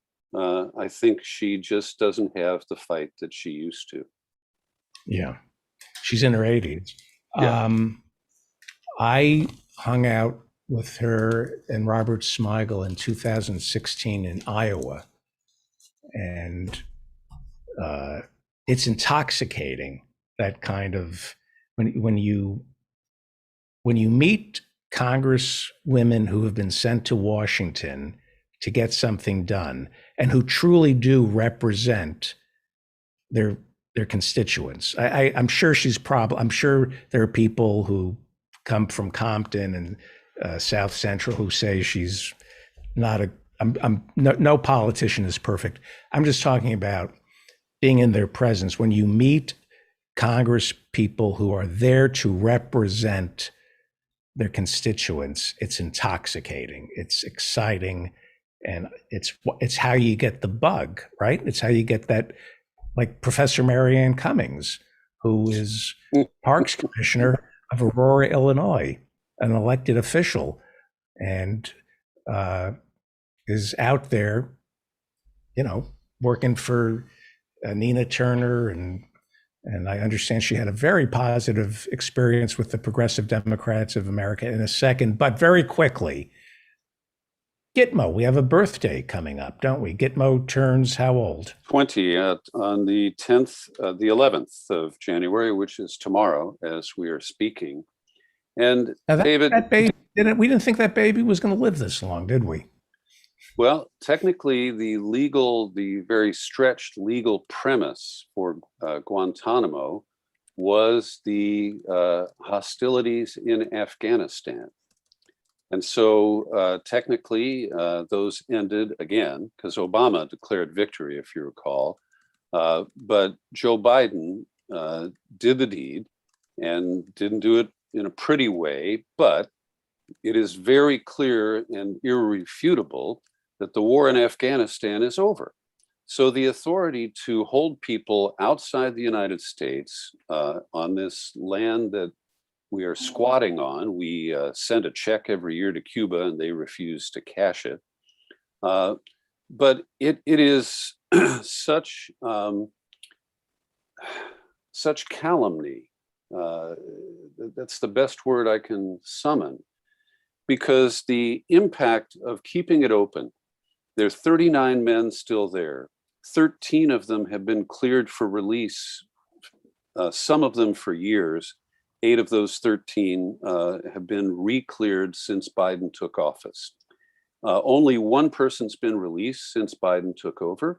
He, like Obama, has promised he will close it, but he's not making any moves to do so. He's sitting there silently as the Pentagon is spending an additional $4 million to build a second courtroom for trials that don't pass minimal muster as any kind of justice. The new courtroom is built without any seats for observers. They have to watch on video from some auditorium nearby with a 40-second delay so that the CIA can remotely block the audio from the courtroom as they do in the main courtroom. The judge doesn't even have control over when the CIA decides to push the button on that delay system. But the impact of this is so multidimensional because, number one, it belies our image as a nation that promotes the rule of law. Number two, it took us to the dark side. And despite last week's moment where Dick Cheney accompanied the Duchess of Darkness to the House chamber and Yes. is now being rehabilitated by many Democrats who want to forget what he did. But Guantanamo is his creature. David Addington, who was his legal advisor and chief of staff, Donald Rumsfeld, John Yoo with a tenured position at the Berkeley Law School. Jay Bybee wrote a torture memo. He got a lifetime appointment to the Ninth Circuit Court of Appeals. None of these people have been held accountable in any way, even in a Truth and Reconciliation Commission without teeth. And the legacy continues to dog the United States because other nations now just say it's terrorism. And Kazakhstan is just the most recent example. We can't be sure that the CIA is not a part of the uprising there. But, you know, we issued a license to ourselves to torture people, to lock them up indefinitely without charge or trial. And others have taken that as approval to do the same. And so I don't want to pretend that the US operated in ways that were consistent with my ideals before 20 years ago, but this put it in living color in the living rooms of people across the world. And the stories that we claim are all secret, the renditions that were secret, the torture chambers, the black sites that we claim were secret, they're not fucking secret. Everybody knows. Can you hear Leonard Cohen singing? The dice are loaded. And so the failure to deal with this by Obama and now Biden hurts us in ways that are very difficult to measure. And we did have somewhat of a high road that we could attack cruel regimes for, you know, and most recently it was in Syria. And I am no fan of Bashar al-Assad, but we ran a dirty covert war there that we pretended was secret, that is not a secret except for people who keep their blinders on and only consume corporate media in the United States. And so the people who remain there, including 24 that Obama went and gave a speech at the National Archive, almost with his hand on the Constitution, declaring that no, the Constitution doesn't apply to them. These forever prisoners, and I've got some forever stamps here, and every time I use one, it reminds me of the prisoners, not that I don't have to pay more postage when the rates go up. But Obama created this black hole. And he's the guy who taught constitutional law, right? What better guy? And the idea that we can hold somebody forever without charge or trial, and it's somehow consistent with American values and American law, is just completely irrational, and it's so insulting. And I know so many people, I'll just cite my oldest brother. I've tried to talk to him several times about the real world at Guantanamo, and all he says is, lock them up, I don't want to hear about it. And that mindset is very common across America.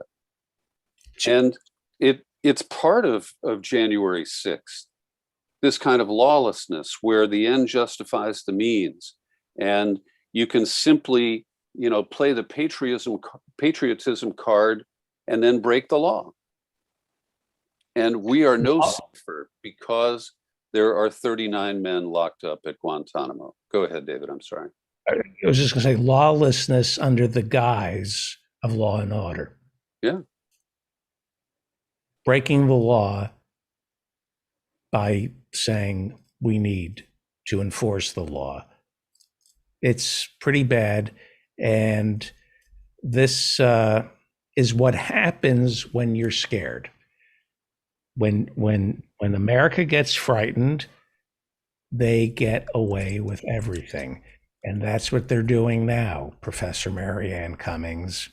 I've been listening to my show today, and I've been listening to guests, and we are getting scared of the Republicans.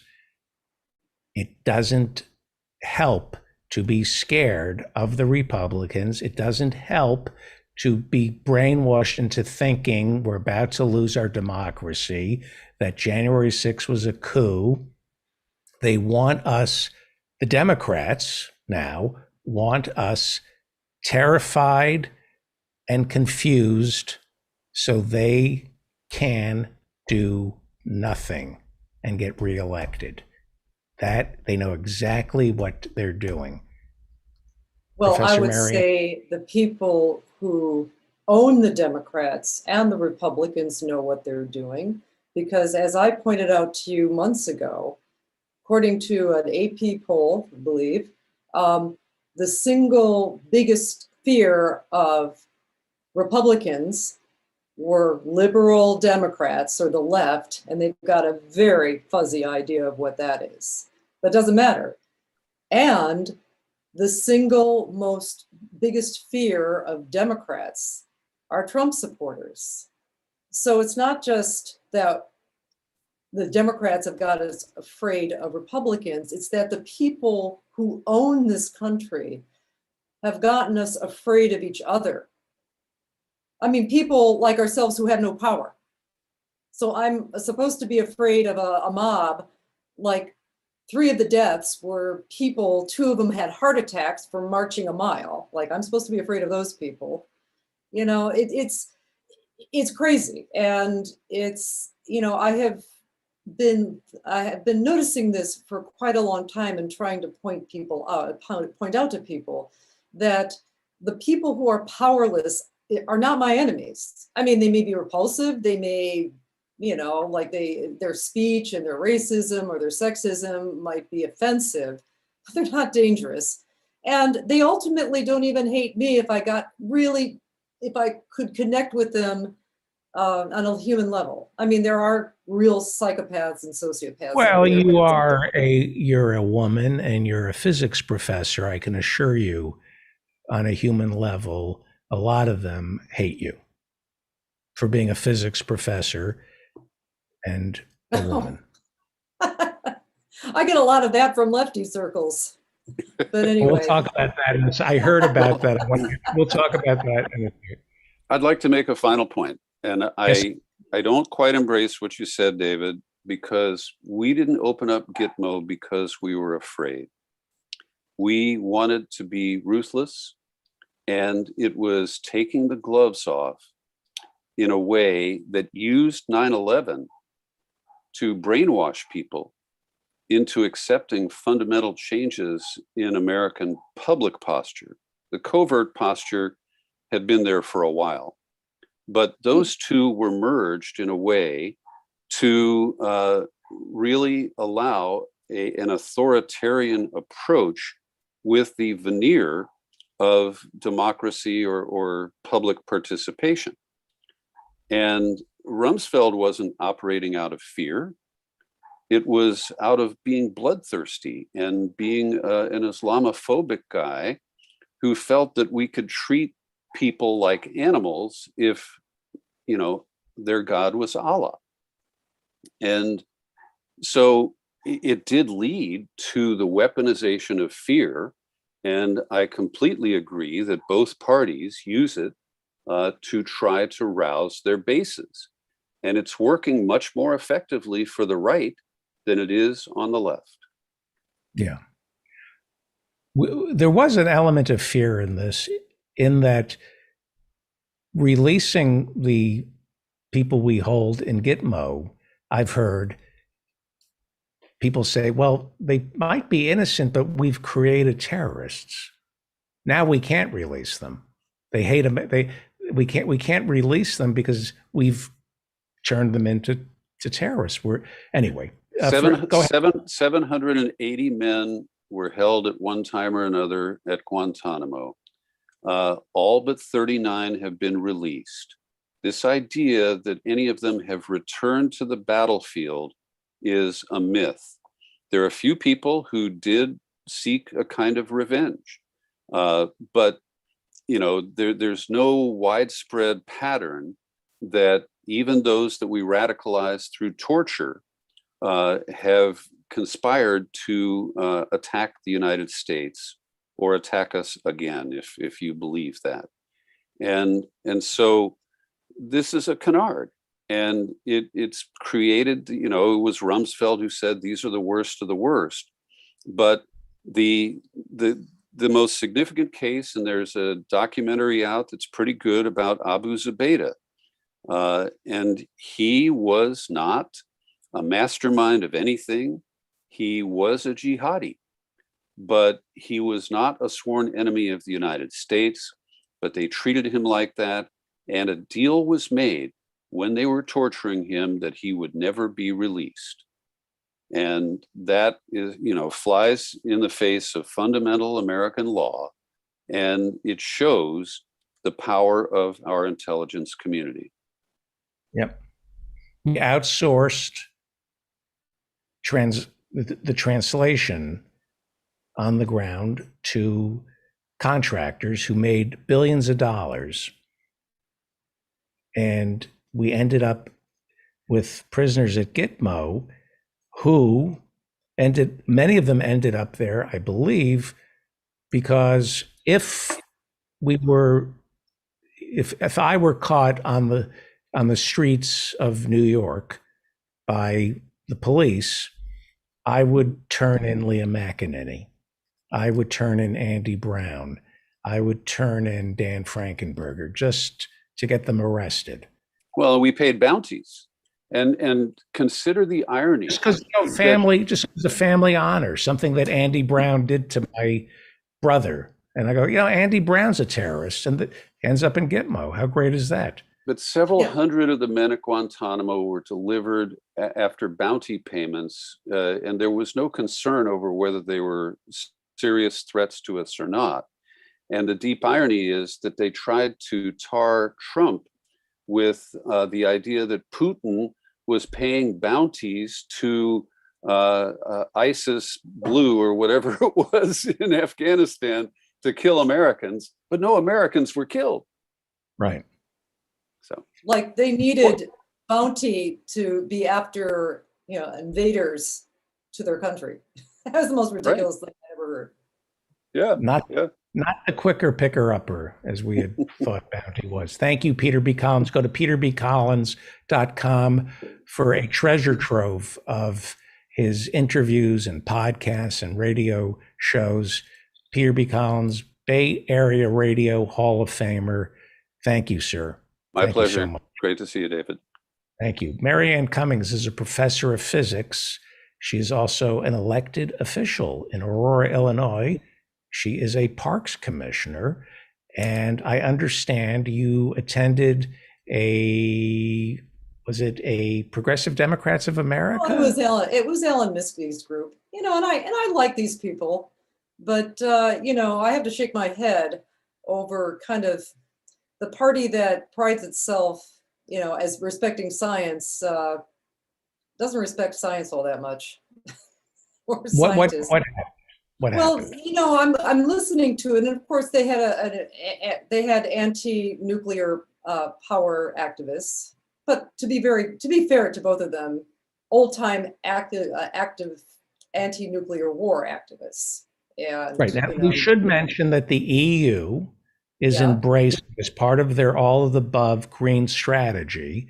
The EU seems to be leaning towards nuclear power. Well, and there is an emerging generation of nuclear nuclear technologies that are literally decades and decades overdue. Now, I was thinking about this because I think these people have very compelling emotional reasons to be against nuclear energy, since nuclear energy has just been so tied to the weapons, to war, and they're tied to war through the weapons manufacturers who came in almost 70 years ago with their little proprietary variations of Rickover's design, light water reactor design. And that's it. It's been an oligarchy. And I realized that, it's not the problem with all of these technologies. And we've talked about this on this show, is that they should not be in the hands of private enterprise or hedge funds like they all are right now. They need to be public utilities. Because even if we go solar, if that were possible, the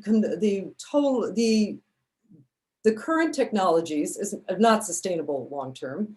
But if you have quote marketplace, meaning big companies, meaning oligarchies taking over, they're going to be highly resistant to newer forms of technology that will threaten their domination of the market.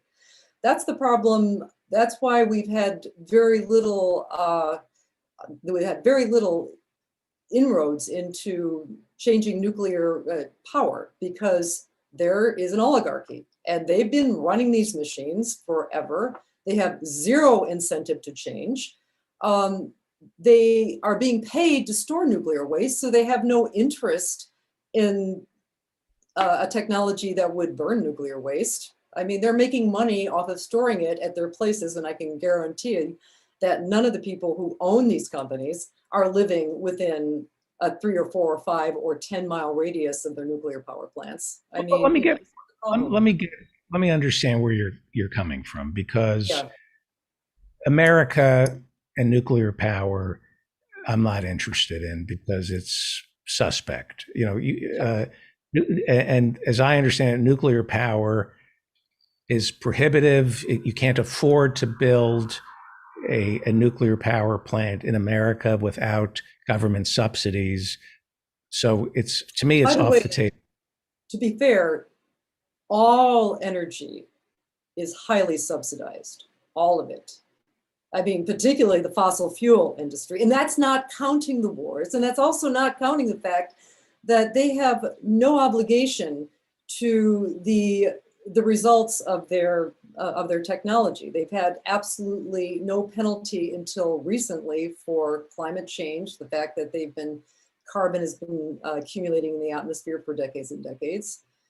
Nuclear industry takes a hit for any waste that gets into the environment here. But my point is that the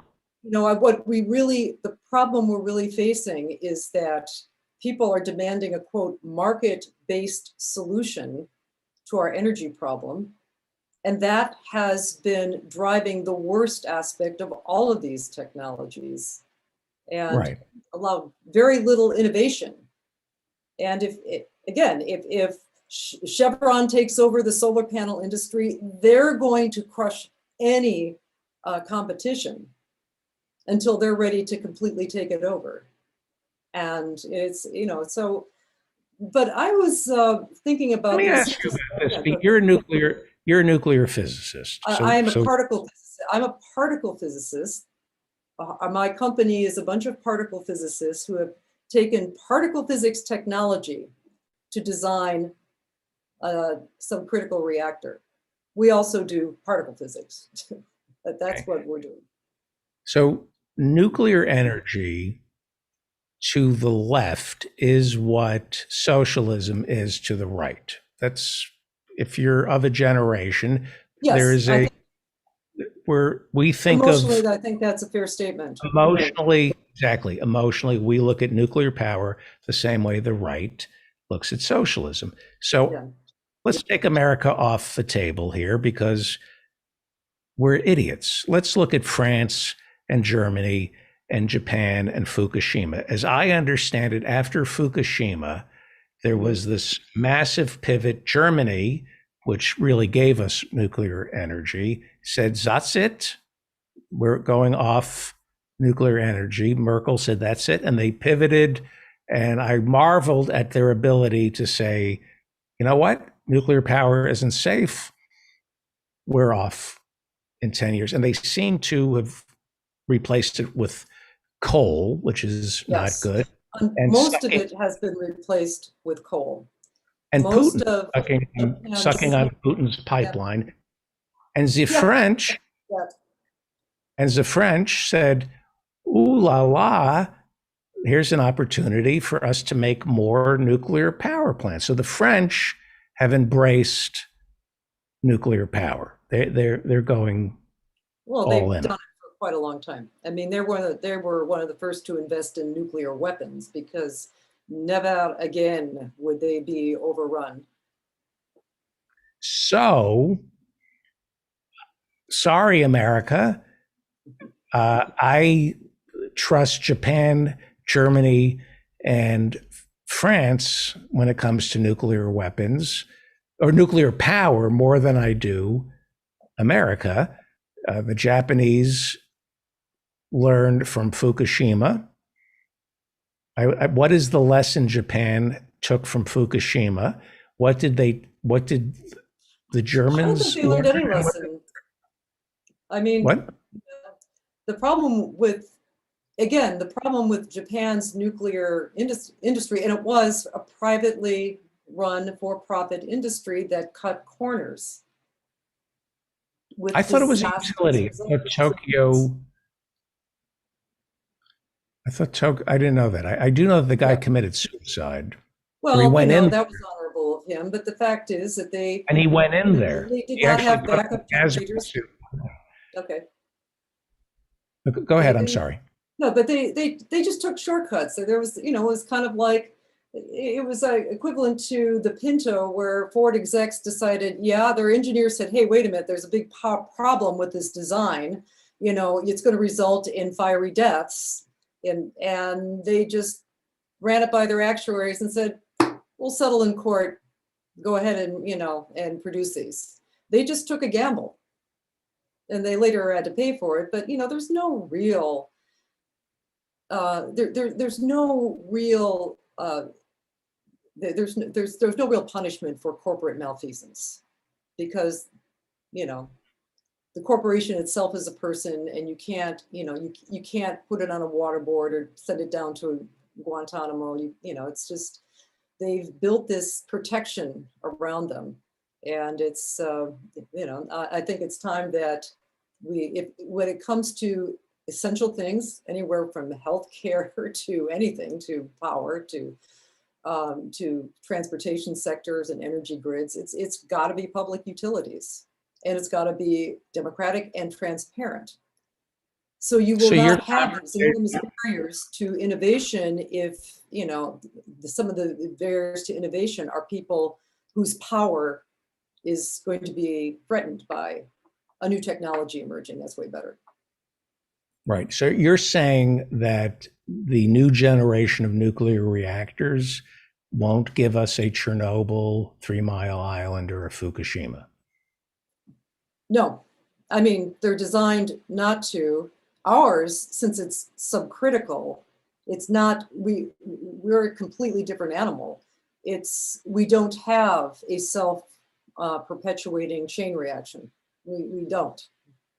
We literally have an on-off switch for the excess neutrons.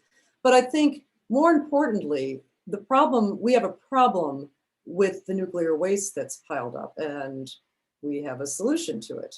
We can start burning that nuclear waste. In other words, we don't have to transport it. Everybody talks about, well, we can transport it and bury it safely. Okay, whose state are you burying it in?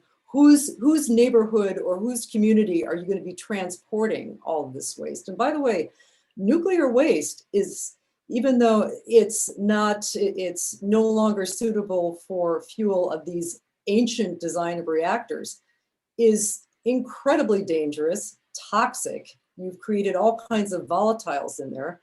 The transporting of that stuff is more dangerous than the transporting of the initial fuel rods. Most of the nuclear accidents that have happened, Fukushima included, have been problems with the fuel rods exploding. I mean, the spent fuel rods. And it's, so if you can have a technology that instead of moving any of this at all, you start reducing that pile. You start reducing that pile of spent fuel, which is enormously dense source of energy, carbon free. Anyway, that would be the pitch I would make. It's a very, I have to figure out a way of making it, and I have to figure out what the real problem there. I don't think it's ultimately the technology. I think because all of this is in a matrix of private for-profit corporations, and all of it, our energy sector, our health sector, and it's the concentration of that economic power that's the singular barrier to overcome. And the federal government could do it. It's the only one that can, because in the case of energy companies, they can only exist by massive subsidy by the federal government. Right. I mean, that's the only, that's the only power. In fact, their power is very frail, come to think of it. As somebody once told me that most all the regulations on insurance companies, for instance, in Washington have come from the insurance companies themselves, because they know that if they're in a real free market, free for all, they'll destroy each other. have the government come in and set up some rules so that, everybody's kind of protected and it's stabilized. So, which would bring me back to the tragedy that is, the current Democratic government in power, who's in a position to do an enormous amount of good, because we have a critical situation, had a critical situation. We've had a global pandemic. What better time to exercise, for instance, presidential authority or executive orders when the Congress won't, than in a pandemic? It just won't happen. And people are sitting just, I think, genuinely gobsmacked, to use the Brit phrase, that the Democrats just won't, the Biden administration just will not act. And, there's an easy explanation for it. We all kind of know they're paid not to, but it's emotionally hard for people to really grasp that when you grew up in a Democratic household and you had to somehow the Democrats were better than the Republicans. And I think by and large they were for decades, even if marginally, but as Noam Chomsky used to point out, the federal government is so powerful that even minor shifts in policy can have enormous repercussions for people down at our level. But because both Democrats and Republicans have been playing this weird game where it's been gamemanship and they're all ending up beholden to the same forces, we pretty much, as Princeton study back in 2014 showed us, we're not a democracy. What the public wants is not what happens in Washington. And let me ask you a question, because you had a sour experience with some people from PDA. You're a physicist. Mm-hmm. You're a PhD. You're incredibly smart. We live in a democracy. I maintain that we never were even a republic. Once we had nuclear power and nuclear weapons, we lost. You couldn't trust the American people with a democracy. The idea being, if it was left to a vote, we're too stupid, we'd end up destroying the world. So you got to take the democracy away. Up to Harvard. Yes, of course. So I do think that since we became a nuclear power, they manipulated the system to take away our power for fear that the mob would destroy the world, that we can't be trusted to choose who should have their finger on the button.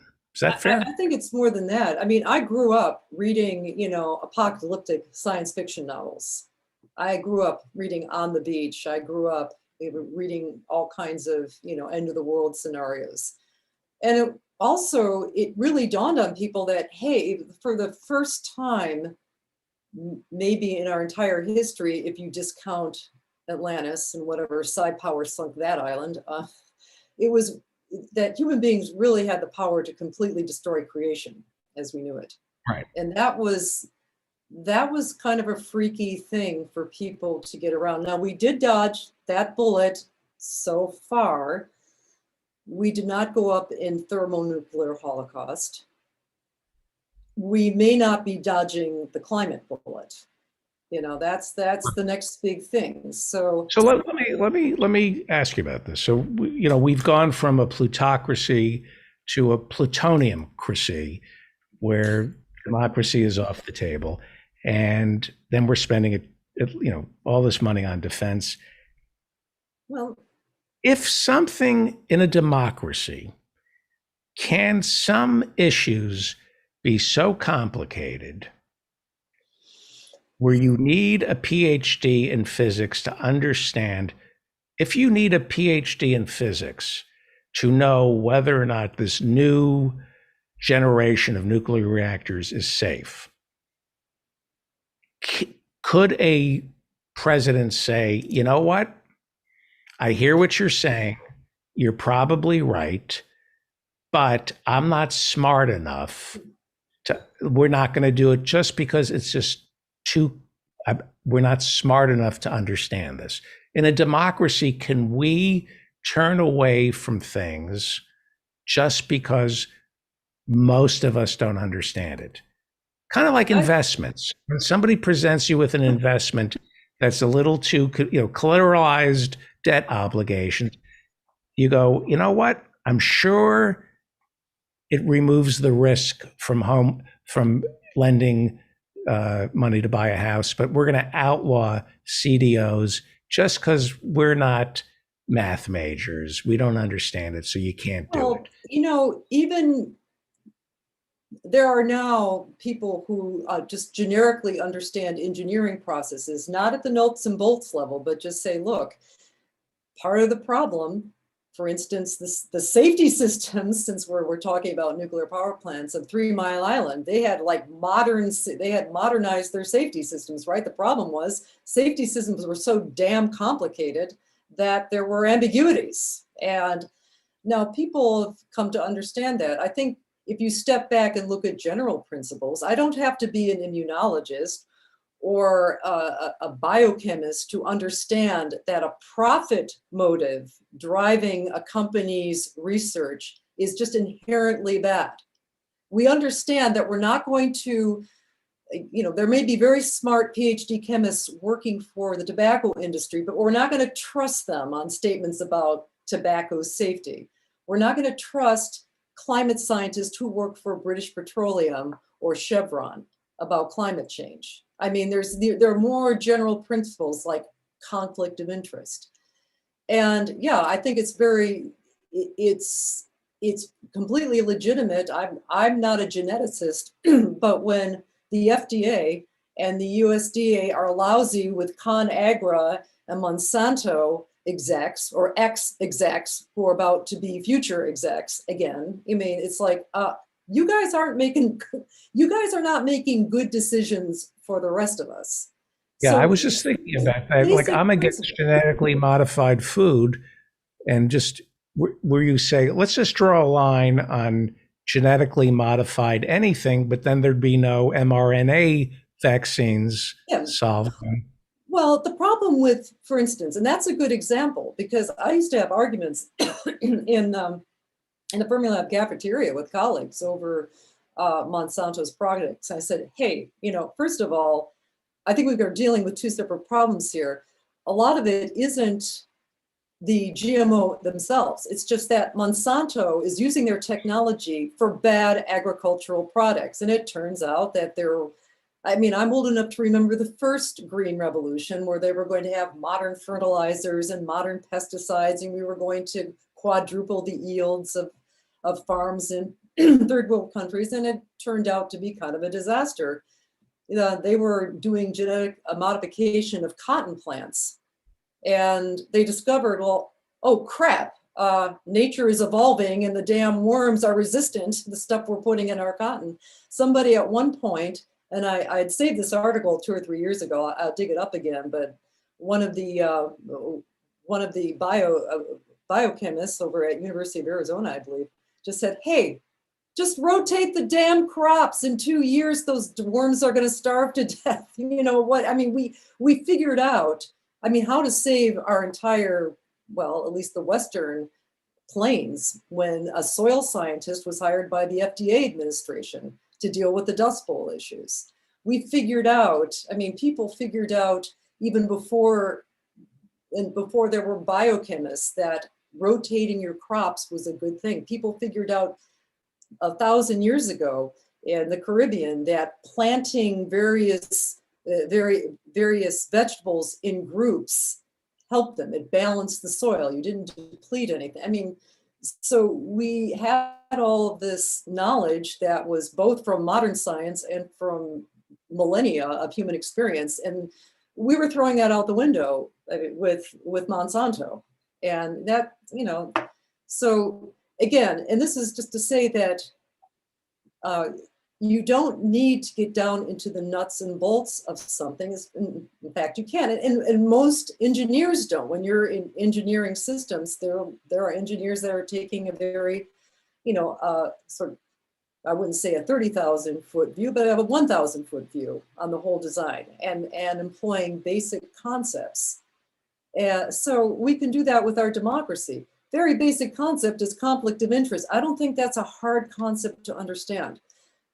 You don't, as somebody once said, it's hard to convince a man of an argument when his paycheck depends on him not understanding it, right, or not even looking at it.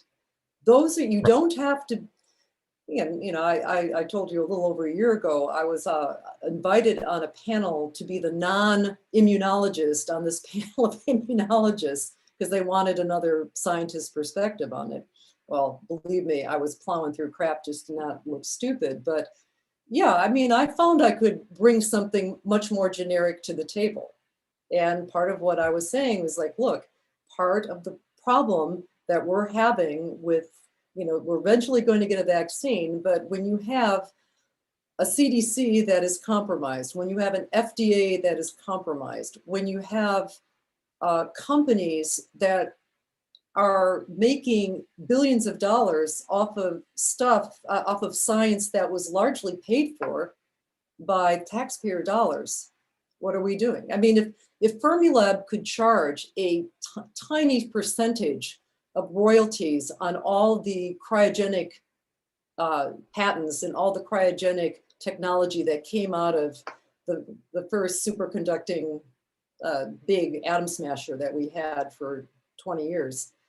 I mean, we'd never have to ask another dime from the Department of Energy again, but you know, we'd come up with this technology, it's given away for free. And yet somehow we've allowed, for instance, 6 investors in Moderna to make off with $12 billion of our money. It's nonsensical. And, you know, just today, I just read, by the way, I was going to talk a little bit. I didn't want to talk too much about nuclear energy, but I did want to talk about Pfizer. There was a judge basically sort of shortened a bit the length of time that Pfizer was shielded from having to reveal all of its technology, and you know, and also its shielding from being sued. I think from about 75 years to 8 months.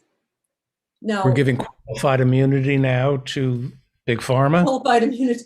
Well, you know, there are laws in place if you make honest mistakes, the things that you really didn't anticipate. You know, there are already laws on the books and there's also just all kinds of corporate laws, you know, limited liability laws that protect individuals.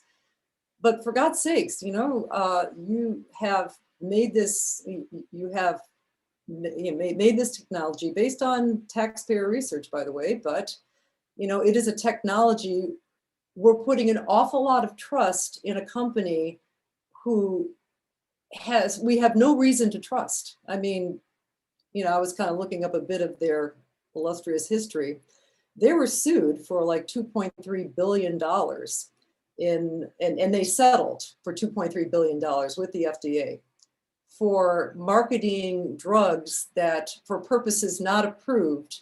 They were approved drugs, but they were marketing them for purposes not approved by the FDA. And then they were, a few years before that, they were sued for almost $500 million for just outright fraud. They settled. And, there comes a point where we have given too much trust to the quote markets. I mean, I remember back in the late 90s, physicists explaining to me at my Halloween party that stock market is fundamentally different now.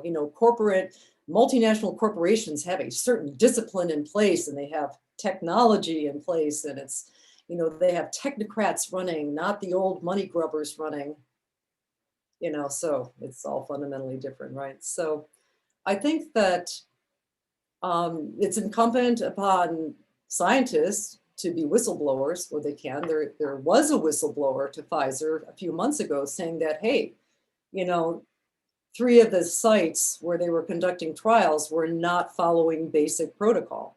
We don't know about the 150 sites, but the fact, now people looked at it and concluded that it didn't really affect the outcome, but that's not the point.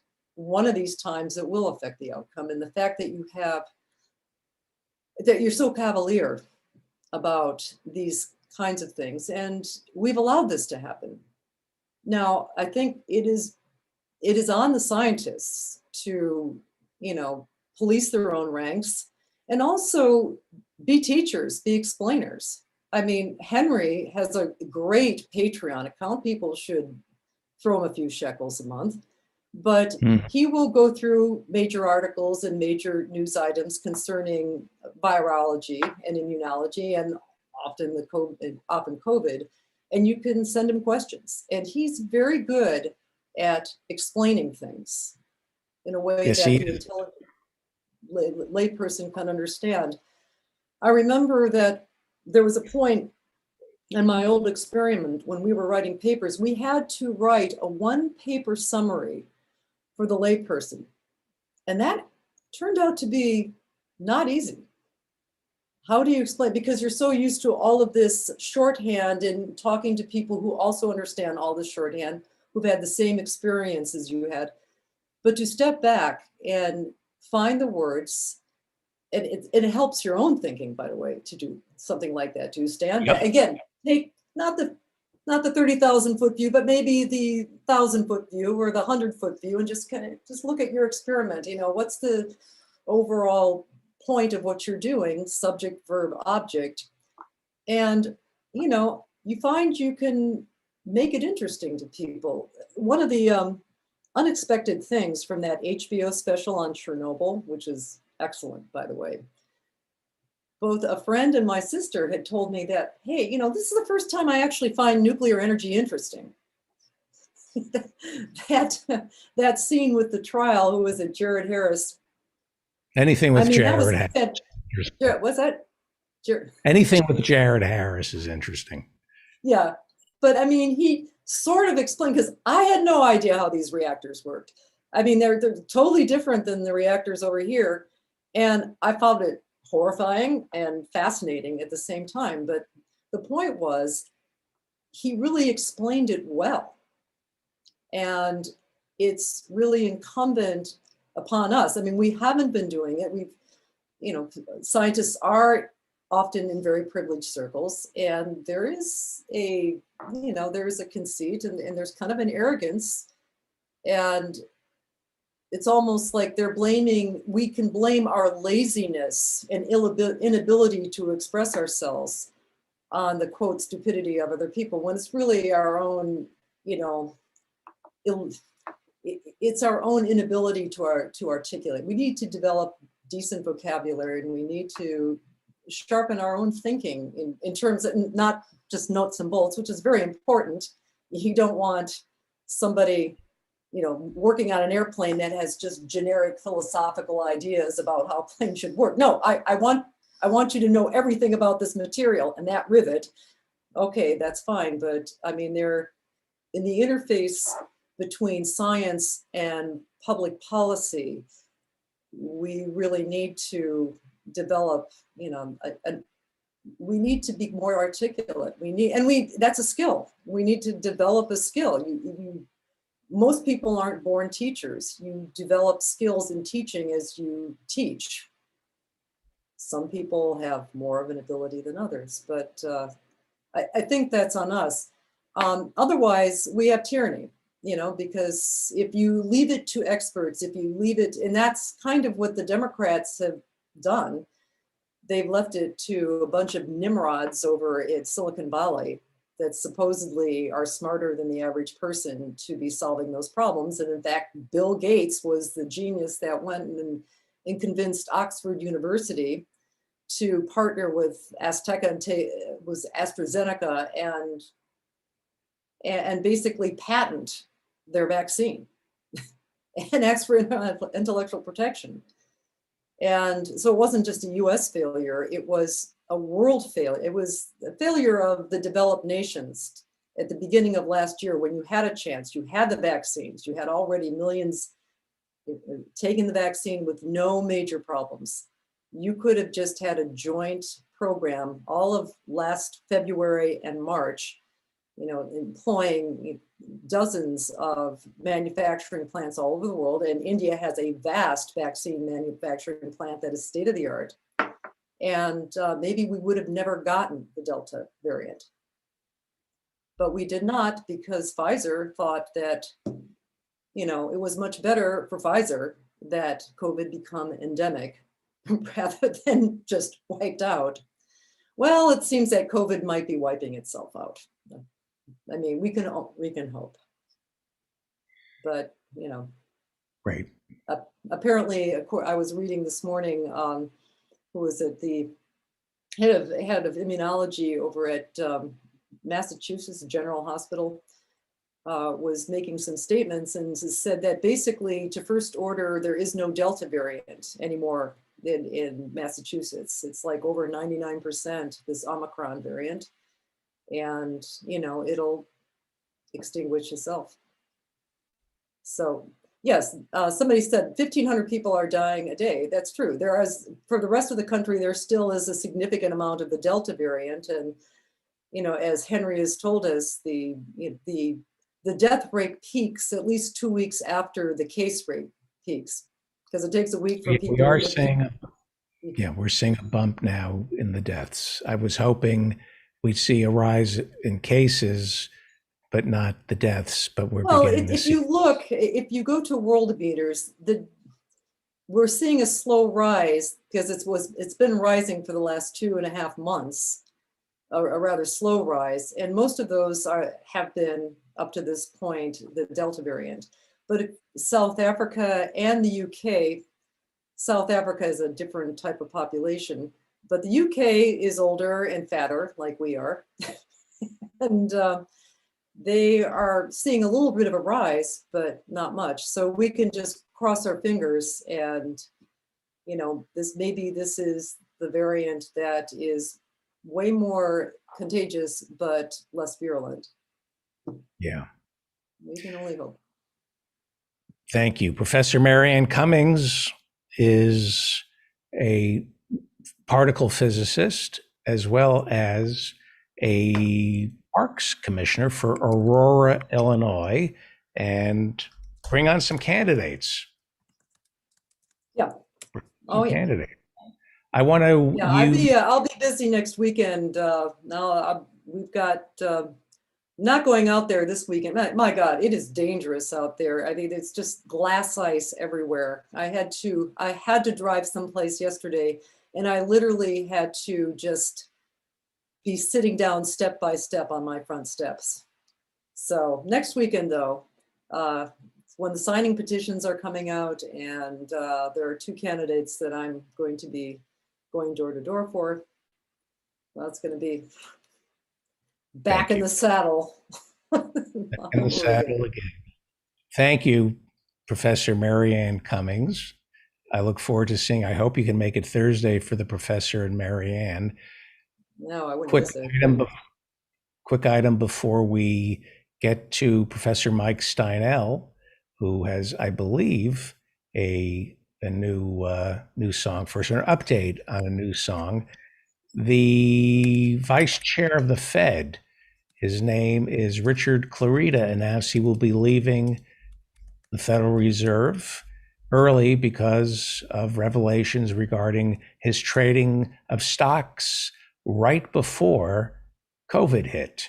In February of 2020, he sold off some shares in 3 stock funds as COVID was announced, and then he repurchased it a couple of days later. We have 2 other Fed governors who have resigned because of questionable stock trades. These are the people who control our economy, the Federal Reserve, including Jerome Powell, the chair of the Federal Reserve, who was renominated by Joseph Biden, even though he sold millions and millions of stocks in October of 2020. And some good news, I believe this is good news, unless you're a pig, and most of my listeners are not. We're getting a report of a medical first. David Bennett, a 57-year-old Maryland handyman dying of heart disease, has been kept alive after doctors transplanted a pig heart into him. He's been alive for 3 days, living and breathing on a pig heart. Well, that's good news. Let us now go to Denton, Texas, where the brilliant Professor Mike Steinel is standing by with a little bit of a hiss. A little bit of a hiss. A little hiss? Oh. A little hiss. And it's not because I'm telling jokes. Professor Mike Steinel, or maybe it is. Was it too Professor loud? You think it was too loud? I think it might have been too loud. Professor Mike Steinel is a jazz trumpeter, composer, educator, member of the University of North Texas Jazz Studies faculty from 1987 to 2019. He is the author of the highly acclaimed Essential Elements for Jazz Ensemble, Volumes 1 and 2, as well as Building a Jazz Vocabulary. His latest release on jazz theory is Running the Changes. And go buy his album, Song and Dance, the Mike Steinel Quintet featuring Rosanna Eckert. Go to MikeSteinel.com for more information. I understand you have a mulligan, as they say, our favorite sport. You want to redo something, is that correct? I have a new version of Ain't No Chairs. Now, how is it possible that I loved that version and you saw fault in it? What did you not like? What did I not like? Well, you know, here's the thing. It was a serious song and kind of sentimental, sentimental maybe. Yeah. And I think that that's a tricky thing for me to do, you know. So I roughed up the edges of the song. The vocal sounded a little Neil Diamond-y. You know, we what love I mean? Neil Diamond. What's wrong with Neil Diamond?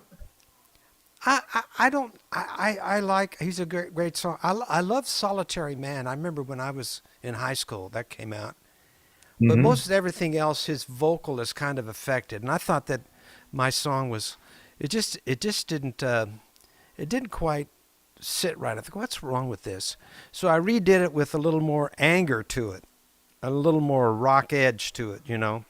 I put some guitar in it. And that's interesting. You mind if I talk to you about this for a second? That's fine. And then we need to talk about how you crapped all over my man Paul McCartney. I was really upset with your opening. Okay, I'll get to that in a second. Okay. So we live in a culture where sentimentality coming from the heart is frowned upon. Exactly. Yeah, exactly. And so it's difficult to open up and show your heart. It's easier to be angry. It's easier to do a, Chaplin, Robin Williams, cut from the same cloth. They were not afraid to do sentimentality and fail at it. Well, I don't know But if they really, failed at it. you make yourself very vulnerable. Yeah, exactly. You do. And maybe, because I thought that song that you played last Monday was perfect. Well, first of all, maybe you didn't gush. You didn't gush. Not that you have to gush all the time. And you didn't play it twice. So like you've done that once, and now that's the bar. But this song is a failure unless. Well, hang on. But I'm evil, and so my not playing it twice is all about mind control and keeping you off balance. It's the only way to manipulate. Did you alpha dog me? Alpha dog. I was alpha dog. That song was a masterpiece. It didn't quite hit right, And first of all, man, I crank these out like in a day, and they can't all be. Here's my hit list. Here's the ones I think turned out really pretty good. I'm Traveling Light. I like that. I'm Traveling Light. When I get my software going, I will be playing all your music. We're running on. I don't know if we need to talk about your sex life in your podcast. Your software. How did you like it? I told you that in confidence. I'm Traveling Light, the Catherine Lou piece, Something Died in My Garage, right? And some of the themes. I think the Harvey J. Cade themes is good. I like that. I think that the last song I did was a lot like. I'd have to go back. See, my musical memory is not such. I might write the same song 4 times, but just change the lyrics, change the title. I think it's very similar to Billionaires in Space, which it isn't the sentiment of necessarily the lyric as much as the sentiment of the harmony with my voice. I think, I'm not a singer, so if I yes, you are. No, I'm not. That I get by, but I have I think I have some qualities that are good for singing, expressiveness, but I'm not a trained. I don't have a trained voice, and I don't have a powerful instrument that's really interesting. I try to make it interesting with maybe rhythm. That's the thing about jazz. The rhythm is really important. So this version has a lot of rhythm. Okay. My album is called Song and Dance, and that's based. There's a quote on there. Some famous musician, teacher of musicians, said once said there's only 2 kinds of music: song or dance. In other words, and for me, jazz music is all about dance. It's song, So what I did before was a little bit too songy, This one's more dancey. You'll like this one, I think. You want to play it, and then we can talk about Paul McCartney. Play it in a second. Both versions are fantastic. Okay. And it's an honor and a privilege to have anything you do on this show, and I mean that. And it's just I'm curious how the mind works, how somebody what there are many reasons to love Professor Mike Steinel.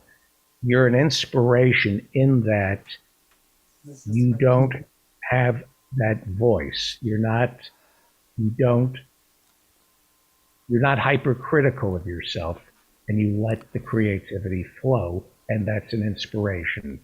And I'm just always curious to hear those voices. When you get self-critical, I'm always curious. And what I love about your self-criticism is you just make a different version of it. You don't retreat, you move forward. And I didn't like that version. I'm doing another version of it. That's inspiration. That's an inspiration to us all to, if you're unhappy with something, change it. You know, I learned this from, I have all the Bob Dylan CDs, and a lot of them I have the bootlegs where they're working on songs, you know, and alternate versions. And some of his best songs, the alternate versions that he scrapped, to me are better. I agree. And some of them are a lot. My heart. What's that? Someone's got a hold in my heart. Yeah. As opposed to got a tight connection to my heart. Yeah. I think that's on Empire Burlesque. I like the bootleg version better. But then again, what do I know? Go ahead. Know? Hey, I don't. I want to just we can tangent from here to something. I had an email from a friend from college days, who's a painter and very talented, and they were expressing it was an email saying hello and saying how depressed she was about where the country is in, the whole thing, political, the COVID, and I just ended up with kind of commiserating. And at the end I said, I think that what I've done is just tried to, spend time creating. Like over the weekend, I watched a lot of football, and at some point I just got really tired of it and just tired of the whole situation. We haven't been able to go out and attend church because we're trying to keep everything, tight and not get the COVID, which is, boy, we know a lot of people with COVID right now. And some people really struggling. By the way, Mike Elk is better. Payday Report. He's got a new. He says he's been struggling for 4 weeks with COVID, but he's on the mend. And he's posting over. What's that? And is he posting new stuff? Yeah, he's posting new stuff. There's the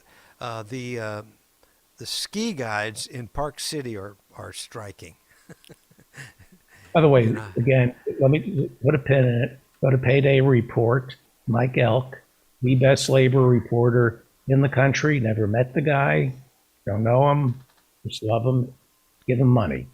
Donate money to paydayreport.com and go there for all your labor news. That is the place to go. Paul McCartney. Well, wait a second. I want to talk about the background. You didn't notice my background. Well, that's part of your song, right? Yeah, that is for those just who aren't watching. I put a background of one of these big warehouses of Amazon, and there's a ton of product on it. Just goes and goes and goes. And that's a still photo, so a guy's walking there. But you notice there's no chairs, and that's kind of what I talked about. Over the weekend, a guy reached out to me, a friend of mine. He's actually from the family. Remember I talked about Doc Severinsen coming to Kansas and his connection with the family up in Smith Center, Kansas. Not Smith Center, Clay Center, Kansas. But Kenny Snodgrass reached out to me. And Kenny left college years ago and worked union organizing. He went to the South and he went to California. He worked with Cesar Chavez and is a good friend of Dolores Huerta. You know that? Have you met her?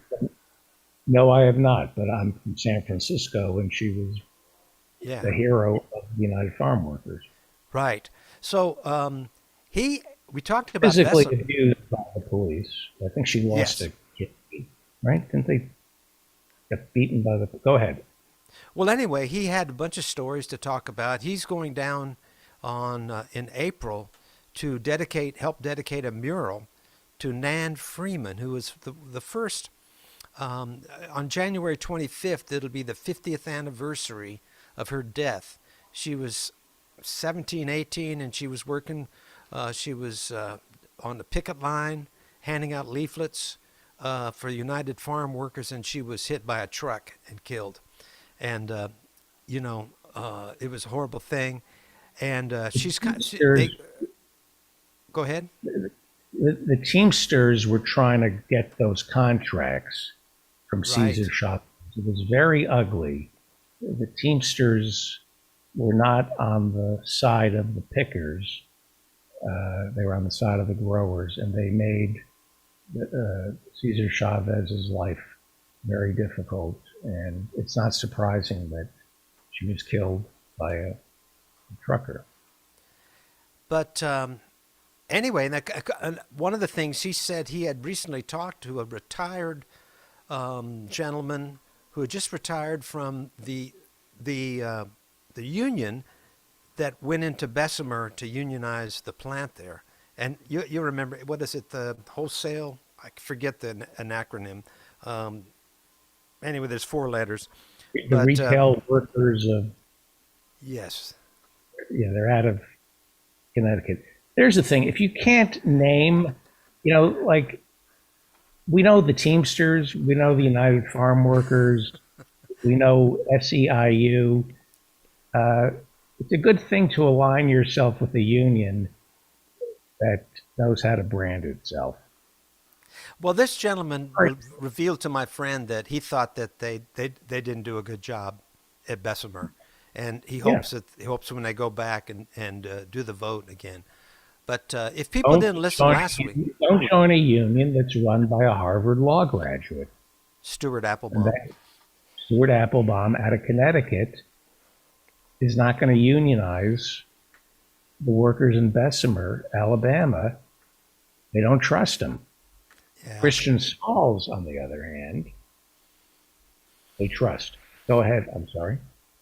Well, just for if somebody didn't watch or listen last week, one of the things about these huge Amazon warehouses is that they don't have chairs, and that's the name of the song. Ain't no chairs, and you would think Amazon would be able to find chairs. They deliver everything. They can't find a place that sells chairs. It's by design, David, to keep people people on their feet for 10 hours, 12 hours a day. 10-minute bathroom breaks when it takes 8 minutes to walk to the bathroom. Yeah. And, it's just a horrible thing. But you want to play the song, and then we can talk about Paul McCartney? Yes, sir. This is not new music. This is an alternative version of Ain't No Chairs. Ain't No Chairs, number 2. Number 2. Written and performed by Professor Mike Steinel.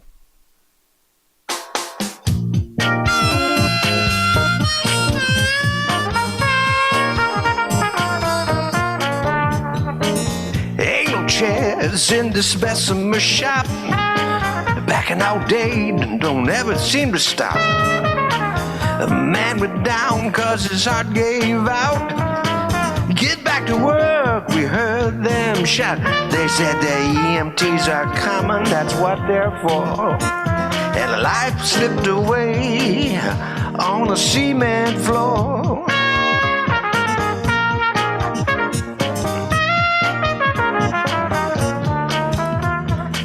I know the bookstores are all gone away. Got me some books, I'll read them someday. Right now I got to make my rate in all these extra shifts. If I can make it to Christmas Eve, the kids will have nice gifts. And the big boss will have more money so he can go up into space. But there still won't be no chairs in this Bessemer place.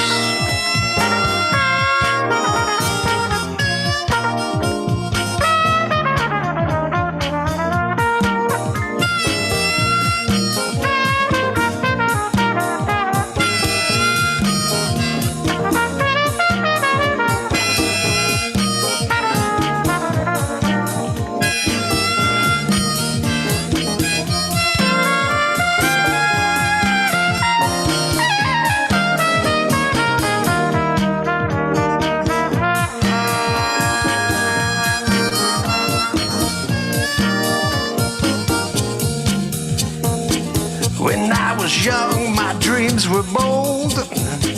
Now every day my life's controlled. Last year we had a meeting and they made us go. They gave us all pins that said, vote no. But maybe this year Union can give us a little more and put some chairs on this Bessemer floor.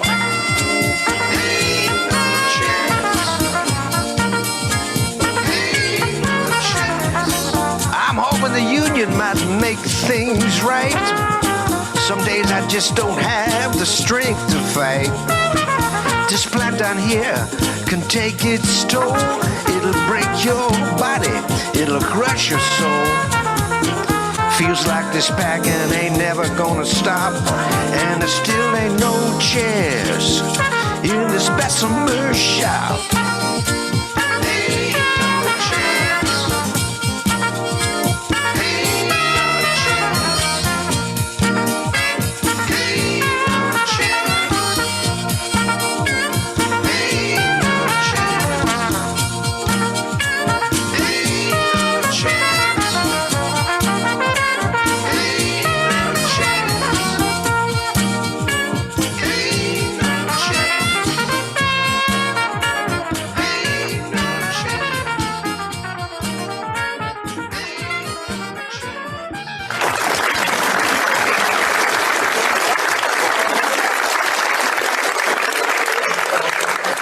So, the Golden Globe Awards are not being televised. They're kind of immaterial, and now they're wondering, maybe all these award shows are of no consequence. The competition, who cares? A movie is a movie, and a song should not compete against another song. Not here on this show. We're going to have not only play the other version of the song. Do you mind if I play the other version? Right now? You mind? Yeah, sure. I was going to shred it, but that's okay. Oh, then Yeah, I let's won't do it. play it. Let's do it. No, Let's do it. No. You won't play the other version. That was an interesting article about all the award shows in the New York Times. They were, one of the things about the Oscars is that it helps a lot of these smaller films. If they don't get noticed, they're called, well, there's a name, like they're not niche films. But anyway, like the arty ones, if they don't get noticed by the Oscars, they lose money. And well, we've been over that. They don't. okay. Their money. I'm sorry. I watched my episode about Rust. They're all money laundering. I watch every episode, David. I listen to every episode. You're right, but they don't get the. What they say, West Side Story, the original. The West Side Story has only made $50 million. The new Spielberg. The original made $41 million in 1960, whatever, 3. And if you talk about today's dollars, this is like $410 million. So, even with all the, all the stuff they could muster to get that worked out. So did you watch? Did you watch the whole Get Back? Did you go all the way to the end? I haven't finished it. See, you but shouldn't. You're mad at me about Paul McCartney, although some people agreed with me. But go ahead. I love a comment because I could see that what's at work with you is that you have been in situations where you've been alpha dogged, and that's why you have this podcast, so you can turn the tables. And alpha, right? I'm not good at it. I'm just kidding. I don't like meetings. I don't like what Get Back. I love Get Back. I do, and I can't wait to get back and watch it. What I noticed was that if you were not Paul McCartney, those recording sessions were baton death marches. Well, included for John. There was a reason Yoko was next to John. He wouldn't have shown up, John, for those sessions had Yoko not been right attached to him. Okay, all right. How You far are agree you with into that? it? How far? Well, here's the thing. In the beginning, like John is late every day, and I would be too. and he doesn't have anything ready to go, really. Hmm. And so Paul's working on his thing. I think that first of all, they called it Get Back, and so they focus on that's the one song that there's three songs they follow all the way through. Don't Bring Me Down, and Get Back, and what's the other one they do that's a partner song? I didn't realize till they get to the rooftop that they're doing a partner song. John starts his part, and then Paul sings his part. Then they sing them together. Let It Be, I Me Mine. Yeah, What Let It song? Be. No, not Let It Be. Not I Me Mine. What is it? I Got a Feeling. I got a Right. feeling, and that goes along with what's John's? What's the part that he does? Everybody had a good time. Everybody had a wet dream. And I kept when they were rehearsing those, I thought, well, what's he doing? Why is he doing this song about a wet dream? And then and going back, I would probably notice that they go in and out of them at the same time, and I thought, well, John is just vamping on Paul's idea and adding this other lyric thing. But then it works as a great, partner songs are great when you can have two songs that work separately and then you combine them. There's a bunch in musical theater that are like that.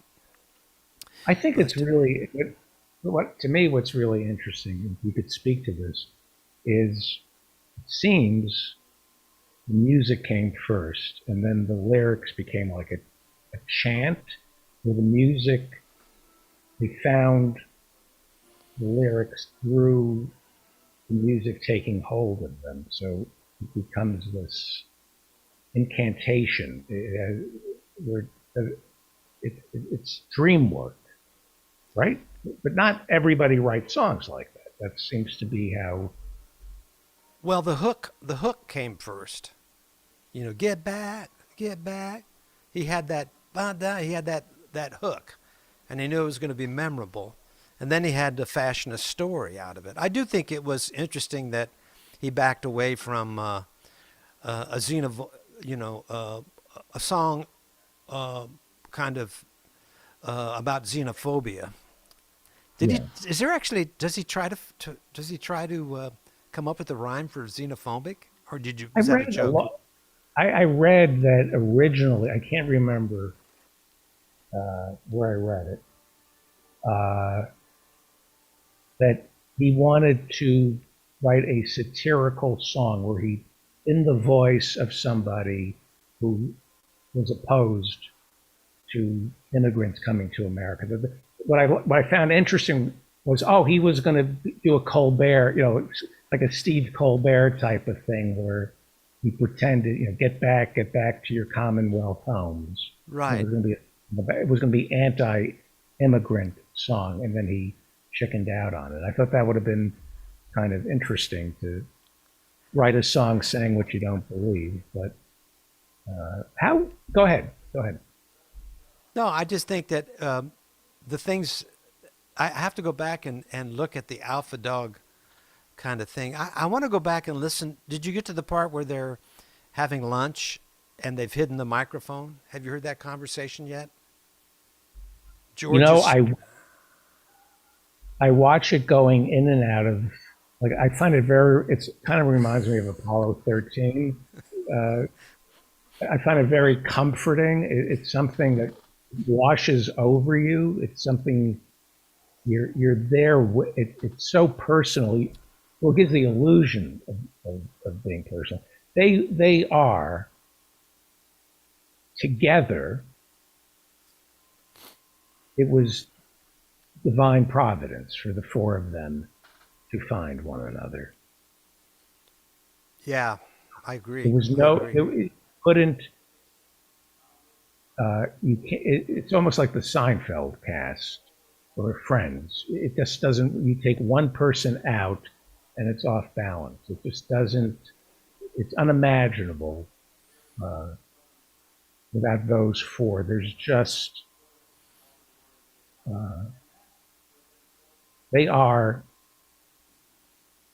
right. They're just Well, your like I heart said, ex- yeah, like I your said heart last week, that when they finally get to the rooftop and they start playing, you realize what a great live band they were.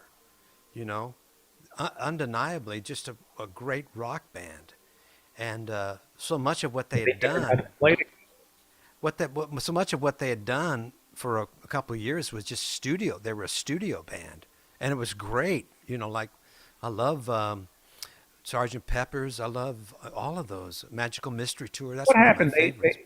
They in Germany they lived and played on top of one another, and then they began to tour, and then it just what was it, Shea Stadium, Golden Gate, Candlestick Park. It was just they weren't even listening to their music, and the crowd. It didn't matter what they played. They couldn't be heard over all the screaming, and they just stopped being a live band. Right? I don't know how much they toured actually, but they did play a lot in the beginning, just every night. You know, I used to play gigs with bands where you played every night for 4 or 5 hours. You know, and there's nothing like that anymore. Even when you tour, if you take a tour, now that's not true. There are tour groups that go out and do concerts, but they do like maybe 45 minutes. You know, like Michael McDonald's, they might do an hour, but they don't do 4 or 5 hours. Here's the thing. I have to correct you. Okay. Not having any of your talent. Genius. Here's what I know about stand-up. When you're young and starting out and don't care about money and don't have that self-respect, those gigs still exist. If I were 24 years old and I wanted, it was burning inside of me, all those stand-up gigs still exist. You know, where you're on stage, you're holding down the fort for 2 hours and grinding it out, but you lose the fire, and those gigs disappear. You don't know about those gigs anymore. They exist. It's like cocaine. If you do cocaine, it finds you. Somehow everybody does cocaine. You quit cocaine, nobody you know does cocaine. When you're addicted to performing, it finds you. Right? You know that's true, right? Right, but when 40 years ago, when I was like just in college, you had a band and you would play with this group of people for a long time. And now you have like acts. There are not too many acts that will tour and play, for example, play in the same club for 4 or 5 hours a night. There's nothing like that. Just going back, you don't tear your instrument. You just turn the amps off and you leave. You come back the next night and you do it all over again. You know better than I am. I'm not trying to. I suspect that if you're 23 years old and you have a band, those gigs exist. They're. No, here's the deal. You're wrong about this, because I see these kids. They're in college. You'll go to these clubs. They'll have 5 bands, 6 bands.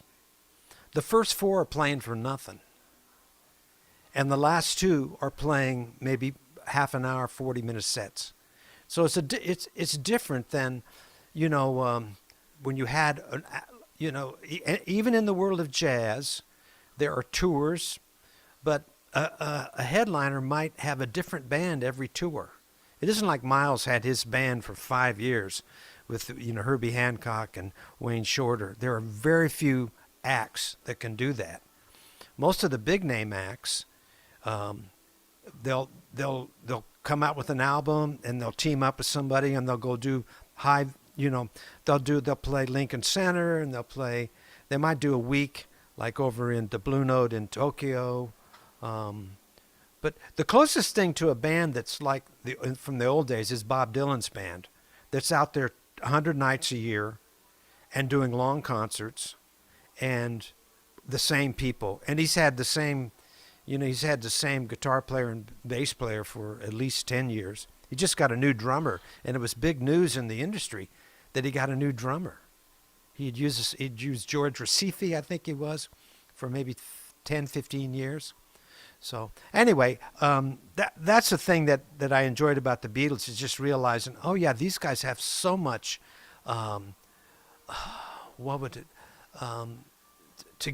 they've accrued so much bandness, they can just turn it on when they get to the roof. All that stuff that was in shambles in the rehearsal studio comes together, and it's just brilliant. In some ways, it's more impressive than their studio albums, which can be doctored, and things added in the studio. People come in, but anyway, I think you're entitled to your opinion about Paul. Here's the point. I was just saying that I wanted to be a Beatle. That was, everybody wanted to be a Beatle, and then you realize the hard work of having to get along with the other three. It wasn't just this magical mystery tour where we played together and had fun. It was grating to be a Beatle. They got on each other's nerves. And maybe Paul was a little more ambitious, was a little more a genius. And he was right. John was slacking off. He didn't have his songs. I get that. And he's trying to keep the band together. But, John was thinking, why do we have to work at this schedule for? Let's do some more acid and hang back and going on. I mean, right? John was a little lazier, less driven than Paul, correct? Less focused. Less focused. He was all over the place, right. In terms of, and Paul was a workaholic and was kind of the leader of the Beatles in that nature abhors a vacuum. Somebody had to lead, right? Have you got to the point where he says, I have to admit that we've been kind of at loose ends since Mr. Epstein died. It's interesting they call him Mr. Epstein. Brian Epstein, their manager, who was just a few years older than him. I think he was 33 when he passed away or something like that. And they're like 26, 27 by this time.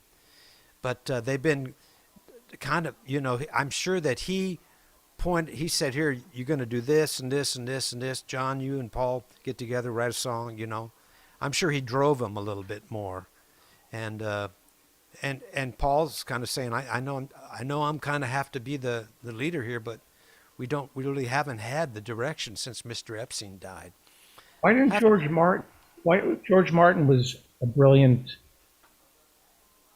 producer, but he didn't have he didn't have that power. He couldn't have taken over that role. Well, I've watched the whole thing. I haven't watched it twice, but I have a hard time figuring out, what is he doing? He's just kind of encouraging. He turns over he was the engineer on all that stuff, and then for this one, he turns it over to Glenn. By the way, you know who my favorite person in the whole thing is? Harry Krishna. No, Mal. Who? Mal. The guy with the soup bowl haircut, their road manager. Mal. If you get into it more and more, he's always there. He's the one banging the anvil on Maxwell's silver hammer, and he's just having a good time. And he gets some tea, he gets some coffee, he runs out for cigarettes. He's bringing them toast. He's the road manager. I thought he was very, and he really comes to his own when he's dealing with the police at the very end. He's the one that goes down and talks to the police, and he really handles it well, and just kind of deflects and say, well, let's go up to the roof. Let's go up to the roof and you can see what's going on, you know. And the police get there and they look around. But here's the sad thing. They are the royal. I mean, you watch them, you know, they are the royal family. Like you think, I'd give anything just to be getting, like being in on it, just being in that inner circle, being. These policemen are totally unimpressed with with music, you know, which is so crazy because everybody on the street, there's only one lady that says, "You've interrupted my nap and I'm mad about it," you know. But everybody, oh, I think it's delightful. Even the old people, oh, I love the Beatles. Do you have the records? No, but my son does. Everyone, they're lovely. Lovely boys, lovely boys. There's a lot of that, you know. They're darlings. But Mal, I Googled Mal, and he, after they split up, he ended up in L.A. He got shot by the police. He had a violent end. He was threatening his girlfriend. He was drunk. He had a spiral into drugs and alcohol, and he was doped up, and he had a gun in his hand, and the police showed up, and they didn't ask questions. They just shot him, killed him. So that was really sad. But as you get into more of it, you check out Mal. He's always there, and he's just like a. I kept thinking, who's this goofy tall guy with the bowl?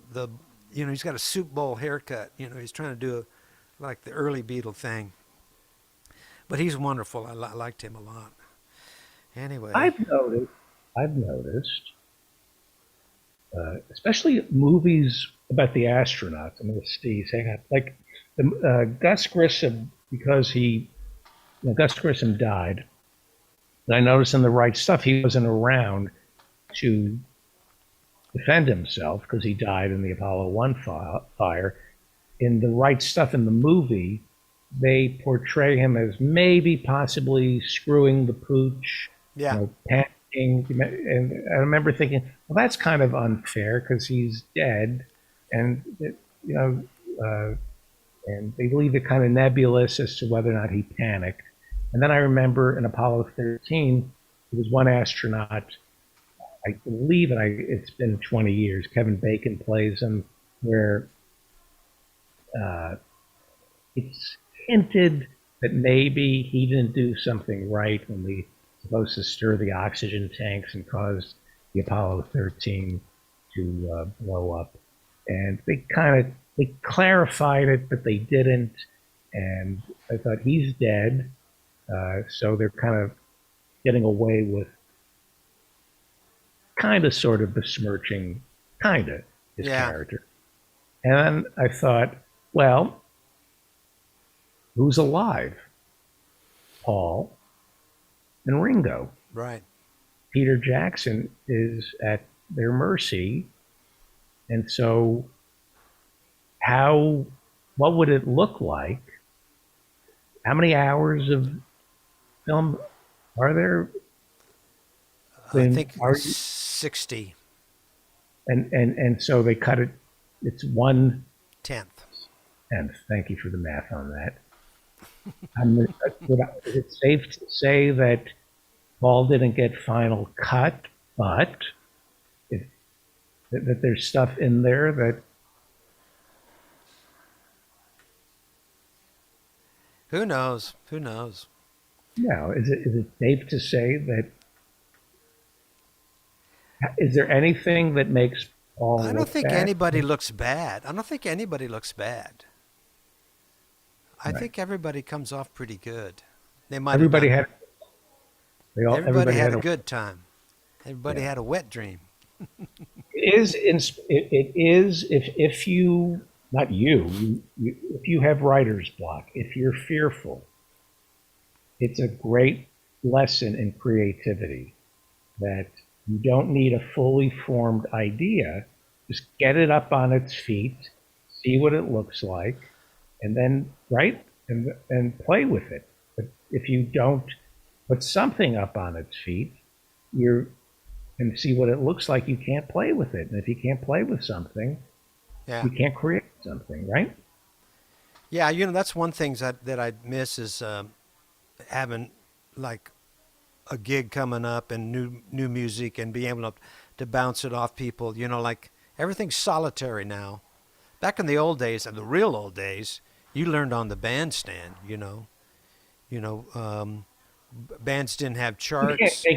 But the recording studio, I would assume, changes the writing process, because you can't have that much in front of a live audience. You can't have like 1/10 of an idea. And it's the freedom of a 14-hour recording session where you're just jamming and playing. And Yeah, here's see, my question. Nobody can record. There are very few people that can record that way in a studio anymore. Miles Davis had carte blanche. They've recorded when my friend Bill Evans joined his band. Bill Evans, a tenor player who I knew from school here, when he joined the band, they recorded for a whole year, almost every day. The light was always on, recording everything. The Beatles, they were recording, obviously, they were video. I mean, they were filming everything, and that's film. That's not. It's so funny. At one part, Ringo comes in with a camcorder. It's a new thing. It records on the tape. It's so funny because now we got phones and everything, but the expense of one recording audio, everything. The tapes like that. Did you ever record on tape? Yeah. A reel of tape would be what, $50, $70 back then, 2-inch tape. When I recorded a first album with the group I had in Chicago, we had to rent the tape. They said, well. Oh, that kind of tape. No, magnetic tape. Yeah. Oh, no. The big 2-inch reels, And then you would erase. The next act would come in. Once you would mix down to 2-track, 1/4-inch 2-track, and then you have your master, and then unless you want to buy the tape to go home with it, it'll cost this much, but we'll rent you the tape for the session. We'll keep it for 30 days, and then we'll record over it. We'll erase and record over it. How many times could you record over it? As long as they can keep erasing it, I'm sure they could. They use these powerful magnetic. It's not like recording over it doesn't really erase what's there, but they would use these big magnetic things to erase to realign all the electrons or whatever's on there. Hey, we're going kind of long, Omri. I'm sorry about this. That's all right. It's interesting. Memory. So if you're not recording, like John goes over to Paul's and they're playing, and they figure out a song, but they didn't record it. Can they remember how it's supposed to go without recording it? Don't you? I think it's so interesting. They say, remember this one? And they start doing songs that they've never recorded. That here's one we wrote, and they remember the words and everything.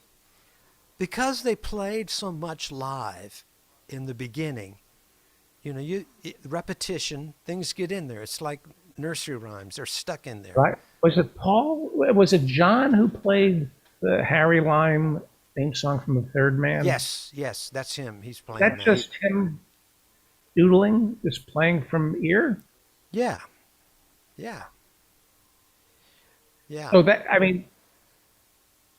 this is going to sound, I got to wrap it up because I'm tired, and I'm going to say something really stupid. Okay. I'm watching John play the Harry Lime, the opening theme music from The Third Man. Was that Django Reinhardt who originally played that? I have no idea. Somebody. Anyway.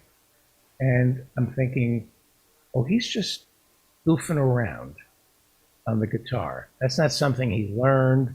He's just playing it by ear. It sounds really stupid. And I'm watching him going, man, he's a genius. Like, I don't think of him being like, I think of John as being a visionary who who kind of learned like what a sound was and what an idea was, but I didn't realize that he could. Wow, that is a. And then when he was dancing with Yoko, I thought, oh, he's at it. Like I didn't. This is. I for some reason I think of John as a thinker. Yeah, I an didn't realize. intellectual. Yeah, sure. Yeah, I watching him. I know this sounds really stupid, but I thought, oh my God, he went. I think that him playing that song is nothing remarkable. I think any guitar player who had heard the song, and maybe he'd worked it out before, maybe played along. And there were with it. some clams in it. He wasn't. Yeah, really. it's not. He isn't exactly nailing it, but it's Right. interesting that he picked that up. His mind is very interesting. His mind is unfocused. Plus, he's also, I've heard that he was pretty much doing heroin at the time. Heroin or acid? Well, I think he was doing junk. That's what I heard. But I hate to talk about somebody, that way without really knowing that. But And I always think of heroin where you're just strung out, eating candy bars and vomiting, but you can function that well on junk. so they tell me. I wouldn't know. Well, kids, you learn something every day. Don't judge something until you need it and try it. Yeah, That and is- support the people down in Bessemer who support Yeah. the union organizers in Bessemer and Mike Elk Payday Report. Jerry Stahl used to do this show, and I said to him, "How do you function?" He's written, about, he wrote Permanent Midnight. Oh, Jerry really? Stahl. Yeah, and Was he a I said, heroin user? Heroin user? he was. Yeah. And I've never tried heroin. I said, "How do you function on heroin?" And he says, "No, it's how do you, once you start using, it's how do you function without heroin?" Yeah. And I didn't understand that. I would think you take heroin to completely be unproductive and no, I guess they call it chipping. You can handle it. You can go through your day and people don't know that you're on it, which is terrifying. Until you don't have any. Until you don't have any. Right.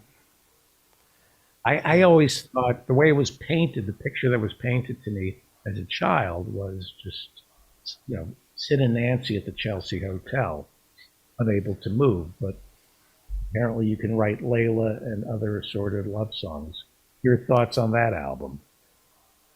I love that album. Don't like the politics.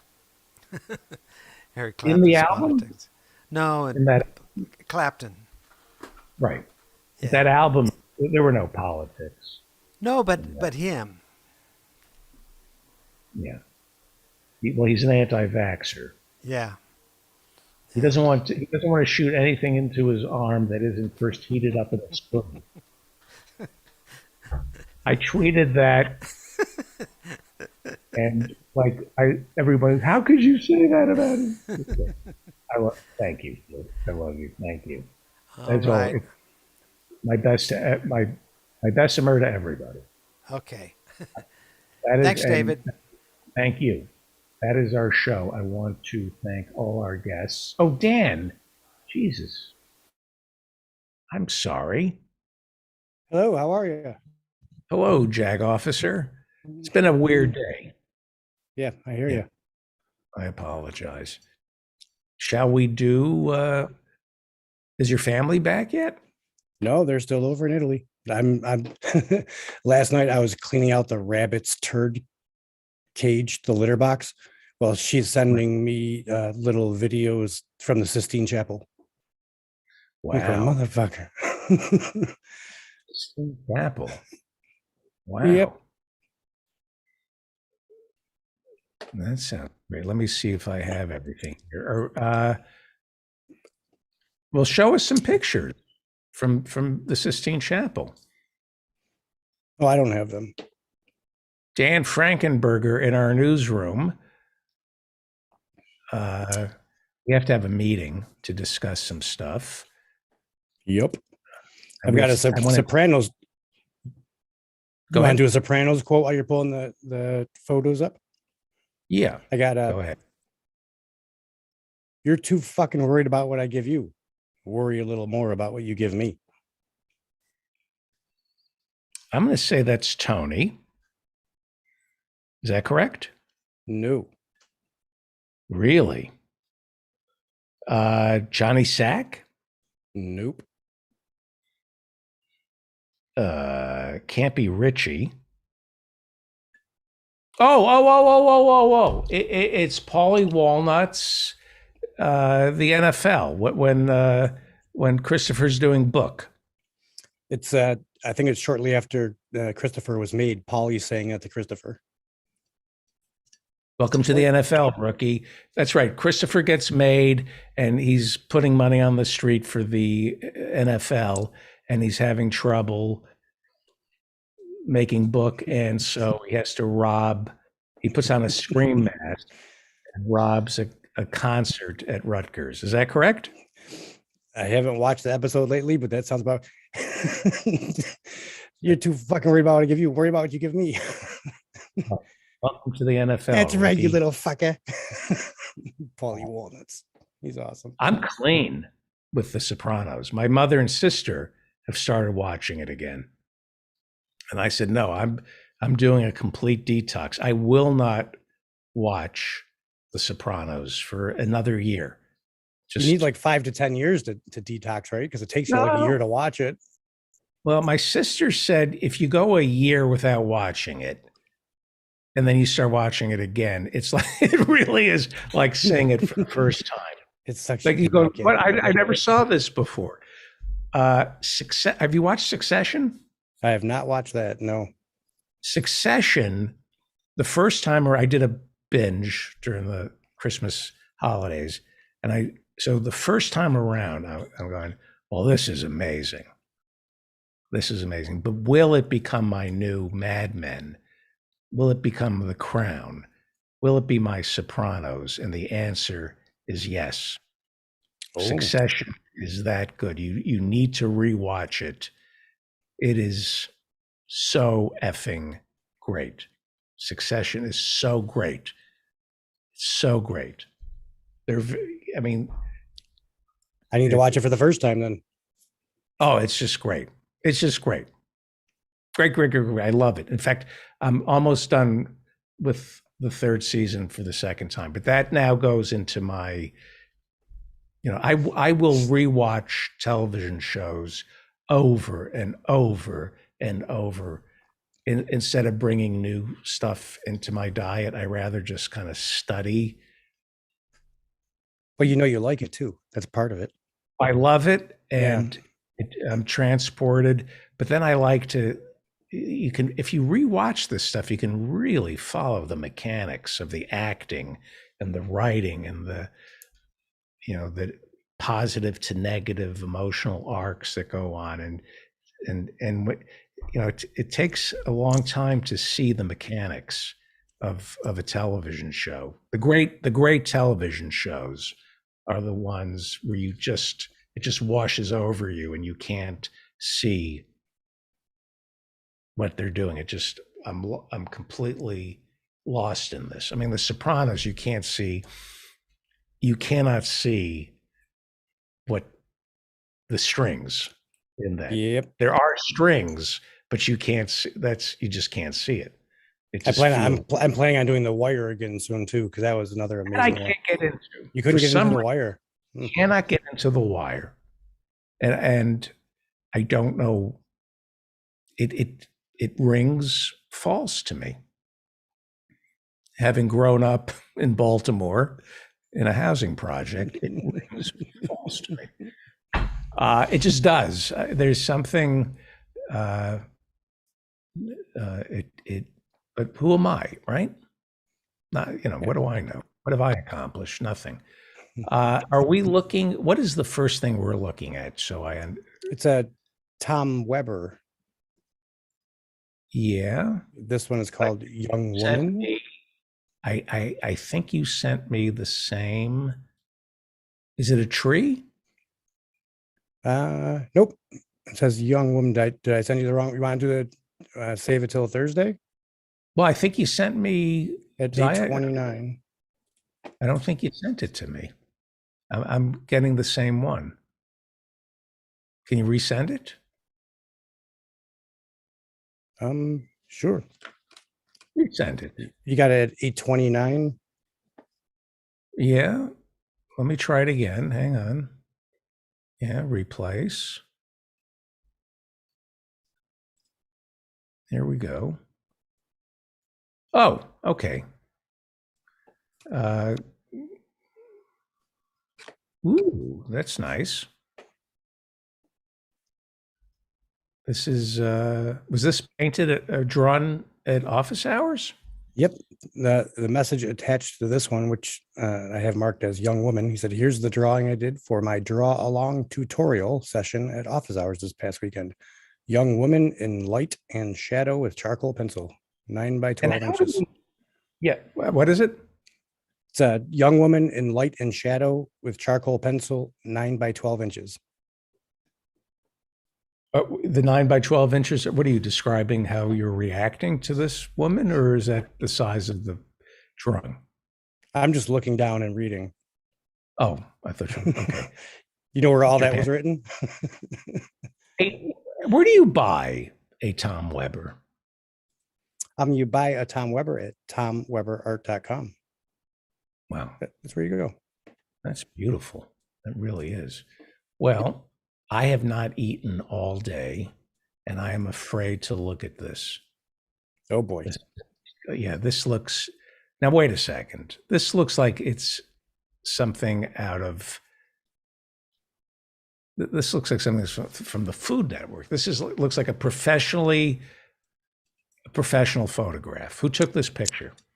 The person that took this picture and cooked this meal was Glenn Kostick. And this is lo mein. He says it's lo mein with broccoli, bok choy, Napa cabbage, string beans, mushroom, habanero, garlic, ginger, parsley, wakame seaweed, green pepper, and onion. That is low main, but high maintenance. That's got a lot of garlic and onion in it, but that is really beautiful. It's just a beautiful picture. Well, Glenn's house is where me and Andy Brown are going to take you after you ratted us out a few hours ago. Oh yeah, I'm definitely going to turn you guys in. That is beautiful. Wow. I'm so hungry. We made fava beans. Yeah, but we didn't peel them. You have to peel. You can't eat the shells, correct? Oh, you didn't? Do you have dental insurance? Is that so? How you can't keep cooking a fava bean in the hopes that the shell softens, correct? That's my understanding. I've never tried it. Right. Because I know that in advance, but apparently you don't. I didn't know that. And I kept cooking the fava beans, going there. Whoa, it's not soft yet. This is. You just kept doing coffee enemas over and over again until they got soft. The fava beans never got soft. I didn't know that. But I got a new shipment of beans coming in. This is a photograph of what? So the next two images here, this is the first of the next two. This is the model that Lane used for the next piece of art he did. He said this is based on a magnificent miners' memorial in Fishburne County, Durham by Northumberland. The artist was Keith Madison. And based on this picture, Lane did, I can't remember if it's charcoal or pencil, but he did a piece using that as a model. Oh, look at that. I hope he used, did he draw it in charcoal or coal? It has to be charcoal. That looks like chalk to me. Yeah, When he posted it, I don't think he said what it was, but yeah, it looks like chalk to me. Yeah, that's awesome. Lane, the brilliant Lane. Next up, we Well, have Joseph Britton Jewelry. Valentine's Hey. Day is coming. Valentine's Day is right around the corner. And if you want to be loved, you got to give love. And by that, I mean jewelry. If you want to have physical relations with another human being, you must offer gifts or go home. Go big or go home. JosephBrintonJewelry.com. Look at those. Those are earrings with hearts and the sun. Looks beautiful, right? Yep, it's fantastic. I emailed Joe a couple days ago. I said, Valentine's Day is coming. Send me what you got so we can get up there and promote it. And here we go. Joey B. Go to JosephBrintonJewelry.com and check out his selection of amazing jewelry for the person you love or the person you want to trick into thinking you love them, so they will give unto you that which you so desire. Yes, you just can't get yeah. So lastly, we have David and Bob Saget. I grabbed this from your Facebook page. Yeah. And the caption on the picture was dinner tonight at the Algonquin Hotel, remembering Dorothy Parker by making passes at gentlemen with glasses. Yeah. And Bob we're go ahead. No, you go ahead. I was going to say from earlier in the show in Bob's longtime charity due to his sister's illness is the Scleroderma Research Foundation. And you can check that out and make a donation at SRF, which is Scleroderma Research Foundation, srfcure.com. I'm sorry, .org. Give that again, please. SRF Cure. So it's srfcure.org. Right. Yeah. Wow. Yeah. Wow. That was at the Algonquin Hotel. And that's where, anyway.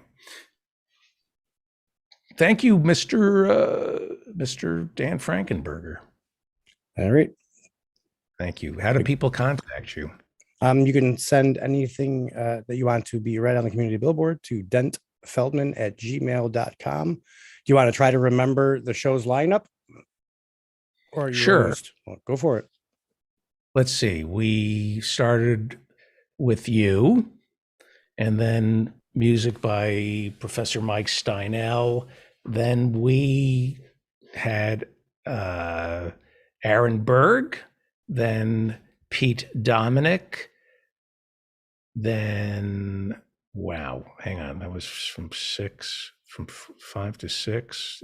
Then Howie Klein, then David Cobb, then Dr. Harriet Fraud, then Mark Breslin, then whatchamacallit, Mark Breslin, then the great Peter B. Collins, then amazing Professor Marianne Cummings, and then the outstanding Professor Mike Steinel, and then Dan Frankenberger in the newsroom. That's right. I still maintain it's something died in my crotch. Yes. Sounds like that. Yes. Good night. Good night, sir. Thank you. Well, we got through the show today. Not a good day. Let's see. We have some hands raised. Let's see. Let me stop that share here. Okay. Whew. That's a tough one. That's tough to look at that picture. Rodrigo. Rodrigo. Are you talking? Am I not hearing you? Why can't I hear you? Okay. Can you hear me? David, I can hear you, but I cannot hear Rodrigo. But it says Rodrigo's talking. Cannot hear him. Okay. Can you hear me? Now I can hear you. Okay. Okay. I I can hear you. Let's go to Mexico, where Rodrigo is standing by. Hello, Rodrigo.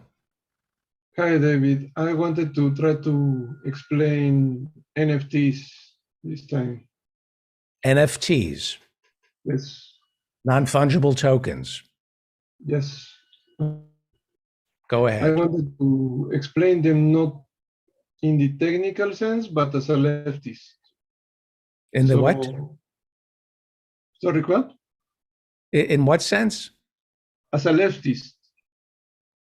You're going to explain NFTs, non-fungible tokens, through a leftist prism. Yes. Okay, go ahead. So imagine you pay $24 million for a car. Now imagine you're paying $24 million for a car, but a picture of a car.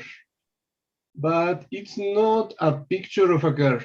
It's not even the file that contains the representation of a picture of a car, but a numbered certificate of a file that contains the representation of a picture of a car.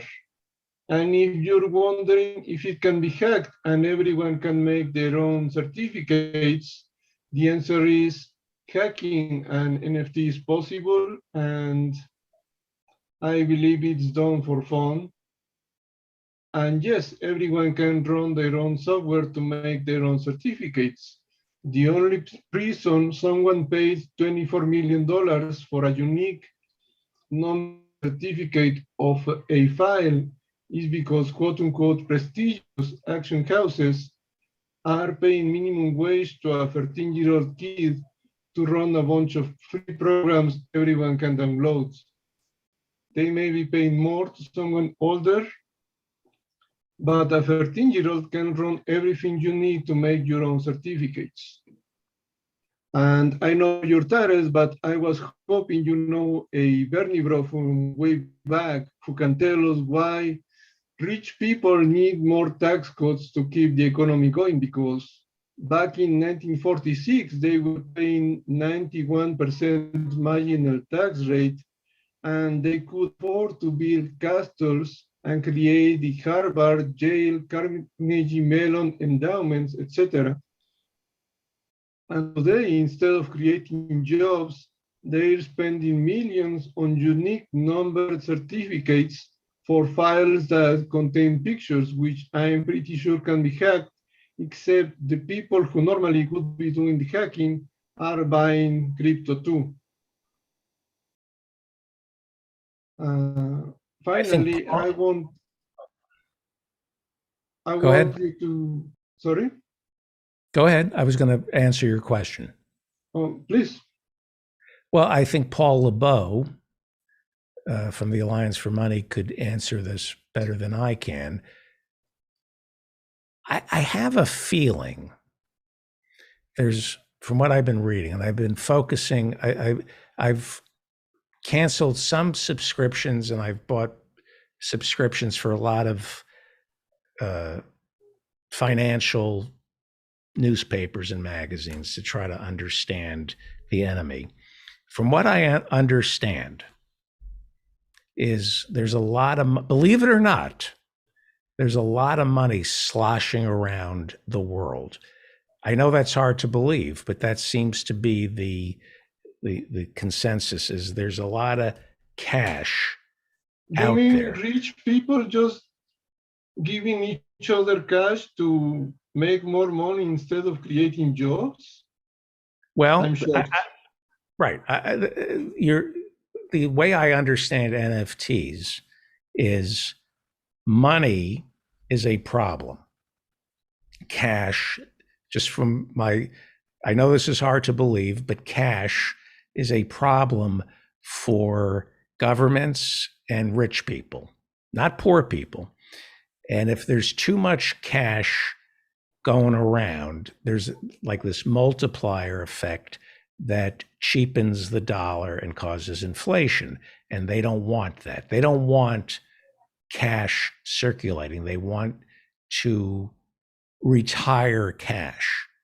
And so NFTs, and Paul LeBeau would be much better equipped to explain this than I can, and I may be wrong. But as I understand it, Jamie Dimon from JP Morgan Chase and the Federal Reserve and the central bankers like cryptocurrencies because it ties up cash in non-fungible assets, non-liquid assets.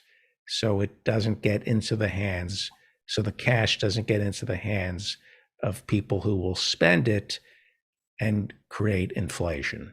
So they're looking for art, baseball cards, cryptocurrency, JPEGs, NFTs, anything that turns liquid cash into something solid that can't be tapped.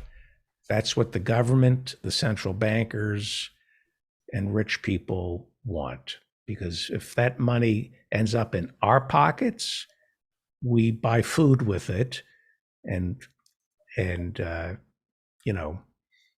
maybe spend it on something that causes inflation. That's my understanding of it. That doesn't sound like a lefty from way back would say, but I believe you. No, I'm not defending it.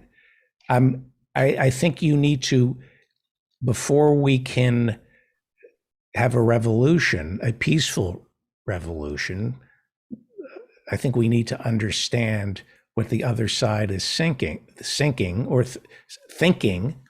why they're thinking it, and understand why this is happening to us and what the truth is. I think the problem right now is they're doing what Trump did to us. They're giving us chaos.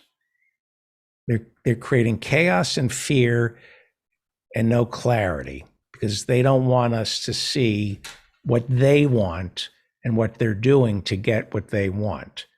So we're distracted and we're off in 20 different directions. We don't know where to aim our artillery. It's coming in from all sides. You need to know, I think, what the other side wants, why they want it, how they justify it to themselves, how they sleep at night, and then you know how to attack them peacefully. I think the reason the 99% is, half this country can't come up with $500 for a medical emergency. They do not want the 99% to have cash. They want us indebted. They do not want free floating cash. They do not want the world awash as it is now in cash, because if everybody has cash, then the dollar, it's supply and demand. The dollar becomes weaker. The rich want a strong dollar. So that money has to be tied up in assets that are non-liquid. And then you retire that cash, goes away. And I'm not saying you're wrong. I'm saying I'm not saying it's right. I'm not saying it's right.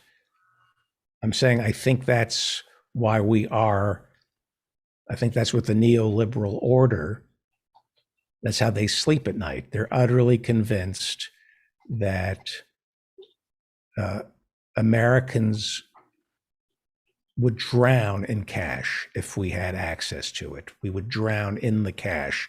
They envision, buying bread, wheelbarrows filled with dollars to buy a loaf of bread. That's how Jeff Bezos sleeps at night, thinking if the 99% has too much money, they'll drown in it from inflation. That's what they think. That's how they sleep at night. The thing that I'm a little disappointed on, that you won't give us the lefty from way back that visits Sam Cedar. That's what I was hoping for. Well, I can't do it without Sam or Michael. Oh, The guy who well, that guy can't host a show. He's detestable. I think remember Michael Brooks said to me, "I fucking hate you. I know it's not you, but I fucking hate you for being a lefty from way back." I don't think enough people know what we're talking about. Anyway, well, thank you. How is the war against Andy Brown going? Well, now that you share the picture of one of your feet, we're hoping that Andy Brown will take his shirt off in the next office hours. But I wanted to keep telling you for 2 minutes about NFTs. Well, but as I understand it, I am now featured on WikiFeet. Is that correct? That's what I hear. And David Mamet has to convince all of us to sign up so we can vote for your food to become more popular than. I don't even know what happens over there. I just thought it was. I got the link. Funny.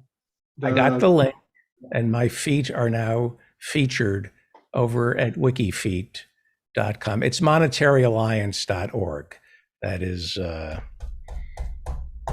Paul LeBeau's organization. I have to wrap it up. Thank you, Rodrigo. Okay. Thank you. Can Be I well. keep telling you on Thursday, on Friday? Can I what? Can I keep telling you on the next show? About NFTs or my feet? No NFTs. About my feet. What can you say that isn't available to everybody over at wikifeet.com? My feet are featured at wikifeet.com. But all right, we'll talk about it on Thursday. Okay. Thank you. That is our show. And thank you for showing up. I cannot do it without the people who sit in the virtual studio audience here on Zoom. If you would like to join these animals in the chat room and in Zoom, go to my website and sign up for Attend a Live Taping. Office hours every Friday night at 8 p.m. where we really get to meet one another and talk about important stuff. I cannot recommend office hours enough. Every Friday night at 8 p.m. We also have a YouTube channel. Please subscribe to the YouTube channel. It's a great way to share segments of the show. And if you want to see what this looks like, you can, we live stream this show starting at 5 p.m. every Monday and Thursday. And if you want to see what we look like, watch us on YouTube or join us in the virtual Zoom studio audience. I think that is it. And everything I had to say about Bob Saget is at the top of the show. So if you're just tuning in, I suggest you hear my words about Bob Saget. It's later than you think. Pick up the phone and make the call and forgive. If not that I need to be forgiven or I had to forgive anybody, but pick up the phone and make the call. The clock is ticking. It's later than you think. I'm David Feldman. Remember to stay strong. Oh, hang on. I'm out of it tonight. I'm David Feldman. I am David Feldman. Remember to stay strong and protect the weak.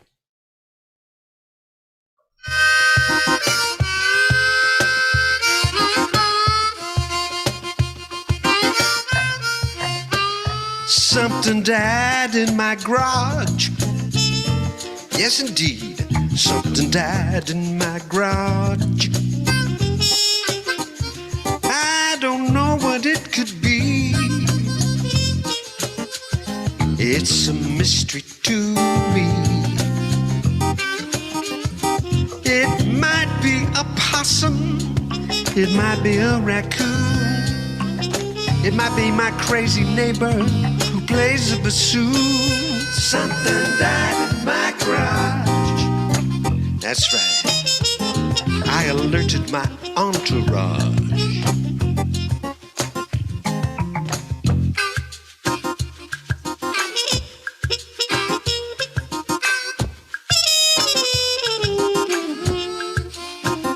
Something died in my garage. Something died in my garage.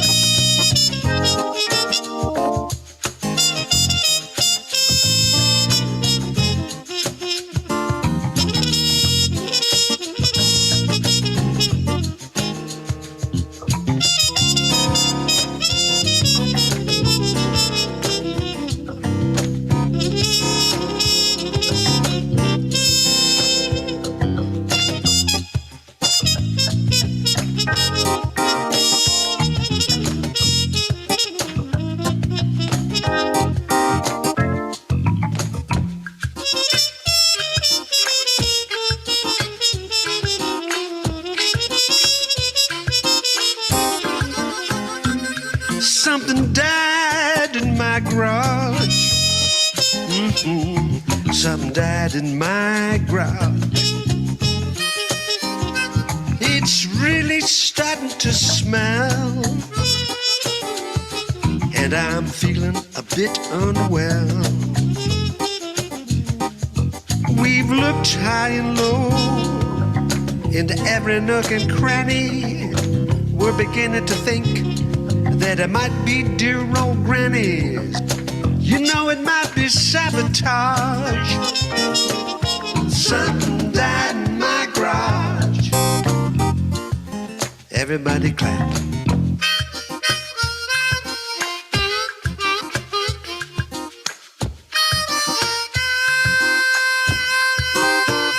Something died in my garage.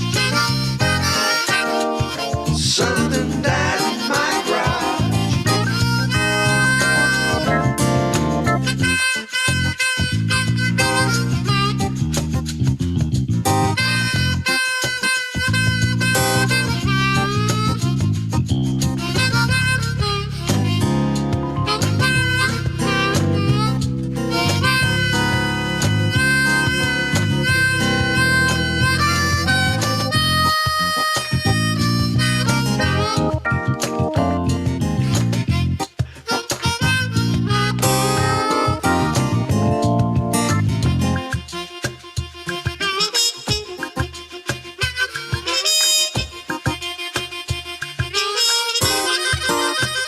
Something died in my garage.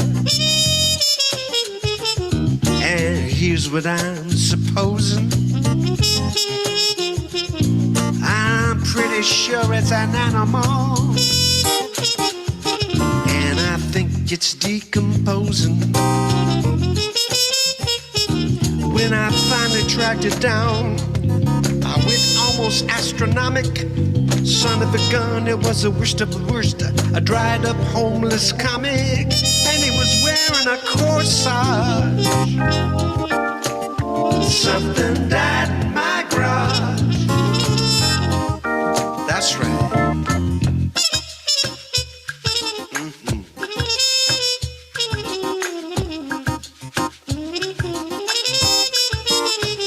Something died in my